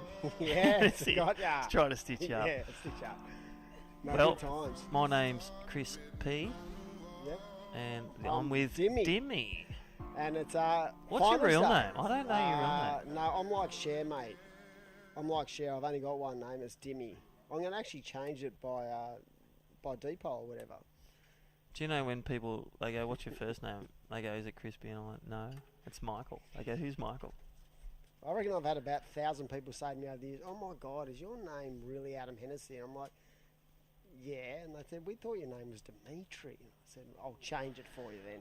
Well, But talking no- about, yeah, and let's go straight to semi-final 2. No one knew who A. Reginato is until the Australian board riders battle and the Sunshine Coast came to town. Alistair Reginato in the red from the Sunshine Coast and Dakota Walters, D. Walters from Angari. Such a high flyer, holding all the best waves. Yeah, I'm a Semi-final massive two. fan of this young guy surfing, and it's so good to see him back Yep. in the contest. Just surfing, Jersey. just flying, Yeah. just turning. He's got so much Flaring. to offer, and this is going to be a great matchup because I've Yep. felt like Alistair has been pretty much the most switched on when it comes to quality of waves he's been able Yep. to really execute on during the course of this event. And this is a semi-final, and it's serious times for these guys. A lot of money up for grabs as a QS 1000, part Yep. of the ratings for next year's series, and two guys who are very different in stature, but bring so many different tricks of the trade into a heat. So it's going to be a fantastic battle. 25 minutes, that Yeah. extra 5 minutes. Plenty of time. Look at them Gives choosing already, being choosy, having a look at their position. That's Dakota Walters out there. A share of $4,000. Make the next heat. Billy Stamen's there already. Congratulations, Billy. You've made the final. Congratulations, Raglan, the Raglan surfer from New Zealand, the 32-year-old. And I'll tell it's- you what, congratulations. And one of the youngsters, Dakota Walters. I think Dakota's around 20 now. He's got his own license, living up the coast. He's spread his wings. So, Walt, you've done well. Your sun is shining. And Walt and the family at home watching on the World Surf League app, live webcast, live shots. And all the crew, Dan Ross and Harley, his brother. Yep. Great to I see. just hope he continues his career because he's, Yeah. it's so a delightful young guy to be around when it comes to the way he actually acts at events, and he's got so much to offer. So this might actually re-energise and re-spark that will to compete at a higher level. But yeah, Dakota Waters taking on Alistair Reginato, and like you said, he was like Yeah. sort of exploded out of the blocks a couple of years ago for North Shore at the ABB, and he's turned into a real powerhouse. I feel like his body's grown, Yeah. he's developed his skill set, and now he's just a complete weapon. Well, like Takahu Butler, these guys are riding 5'11", so they're big men boards. So they're not on their 5.0s or their 5.5s anymore like a Pro Junior Grommet. These guys are on 5'11s, high performance, tails, rails, and Leaderage. It's all about leaderage these days. it is. What leaders do you Remember- ride? It's got to be big. Yeah. But I actually ride I- a CI. I Nice. love them. Neckbeard, one of my do I. favourite boards, hey. Yeah, that's right. I did 3 weeks in Bali once, just on the Neckbeard at Shipwrecks, New Bongan. One of the best trips ever. There you go. Fastest boards. Talking about fast, I love Alistair Reginato's hair. Him and Cooper Davies got the Fast Eddie haircuts, home cuts, because they're on the road for 60 days. Yep. Bought the shaver for $20 from Target, and boom, hairdressers. So with this, mate, we've had 6 minutes, no waves so far in this Yep. semi-final, so it's been a slower start to this semi. That extra 5 minutes gives them a bit of breathing space to really think hard about what they want, as we see Dakota having a look at Yeah. this wave on that left and not going. So you can see the chop and the lack of power in the ocean, but there's still plenty of waves out there. But with that slower start, does that change the mindset at all, you reckon, for these athletes? No, I think they're patient. They know the value of a wave. They know a value that it will come, and that's what they're hoping for. And the other thing is, do you want to restart? If there's no waves that the head judge determines that they could have got, they may get a restart. But at the same time, if there's been bankable waves and they're just pushing each other or in the wrong spot, they can deem to roll out with 18 minutes remaining. So yeah, I feel like it would be a big ask to restart a heat in these kind of conditions because there's been multiple waves on the peak. They just haven't gone any, and that's what the head judge would be look at. Has there been anything rideable? Yes, there has been. Has there been anything they want? No, there hasn't been. Here As we we go. see Dakota having a look. And want to point out too, that start of a neutral priority with priority, you can paddle for waves and not lose that priority. It's until one person in a two-person heat gets a wave, and then ultimate right away will go to the other surfer out there on the peak takeoff zone, and then it just changes that way. Because once that priority starts, you paddle for a wave like Dakota just did, you potentially can lose that ultimate right for a wave priority. And that's that big little big P in the corner. So already we have one finalist in the men's, and that is Billy Stamen. And I want to make note of the fact that the consistency of his performances, not just in the last 2 days, but over the course of the whole series, is incredible. And he's now gone back to back. Consistency and resilience too. So he was losing in that semi-final, had the second best wave and the fourth best wave, but found that wave to get back and get on top of Thomas Cavallo. And Thomas Cavallo, we salute you. Great surfing. You take third, $1,000 US, not bad as well. 650 points on your career 22-23 World Surf League Mad Mex Pro QS 1000. Yeah, a semi-final in a QE. Yeah, it's a big deal. So his performance, Great he'll start. be disappointed, but as we see Alistair going to the air, not riding out. But yeah, while he'll be disappointed, he'll know that he's had some really solid heats, and it's such a great foundation moving forward in his career and in his will to actually get onto that Challenger, because he was right there this year. Just didn't happen, but I'm sure in the future that man will get a crack at the Challenger and then ultimately a crack at the CT.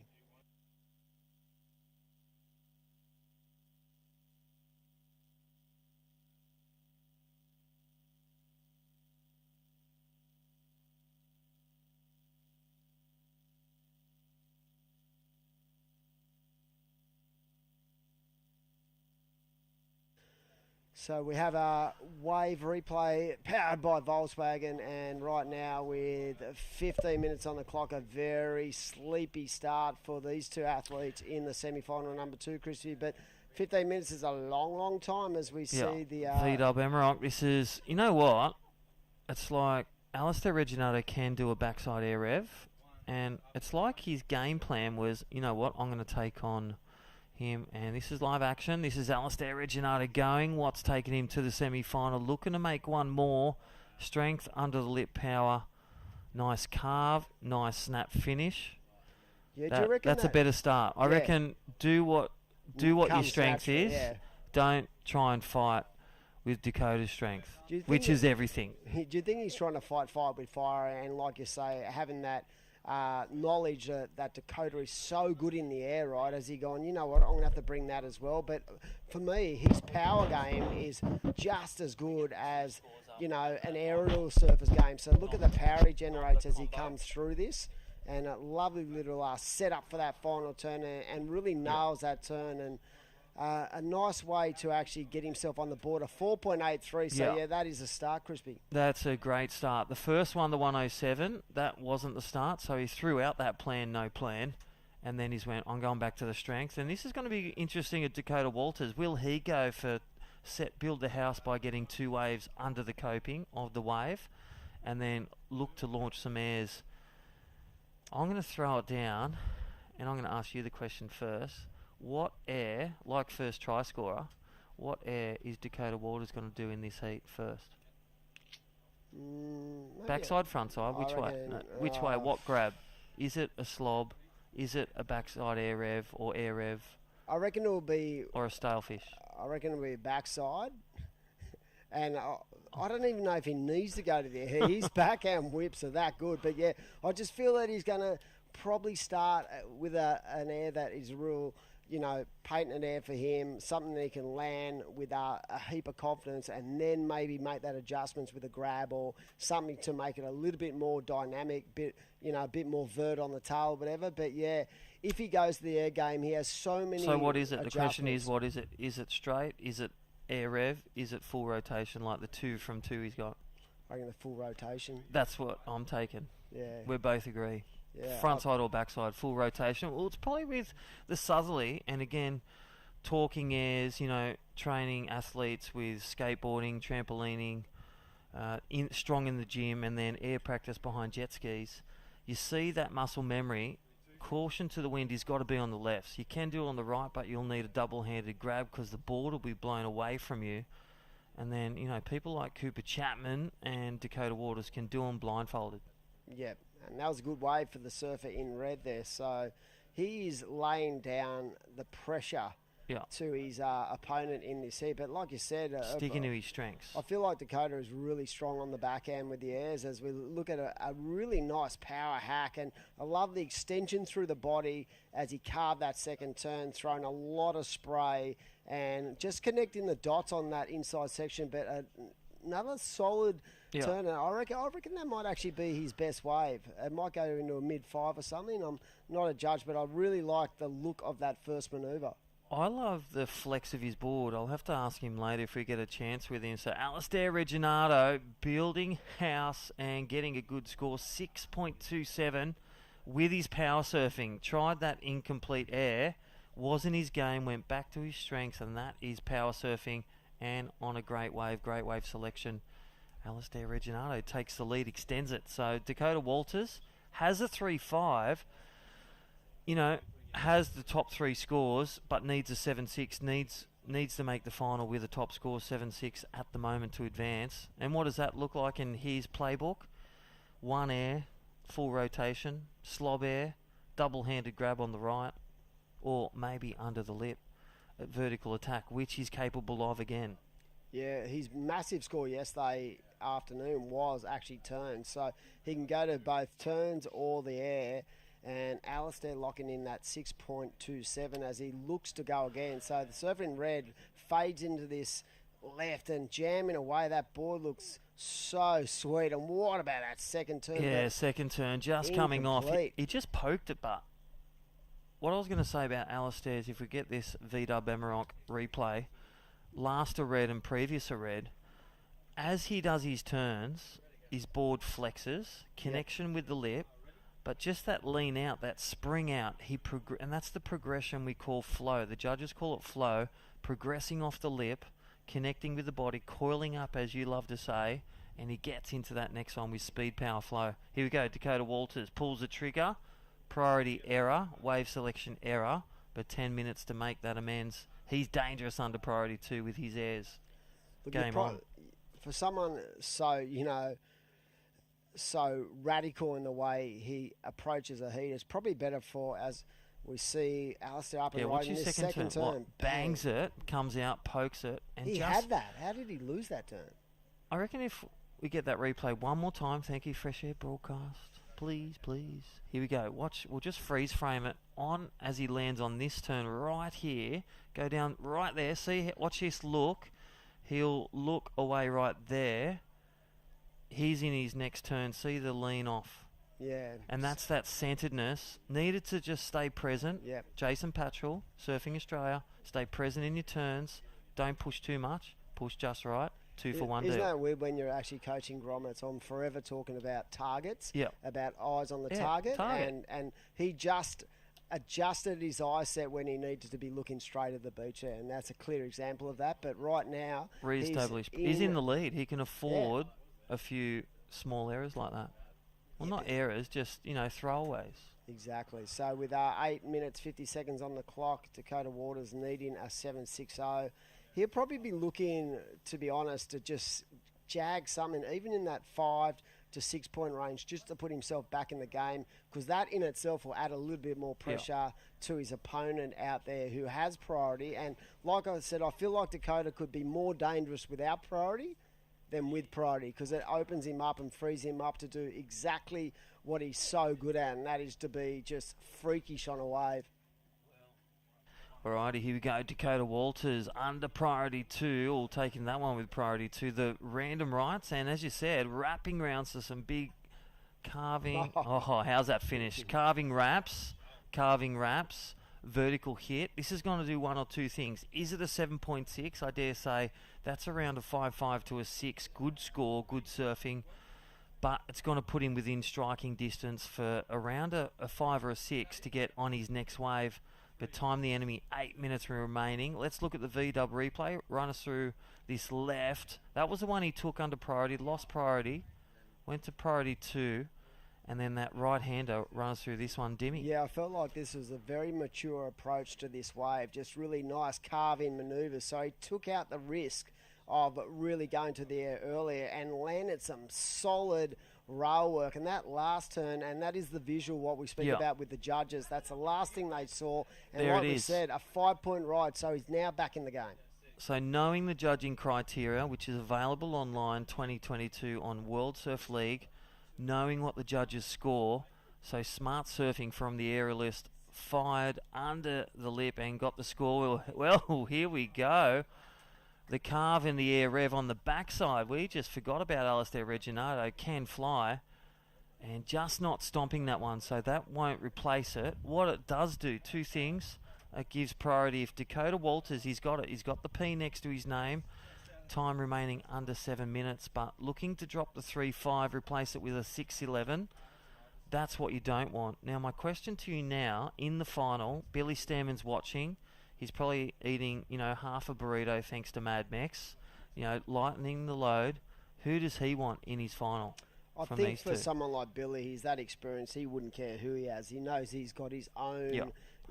He's got his own theories, and he's just backing his own ability in a heat. So yeah, both these guys bring a really solid power base. Alistair more that traditional power game, where Dakota is great turns and ability to generate big scores with turns, but his air game is next level. So I think for someone like Billy, he would just go, mate, whoever it is, they've got to beat me.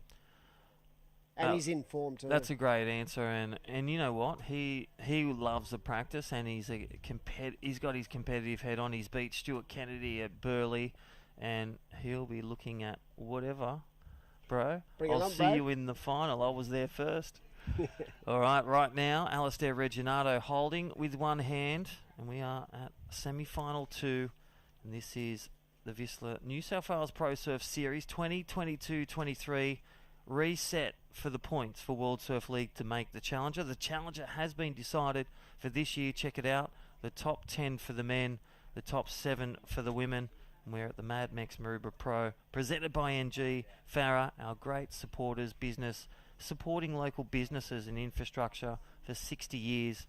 Thank you for being our presenting sponsor for the men and women, QS 1000. Big shout out to the lifeguards, Randwick City Council.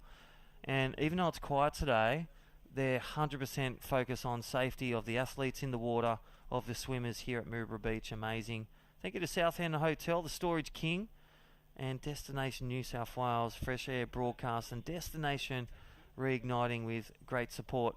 Well, live action, there it is. Alistair Reginato just off and on that one. He's got priority 2, so he'll throw that one away.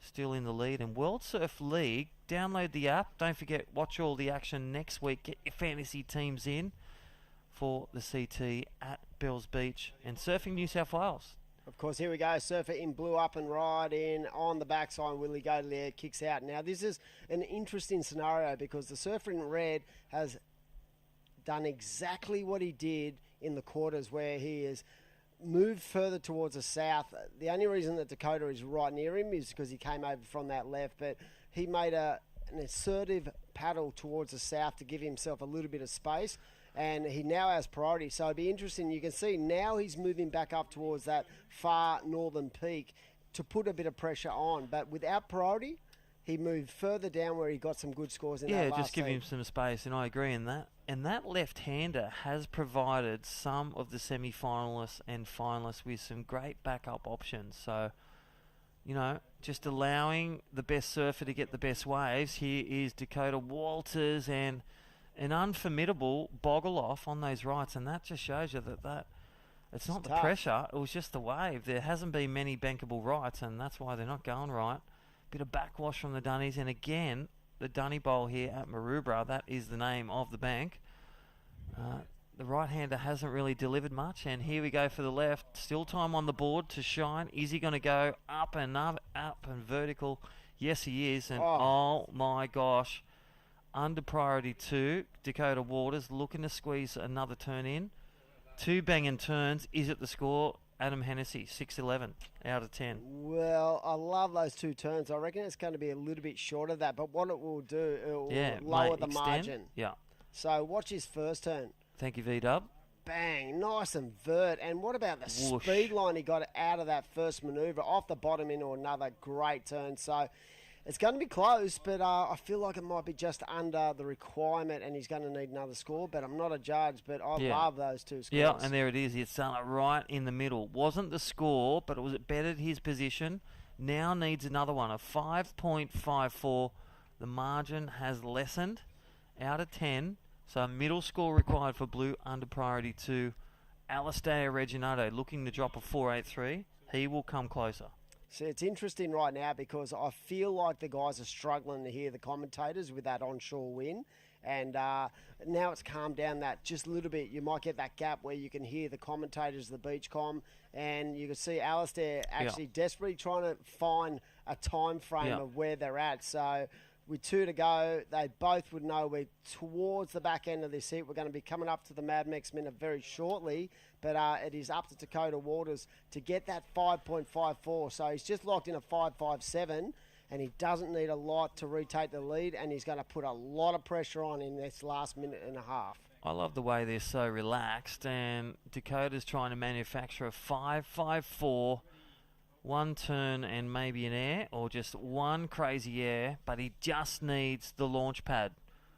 And again, the Mad Mex minute coming. There's Alistair Reginato having a look on the right, and I dare say, you know how he touched his watch? We know he's got a watch. He's no doubt he's got the time clock on there, but maybe he wants that other athlete to know how long's left as well. Putting a bit of more pressure, and you know, we'll speak about Mad that Mex last Minute. wave. Thank you, Tom and all the crew. Don't forget, download the app. 2 for 1. Thank you, Mad Mex. The password, surfing.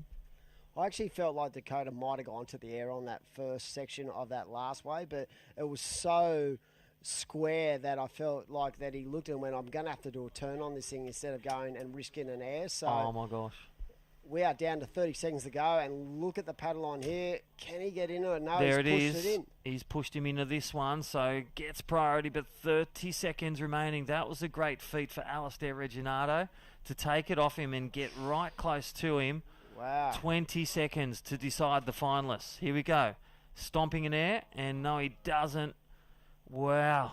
The biggest scores, Dakota Walters, and it looks like we're going to see an upset by a great surfer like Alistair Reginato. And it looks like it's all been one and done. The man from Sunshine Coast, NASA board riders, he will go through to the final to meet the New Zealander. There is your winner, ladies and gentlemen. Unofficial winner. And well, Noah Stocker, Coop Davies, and all the crew, Sophia McCulloch, they will be frothing, and all the crew family watching. He has made the final, got it done with power and sticking to his A game. We'll be back shortly with the women's final. Carly and Demi will be calling through the first start. We'll see you on the back end of our hearing from our great supporters. See you soon for a 30-minute final. Women's up first.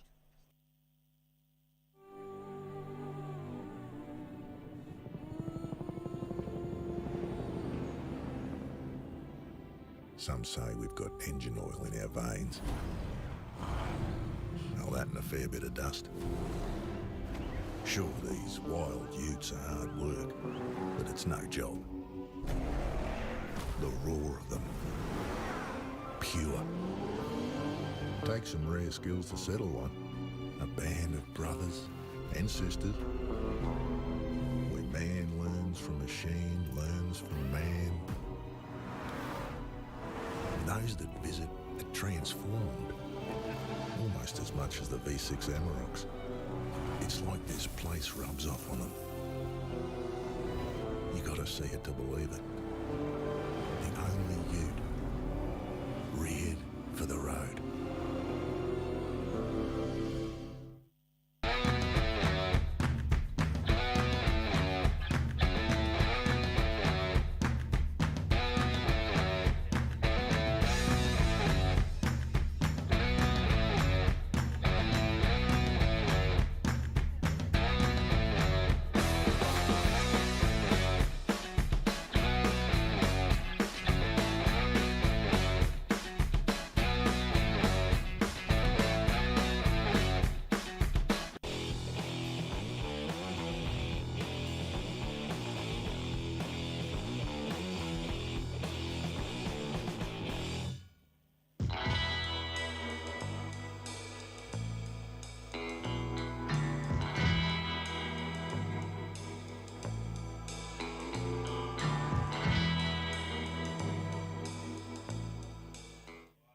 Welcome back to the Mad Mex Maroubra Pro. Get excited. We are into the finals of the QS 1000, and I'm joined in the box by Carly Shanahan on what has been a great day. Some interesting heats unfolding, and now it is game time, and it's up to the women to bring their A game. Yeah, it's going to be such an exciting final. It's Holly Williams from the Sunshine Coast. Shout out to her nan and pop watching from New Zealand. And her dad's down here as well, taking on Charlie Hurst, Wollongong Goofy Foot Extra. I was going to try and say like a really big word, but she's just a shredder. Just say shredder. It's so good. I mean, both of these young ladies have been on absolute fire, on point, and they are into the final. I'm sure that we are going to see a maiden victory here from one of these two surfers. And I've got to say, the surprise package for me has been Charlie Hurst. Her ability to unload and really generate big scores when she's needed to has impressed me immensely. Yeah, she's put on a really great performance, and yeah, it's going to be a maiden win for both these competitors. Holly's coming fresh off of her Newcastle final finish, so she'll be feeling pretty confident, but let's see if she can get the win. She's up and riding now. She's cutting it back to the power source. She's hunting down a section on the inside, but she's getting caught just behind, and yeah, elects to kick out of that one. So just a small score for Holly to start, and let's see if Charlie can answer back. So she's pretty much just handed over the precious priority to Charlie Hurst, the goofy footer from Wollongong. Yeah, so Charlie, this is going to be her best result on the QS, and basically this season it's going to be her best result. Holly Williams, as you said, had a final up at Newcastle, which is no mean feat, coming in fourth. But yeah, this is going to be an intriguing matchup because I feel like both of these surfers, the energy they've come with and their just maturity levels has been really on show for two surfers who are quite young. So they're exceptional young athletes and they know their craft. Yeah, definitely. I've competed against both these competitors. Charlie's the same age as me. We're actually both November babies, 18. Yep. And then Holly 19. So yeah, just kind of like having their first real crack at the QS this year and both excelling. So it's really good to see. Yeah, I mean, both of these surfers are basically still of pro junior age. So to see them in a QS final, amazing, because when you look at the talent pool that came into this event, we had some really strong athletes. And like you said, Holly Williams, for me, has been the surprise package of the qualifying series and well earned under pressure. She needed a result in Newcastle and she offloaded some really experienced world-class surfers to get her spot on the Challenger. So good on Holly, and right now she's got it all to do when you're taking on Charlie Hurst, who I feel has just had that just magical rhythm in her heats. Like whenever she's been down, she's been able to fight back. Whenever she has needed a score, she's been able to nail it, and that is such a skill set that every athlete wants. Yeah, definitely. And Holly trains so hard in the off-season. She's got her two older brothers, both excellent surfers as well, and she's always training with those guys and got such a good training regime. And then Charlie, on the other hand, fellow Billabong team rider, she works really hard, surfs with her little sister Tyler, and shout out to her cousins Zach and Jordan Hayward, who surf with her heaps. They've got such a good crew down in Wollongong, so she's well supported, and both these surfers have got what it takes. It's just going to be a matter of who's on the waves. Exactly. So for them, it's just about really maximising every opportunity that arises. And with this jumbled swell and sort of shorter periods of waves, it's so important when you have priority that you actually nail the opportunity. So it's going to be intriguing. There'll be some nerves out there for sure. Of course, a massive shout out to Mad Mex, who was the major sponsor, and along with the VISSLA crew, who have put on this series for 4 years. They came in when surfing needed a boost when it comes to our funding and support, and the VISSLA New South Wales Surf Pro Series has been an amazing introduction, and well done to John, Wes and all the crew up there who initiated that and are passionate about giving you surfers the opportunity to compete at a pretty high level in your own country, and this is going to be such a great way to finish off this event. Of course, this event was actually postponed, so this has sort of been re-put on the calendar after that huge low came down into Sydney about a month ago and basically wiped the whole joint out. So it was great that we're able to reset. WSL did a great job rescheduling this event, and now we're into the exciting finals. Yeah, no, it was really good that it kind of got rescheduled because those waves were crazy, and then along with the floodwaters as well, it kind of contaminated the water on top of there being crazy swell. I feel like Maroubra is either massive or really small, as we see the heat wave replay there of Holly, just cutting it back to the power source, trying to find some vertical open face, just kind of slashing, keeping her rhythm and flow, and she looks fired up. You can just see, even though it's like such a small wave or like not kind of on a set wave, she's just putting everything into it and kind of just slowly building rhythm with the 317 there. Yeah, you're right about Maroubra. It can offer up a variety of different kind of wave, different wave scenarios. I've seen it when it's been really big. I remember back in the day we ran a Ripsaw Grom Search, and it was basically about 9 or 10 foot, and Sally Fitz and Laura Enovar were in the event, and the organiser said, guys, can you just surf that inside? And everyone was like, yeah. And both just went out the back and sort of lit up these huge waves. And then we saw it a couple of years ago where Dakota Waters won, and it was really, really manageable, and the air game came into play so heavily, and he went on an absolute tear in half a foot waves. He made it look so easy. Yeah, definitely. I think that if you want to be in the Kiwi grind, you've got to have that repertoire of big and small waves.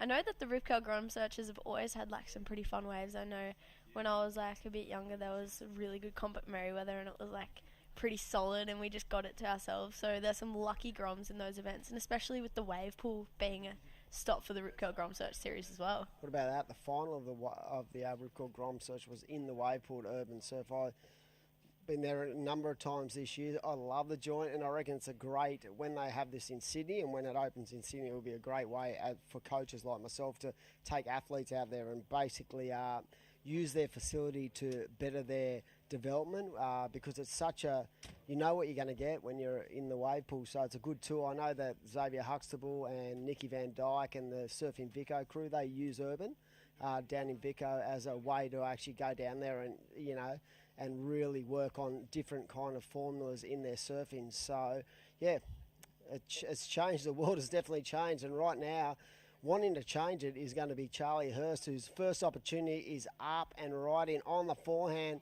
And again, the fluency of her front side attack has been so dominant in this event. And again, nice and sharp, but probably not the best wave, but she just wanted to feel the wax under her feet, and how important that as a surfer is to, you've gone 6 minutes just to get something under the belt. Yeah, I think that even if it's not a score, even if you're just taking off on a closeout, it just like washes off all those nerves, and she got a couple calves on that wave, so it probably won't be a keeper towards the end of this heat. There's still 20 minutes to go, and I'm sure they're going to be offered up heaps more opportunities as we see the heat wave replay. So she kind of just takes off. It's got a bit of wobble, carves it back. She's got such a smooth style, so she'll be feeling her nerves kind of eased. Couldn't quite get that little rebound on the foamy section there, but she'll have nerves gone, and yeah, she opened up with a 2.9, so small scores to start, but they'll be feeling fired up for the back half. Okay, you've been in a final before. How are you like in that first, say, 5 or 10 minutes? Because this is going to be one of these two athletes that are actually going to win their first ever QE. So when you went into a final, were you really like nervous and or were you just so excited to be involved in the final? How was it for you mentally? I feel like I'm kind of lucky. I don't really get nervous before surfing a heat. I just get overexcited. So we saw Annie earlier today was getting really overexcited and just kind of like throwing so much at the turns, and it wasn't quite paying off. But you kind of need that perfect level of excitement where you kind of like brought down to kind of just like simplifying everything and kind of working smart instead of just kind of getting overexcited and just like, oh my god, I want to take off on every wave and I want to throw everything in every section. I feel like it's a real balance. Yeah, I feel like that is a massive part of if you've got a coach at a venue with you to calm you down, to get you focused, to get you set, and just get that mind right. So you have that, that energy level that you need to perform at your highest, but you also have to have that sort of calmness to keep yourself in the moment and not overthink things. So I feel like both of these surfers, if you go back to all the heats we've seen at Maroubra in the last 2 days, I feel like both of these athletes have really been able to nail in and be sharp in the eye about what they're trying to achieve and what they're trying to bring to the table in each and every heat they've surfed. Yeah, definitely. I think that kind of, a coach can definitely be really great, or kind of like a partner or your like a parent for some of these younger girls. I knew that my dad would kind of play guitar before my heat, like the last semi-final where I did well in this event. He was like kind of bringing me back down, like, you haven't made the final yet, you've still got to verse like some big names. And you had a pretty big name in the semi. Yeah. Who'd you have? I had Philippa. Philippa.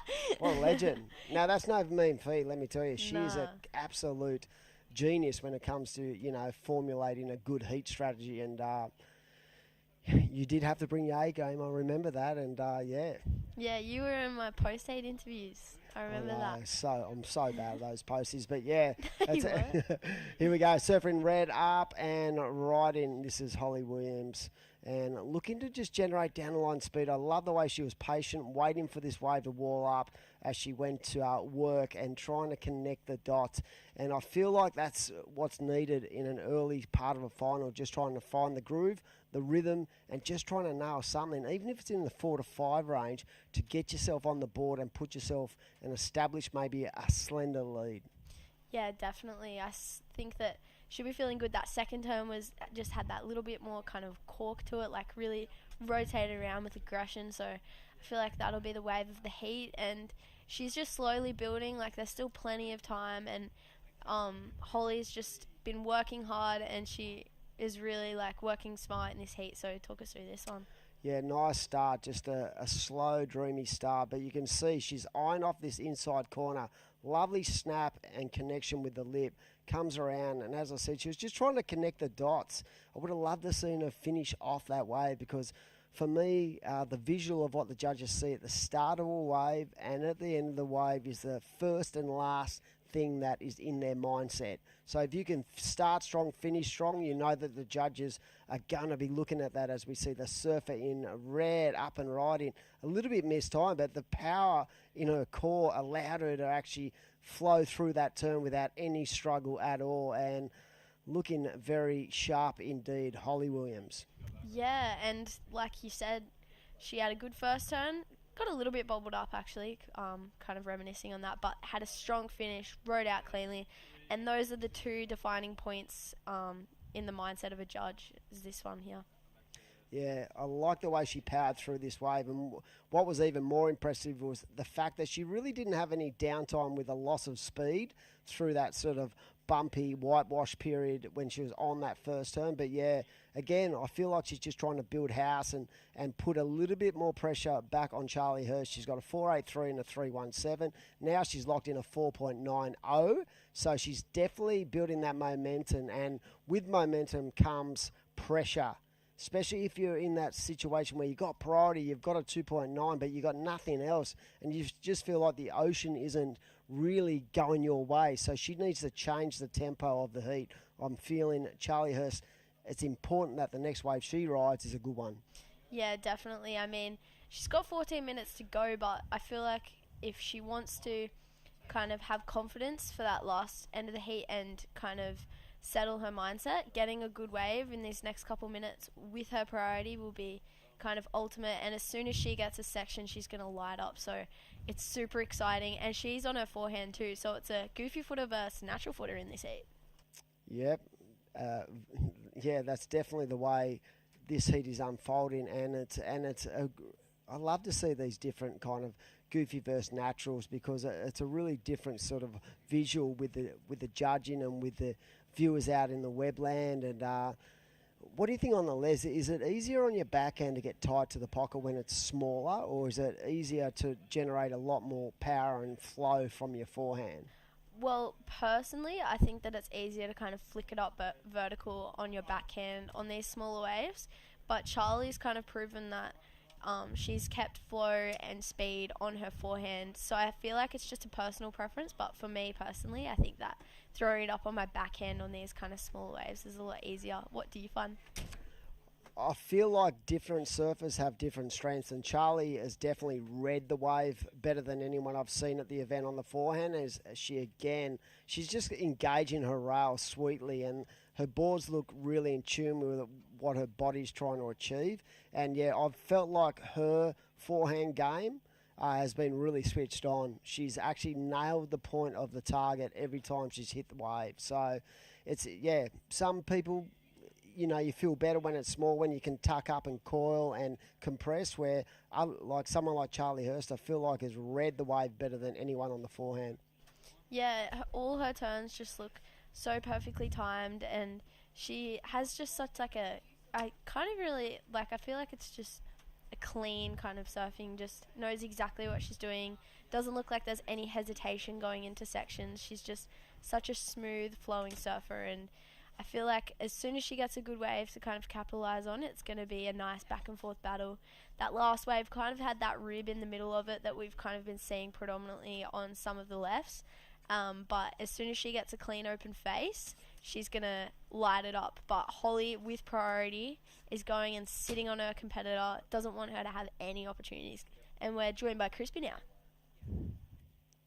Yeah, just over the halfway mark, and yeah, just having a little watch from the competitors' Mad Mex tent with Tom, and the crowd are frothing in Mr. Williams.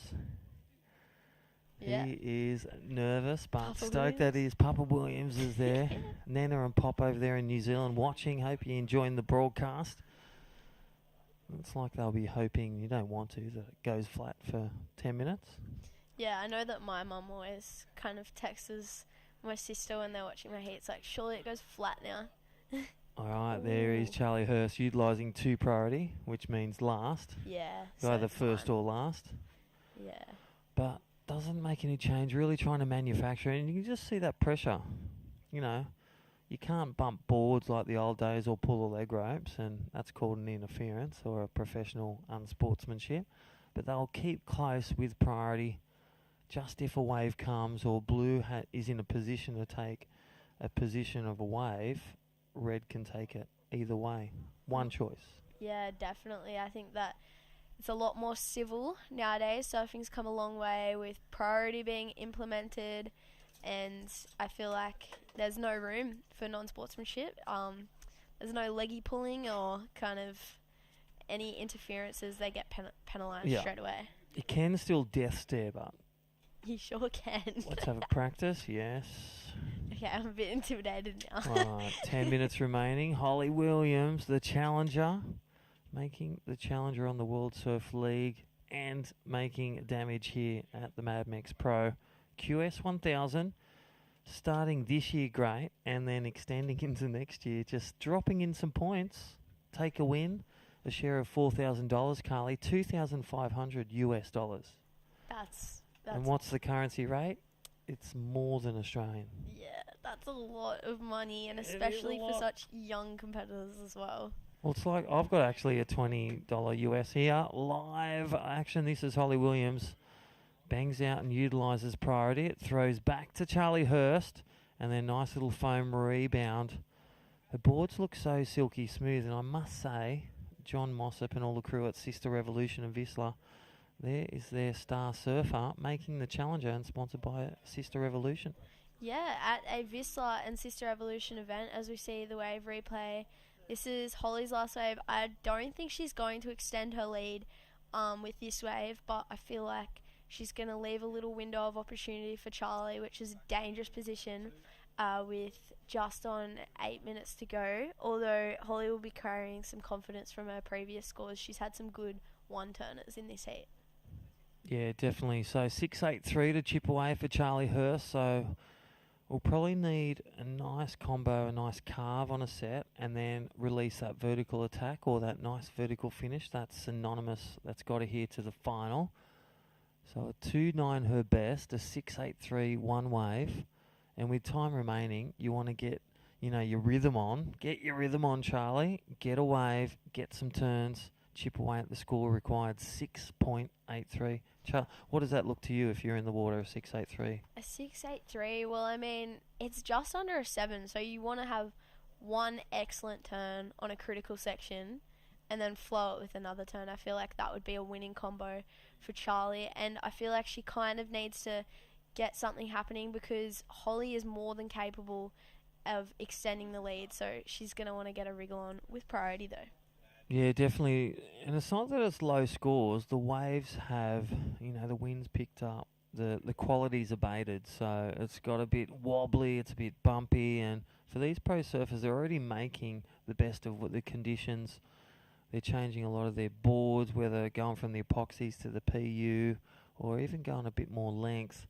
But I'll tell you what, time frame 7.5 minutes. Charlie Hurst will need to either get a 5 and a 4 or do it with one way, the 6.83, to get on top and be crowned champion and first QS ever win.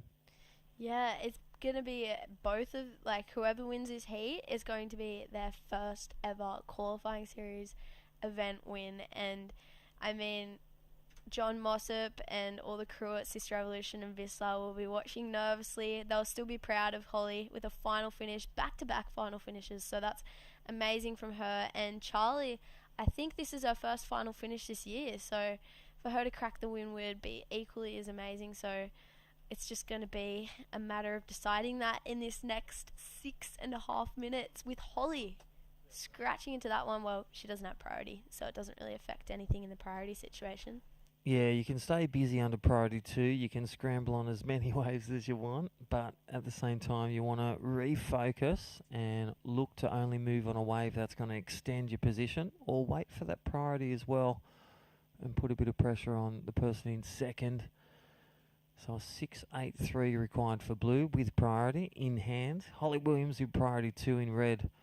A 4.9 and a 4.83. She has just been in blistering form and coming off a finals berth at the Surf Fest in the big leagues, the QS 5000 last week at Newey. Well, she's in great form, momentum. Yeah, and she's up and riding on a bumpy little right, carves it back. Yeah, and she doesn't see any more opportunities, so she's in and out of that one. So she's just keeping busy, keeping her focus. She can take as many waves as she wants without priority. And Charlie just playing the waiting game. I really want to see her just get a nice opportunity to really kind of capitalise on those lefts like we know she can. Well, quick form. Your pick for the men's final up next. We've got Takahu Butler vying for qualifying series 1,000 points. We've got Billy Stamen versus Alistair Reginato. These the semi-finals or? Final. The final. New Zealand versus Sunshine Coast, Australia. So is it Billy or Takihu? Billy, Oh, Takahu's Billy. friend. Oh, right. Small right. error. Yeah, right. Okay, so Billy versus Alistair Reginato. Wow. Okay, they're both amazing surfers, both really hard workers. I'm gonna go with the Aussie, Alistair Reginato. He's been looking on fire, but I feel like Billy's gonna put him through his paces. Yeah, he's going to make him work for it. And talking about work for it, that is your heat leader, Holly Williams, on a VW Amarok replay. Thank you, Fresh Air Broadcast. And look at her, just under priority 2, making it sting and looking for a win. A maiden win. And look at that seaweed that onshore and that high tides brought in. We are at Maroubra Beach, the Dunny Bowl. And again, thank you to the local Maroubra Underground surfers here, all the crew. You know, some great, from Tony Seddon all the way down to some great surfers like the Abbott brothers, Sonny. I actually bought my first surfboard from here, from Sonny Abbott. Nice local motion, Gunter Ron. Fun fact. Gunter Ron, he's based up in Byron now, yeah? Yeah, he's up there and he used to shape local motion. Here we go. That is Charlie Hurst, so up and riding, looking and searching for a 7.1 because Holly Williams has extended, and that is the Charlie we know that's got her to the final. Oh, she didn't really get a second section there, but you can tell that she's just ready to just kind of unleash as soon as she gets an opportunity. But yeah, that's a bit of a flex, being able to get your first surfboard from Sonny Aberton. I mean, that's a story to carry on forever, hey? That's pretty cool, and it went well out voodoo until I snapped it. But I tell you what, here is Charlie Hurst on the fight back. That's the best wave, a 337. Let's look at the V-dub Amarok. Good looking takeoff, and let's look at the choice of turn. Goes down, nice little cutty, but looking for that vertical section, and then carves around again. That's why those carving manoeuvres sit in that section of the scale, around a 2 to 4 range. Yeah, so she's reduced the requirement ever so slightly, and I think she needs just under 7 now. With 2 minutes and 45 seconds remaining, it's just going to be a matter of who's decided priority, and there it is. So Red holds priority. Yep. She's going to be smart about this and try and hold Charlie off of any opportunity, although we saw Charlie make the final in the last minute, so yeah, that's right. Anything can happen. All right, so there it is. And you're looking up there and you're saying, is that a perfect 10? What it is, it's a perfect 10 combination that is leading the final at this Mad Mex Pro QS 1000. The combination of 2 scores, that is the current rules. Scores are out of 10, a 5.1 and a 4.9. So good surfing for the surfer in red in 1 to 2 foot conditions, high tide, on shore, with seaweed.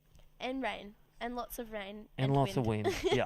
And it's actually warm in the water to Kahu Butler, but as soon as you get out, it's the Arctic Pole.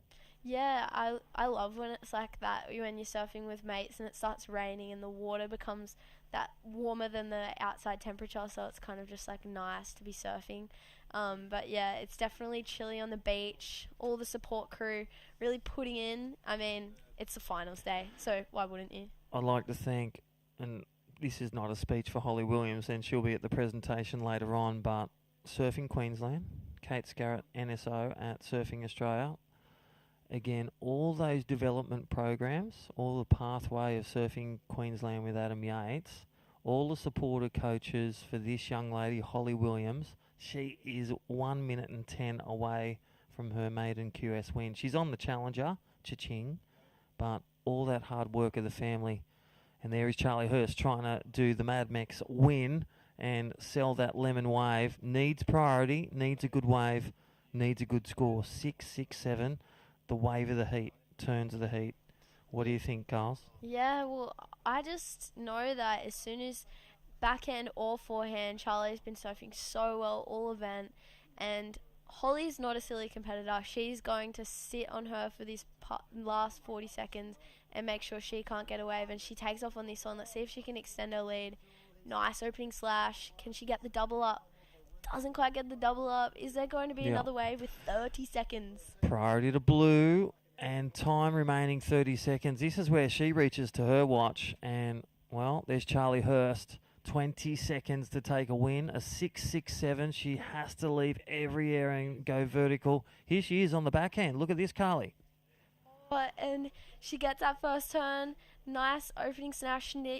She needs one more section, but doesn't quite, and she can see the frustration on her face. But she's made her first final this year, and $1,500. $1,500 for second, Charlie Hurst. And Holly Williams, 1,000 points, $2,500 US. OMG, there is your winner in red, Carly Shanahan. Oh my gosh, she did it. Congratulations, Holly. Sister Evolution, team rider. Yeah, and then pop over there in New Zealand. Your granddaughter has done it, and Papa Williams on the beach here at Maroubra. We'll see him shortly. Well, we'll go back to a break. There is your winner of the Mad Mex Maroubra QS 1000. We'll come back after the break. Thank you, Sister Evolution. Your team rider just won it. 1,000 points, 2,500 prize money. Thank you, team. See you soon.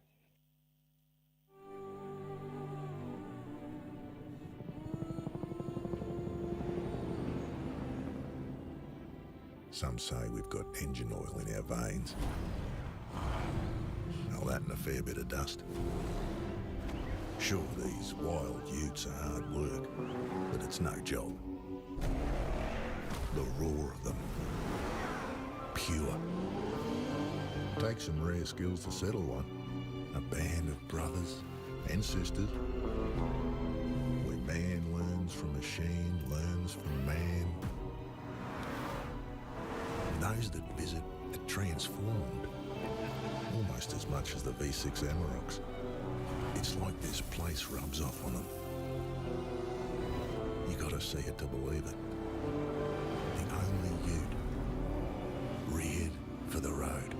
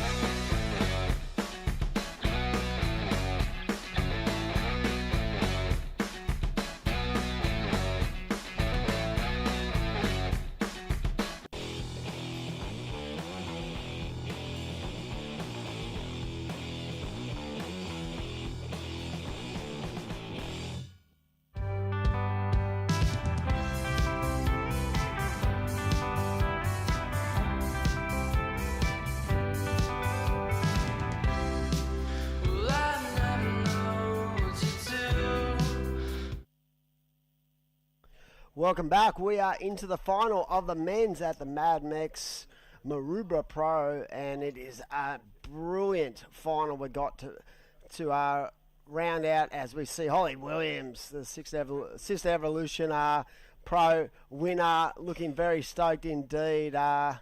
Taking her first ever victory on the QS, so $2,500 and more importantly, 1,000 points that will go towards qualification, and straight and into it is Billy Stamen. Wow, what a lovely turn to kick off the final for the Kiwi, right in a 5-7 sharp eye. And big shout out to the crew at Sharp Eye. Brendan Leckie would be online watching this for sure. Of course, a former, top-rated junior surfer in his own right, so Billy's been stoked with the boards have been getting as we see a couple of replays to kick off that was taking place in the break. So the boys wasting no time, and that is Alistair Reginato going to the air. So they're starting to raise that performance level, and you can see Billy out the back. But what a final we have, and these two are the two-form surfers, and you can just see the flow and the energy from Billy Stamen. Wow, that is a cracker. Look at him look up. Is this a second wave? Oh, that is... what a way to start a final.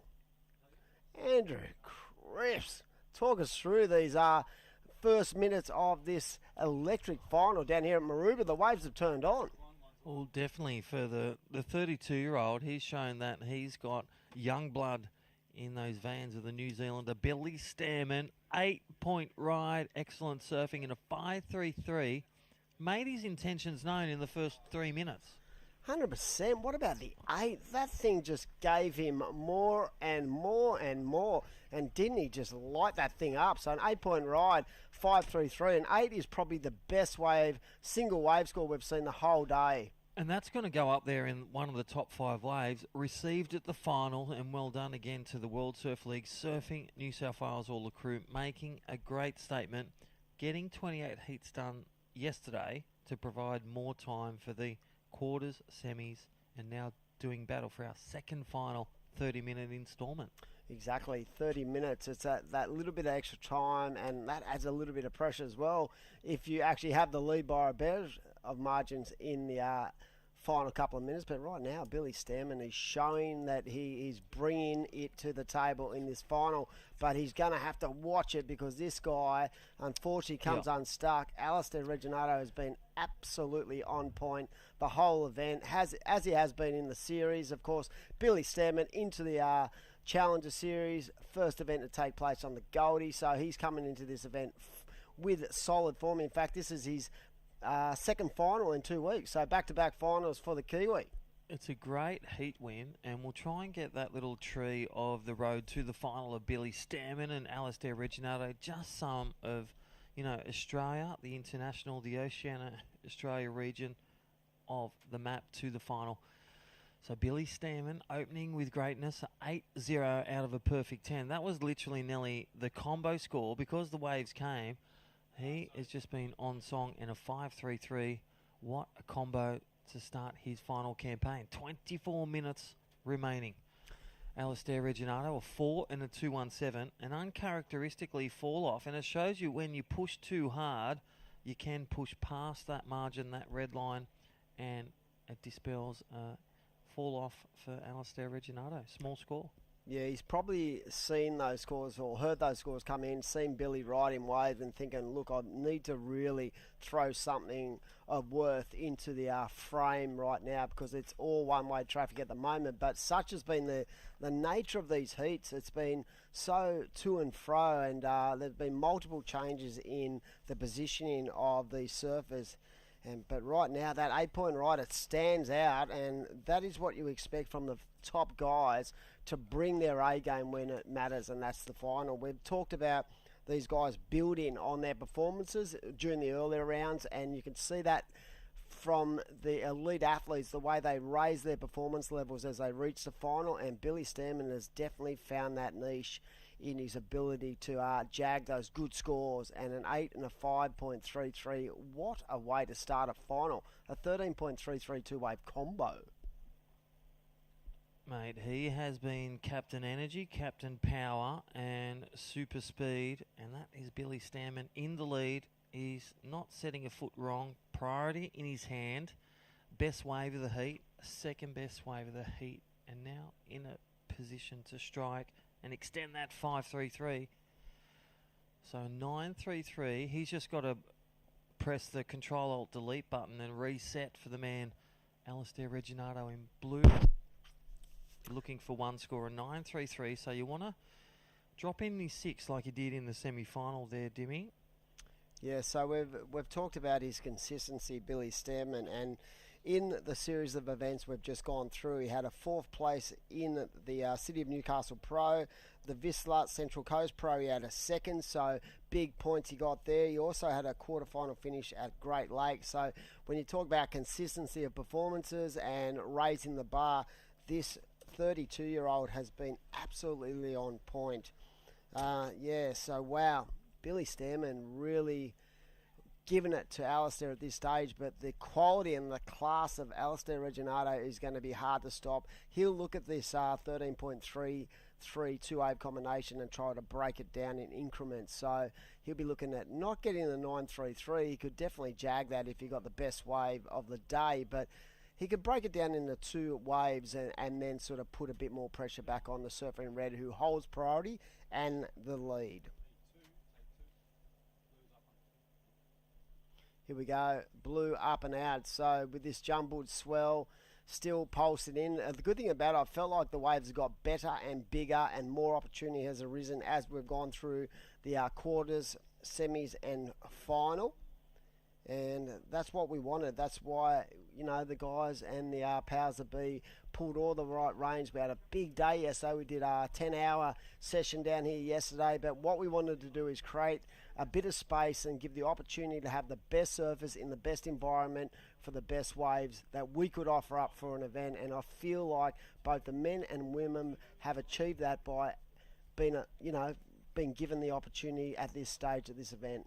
Well, definitely there, Demi. Couldn't agree more. Thank you to all the crew at Surfing New South Wales. Want to find out more about programs, whether it's Surfers Rescue or Her Wave, or get involved with surfers, board riders at a beach near you. Check it out, www.surfingnewsouthwales.com.au. Right, 20 minutes remaining. This is the final. We've already crowned a champion, Holly Williams, from the Sunshine Coast, Queensland, Australian, and part from New Zealand as well. So how is the dual occupancy here in the female final, taking a win for the challenger Holly Williams, and Billy Stamen already in the challenger as well, 2022, and looking to set some points for next year, banking one in. But Alistair Reginato, he needs a 9.33 one wave or a combination of a 7 and a 6.33 to take the lead. He's got to break it down.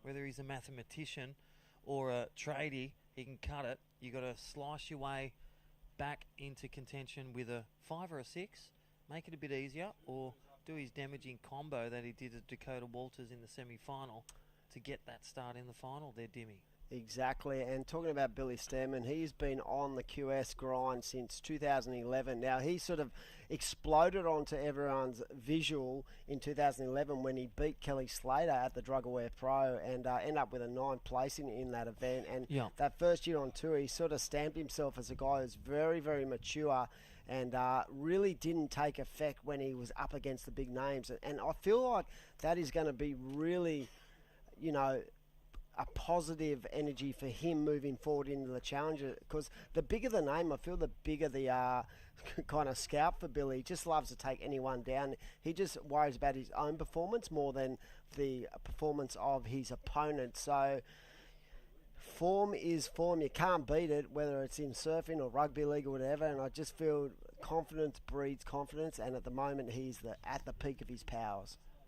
Well, I'll tell you what, the time frame, 18 minutes remaining.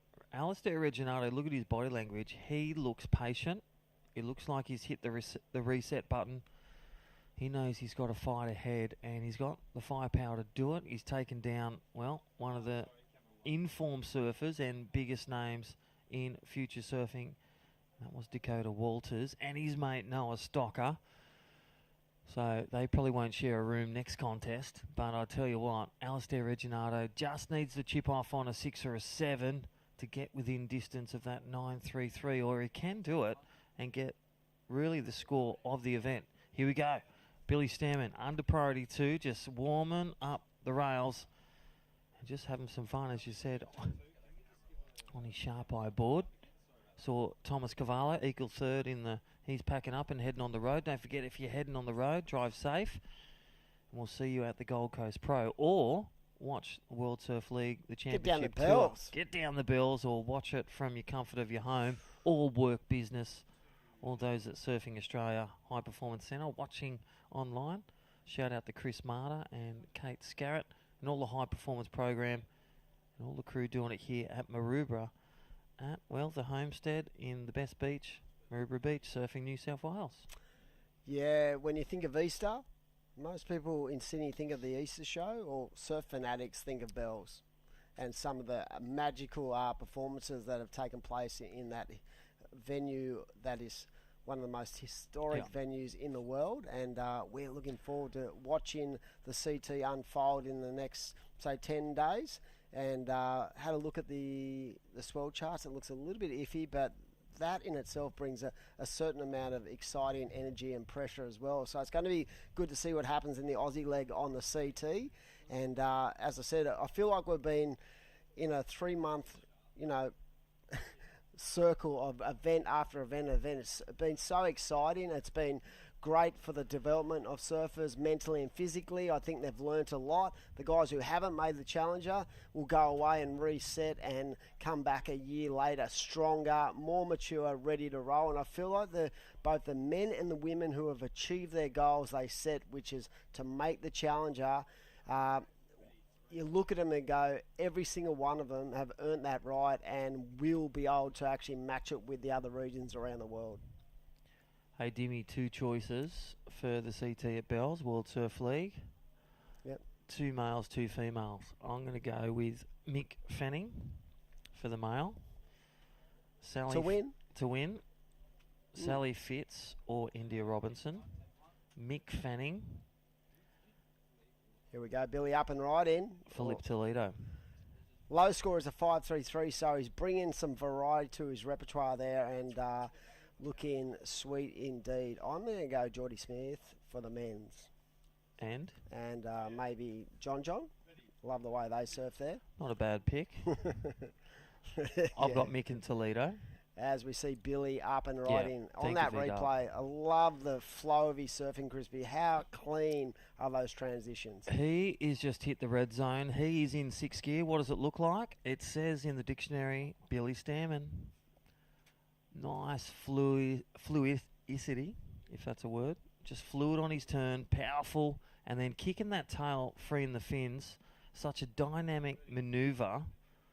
And I reckon judges are going to like that, and maybe that 5-3-3 extending that score. Last Billy under second priority, making it sting. Making it sting. Now he's in combo. So it's back to the drawing board for the surfer in blue. That is Alistair Reginato. Needs a 14.60. So again, we spoke about breaking it down. He actually definitely needs to do that now because he's in combo situation. And Billy just again put in a little bit more, applying the pressure to his opponent and really trying to elevate that second score to make it near impossible for Alistair to get in range. But all he needs is a 7 and then he's back in the game. But a 7 in these conditions, I feel it's going to take something special. But this guy, if anyone can bring it and get out of this situation, it is the surfer in blue. And as I was saying, mate, for bells, I reckon for the women, Steph would be one. Already taken, I said. Malia Manuel. All right, you have Steph and Malia. I've got India Robinson and Sally Fitz. And I'm going to say, I reckon Sally's going to bring out the air game. Well, there you go.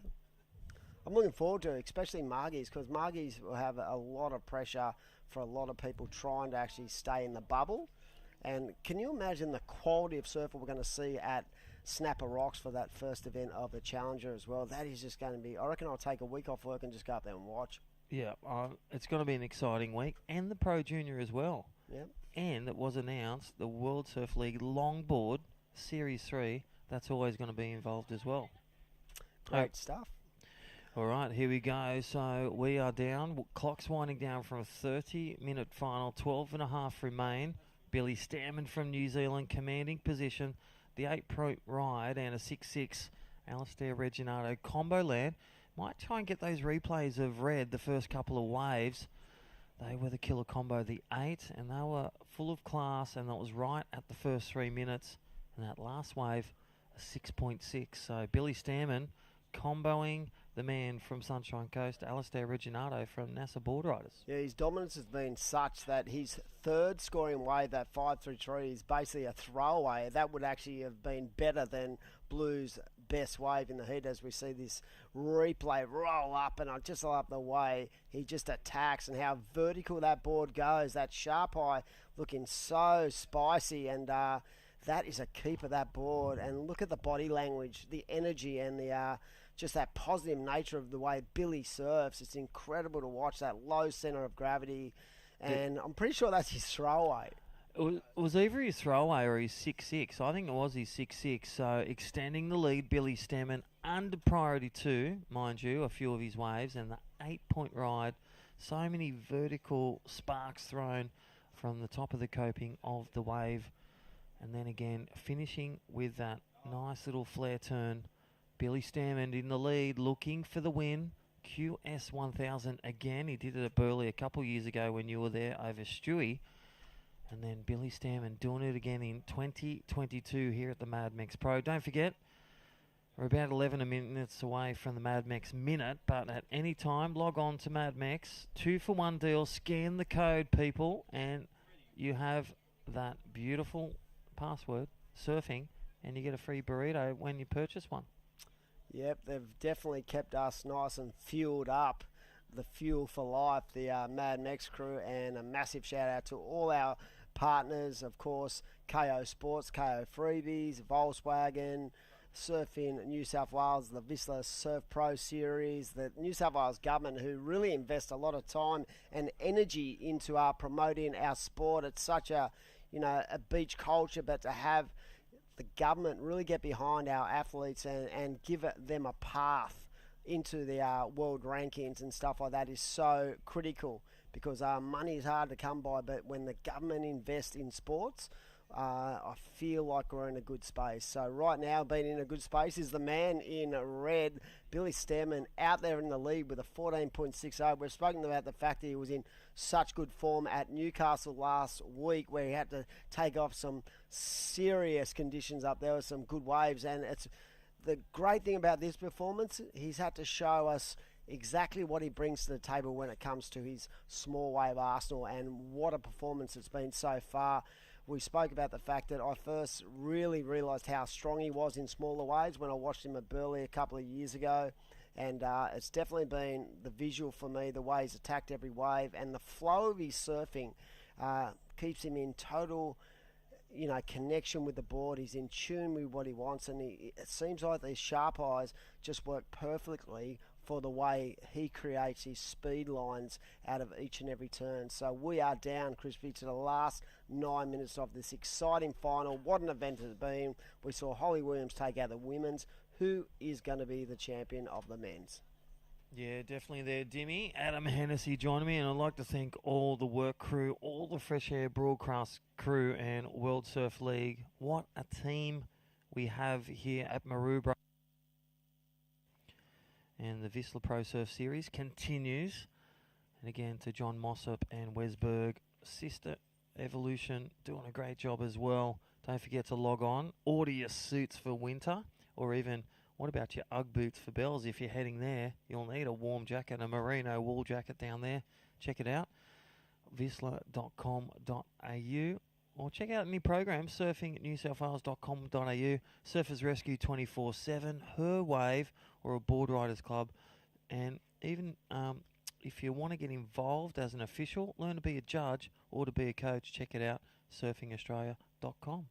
Yeah, there's opportunities for everyone to be involved in surfing in some kind of way, some kind of fashion. The judging courses are great, and a massive shout out to all our supporting partners of the Mad Mex Maroubra Pro, presented by NG Farah, the Randwick City Council, the Southend Hotel, the Storage King, Destinations New South Wales. I spoke about how important the government funding for events like this is. Of course, the World Surf League, all the staff up there have done a great job during the Aussie leg. They've got a lot of work to do now as we head into the World Championship Tour events and the Challenger events. Of course, Surfing New South Wales, who's developed a program, I reckon, that cannot be matched when it comes to providing quality world-class events for both the amateur surfers and the professionals. So well done to everyone involved in the event. We're down to 7 to go, and it is the Kiwi, Billy Stamen, with that 8 and a 6.60, just absolutely ripping the bag out of this final. And Alistair, unfortunately for the surfer in blue,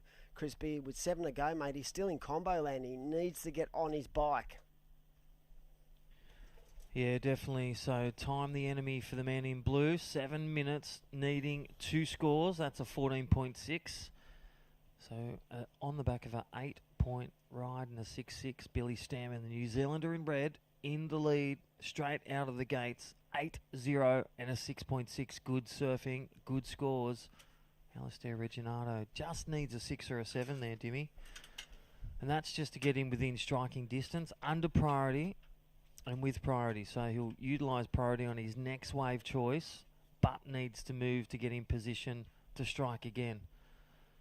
Yeah, he needs to be cool under pressure, but he also needs to know the next wave is going to be a critical point of this heat. If he doesn't get a solid score, he's basically out of the game. But if he can jag a good number and get himself out of combo and leave himself an opportunity where there's a chip in a chair, you're always a chance.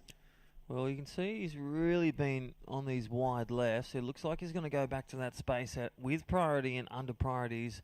Made some damage to get to the final. He's taken down, like we said, Dakota Walters, one of the superstars in pro surfing, and then also Noah Stocker and the Path Trail, all before that to get to the final. So still a great feat for Alistair Reginato, but the competitive savvy, he won't be satisfied with second. He'll look to take the win, but 5 minutes and 10 just needs the wave to connect. Board to lip, lip to landing. Exactly. So he's in combo land. He needs the wave. It's been one-way traffic at this stage with an 8 and a 6.66, and just the consistency of Billy's surfing, his ability to put his board right into the critical part of each and every ride he's had has netted him that 8 and a 6.66. So well deserved. And at this stage, as we said, the Aussie's still in there, but he really needs to fire up very shortly. So it's about opportunity. It's a double-edged sword because he knows that he's going to need something to break this combo, but he also knows that if he takes something that's not really worth a lot, it's going to shut down that opportunity anyway. So he's in a sort of dire predicament at the moment, and you can see Billy just breathing on him. So he knows he's there. He knows his opponent's there. Billy's in a confident frame of mind. You can see the body language of the Kiwi, and he is wanting to put a little bit more pressure on his opponent and shut him out of this final, this QS 1000, of course, 1,000 points going towards next year's ratings for the winner of this event, and also $2,500. So it is a great way to kick off next year. Sounds weird, but it's part of the New South Wales Surf Series this year, but because we had to reschedule, the points will be allotted towards next year along with the Burleigh event. So it is a great warm-up for Billy when it comes to getting some man-on-man heats under his belt, but also just their confidence and the points that will go towards next year as well. We are down to 3.5 to go. Crispy, what an event it's been. 2 days of really solid surfing. I've loved the maturity levels of the younger generation, and I love it when, you know, the stars of the sport rise to the top, and they always say the cream of the crop always rise. Yeah, definitely. We started this morning with some of the best surfers, the top 8 of the men and women, and a category of the top 64. And again, world-class surfers, win, lose or draw. If you're listening and watching and you're bowed out in your heat, all we can say, Demi and I, is keep going. You never know when your moment you're going to be in the final and be on top like Holly Williams, who made the Challenger, took a win, her maiden win, and Billy Stamen in the Challenger and in the lead right now with an 8 and a 6.6, hitting the high notes where it matters. And again, Alistair Reginato, a great feat, but he still won't be satisfied with second. He will look to manufacture that, well, titanium, that 14-6 combo, 2 scores. And I guess he would be just already evaluating those first couple of waves where he went a bit hard or went to the air when he should have stuck to that program that he was on under the lip. Vertical attack there, Dimmy. Yeah, definitely. And if Billy does take the win here, form is a big, you know, you can't beat form, and both Holly and Billy have been exceptional in the Australian leg, and as we said, they're both on the Challenger, and it's no surprise to see them come down here and blow away the field. So congratulations to Holly Williams. We're down to 2 to go. It's virtually impossible now for the man in blue to get the job done. But here we go. He's going to go big. Here we go. He has to go big on this wave. Reginato up and riding, and no. Maroubra says no. The energy says no. Billy Stamen, again, has priority, and you know what? He knows. He'll hear it. Here we go. He'll just free it up, go for something in the air, and air rev. Boom. Still. Hold on. Hang on. He's going to be out of combo. But a minute. Okay. Okay. Have we caught it early? It's a grandstand. No, I'm not going to call it. He's going to go out. He's just stuck an air rev, done a snap. He's got the 7. He's got the 7.5. We need to stand up, Dimmy.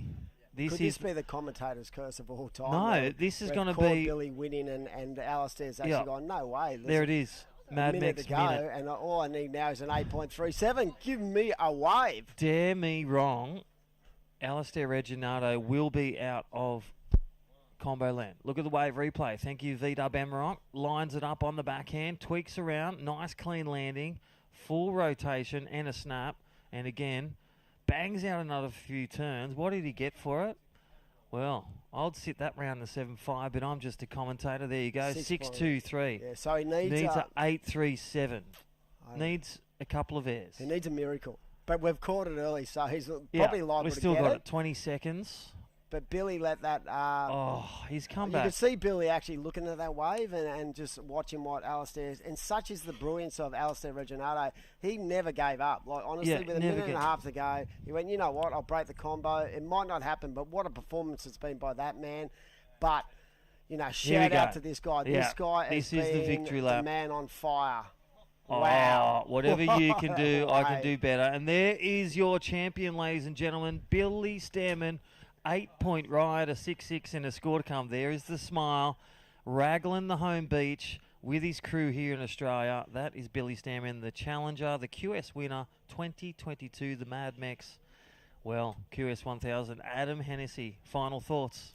Wow, what a brilliant performance by Billy Stamen, and that is a great way to finish off your campaign. He just threw it. You could see the energy, the happiness, and the gratitude in the way this guy goes about his business. Well deserved. He's been on the QE a long time, and he's always been there. And I'd love to see him get that opportunity and maybe one day crack that CT. And he looks absolutely stoked with that win. Alistair's probably going, where did the Huey gods go for me? Well, I reckon they were there, but they only gave him one wave. And Alistair Reginato, look, he's still got a smile. There is your champion and runner-up, Alistair Reginato from the Sunshine Coast. He's just stoked that he made a wave. He got to showcase what he has, what he's learnt. And then, well, I'll take the second $1,500 and $2,500 US dollars for the man in red. A share of $4,000. Thank you, World Surf League. Thank you, Surfing New South Wales, VISSLA. And there is all the New Zealand. And look at Takeo Butler, the kombucha. Yeah. So organic, the shower. And that is, thank you, Mad Mex. All our great supporters. And there is Cooper Davis congratulating his teammate, Alistair Reginato. The winner, Holly Williams for the women. And there is the man, Billy Stamen from New Zealand, taking 1,000 points for 2022-23. Well, my name's Crispy, and Dimmy, thanks for sharing. It's been great with all the team here at Maroubra, the 2-day comp. There is your champion. Again, last thoughts. The Kiwi. Well deserved. What a warrior he has been, and this will give him a lot of confidence moving forward. Yeah, well, we're going to wrap up some highlights, and we will crown the champion at the presentation. So enjoy the highlights, and again, always log on to worldsurfleague.com. Check out the app. Enjoy it at the Gold Coast Pro. Follow us there on the World Surf League. Also, follow the live action of the Championship Tour of Bells. Well, there is your champion, Billy Stamen. Congratulations, 1,000 points QS and 1,000 points for Holly Williams. See you at the beach. Download the app, WSL.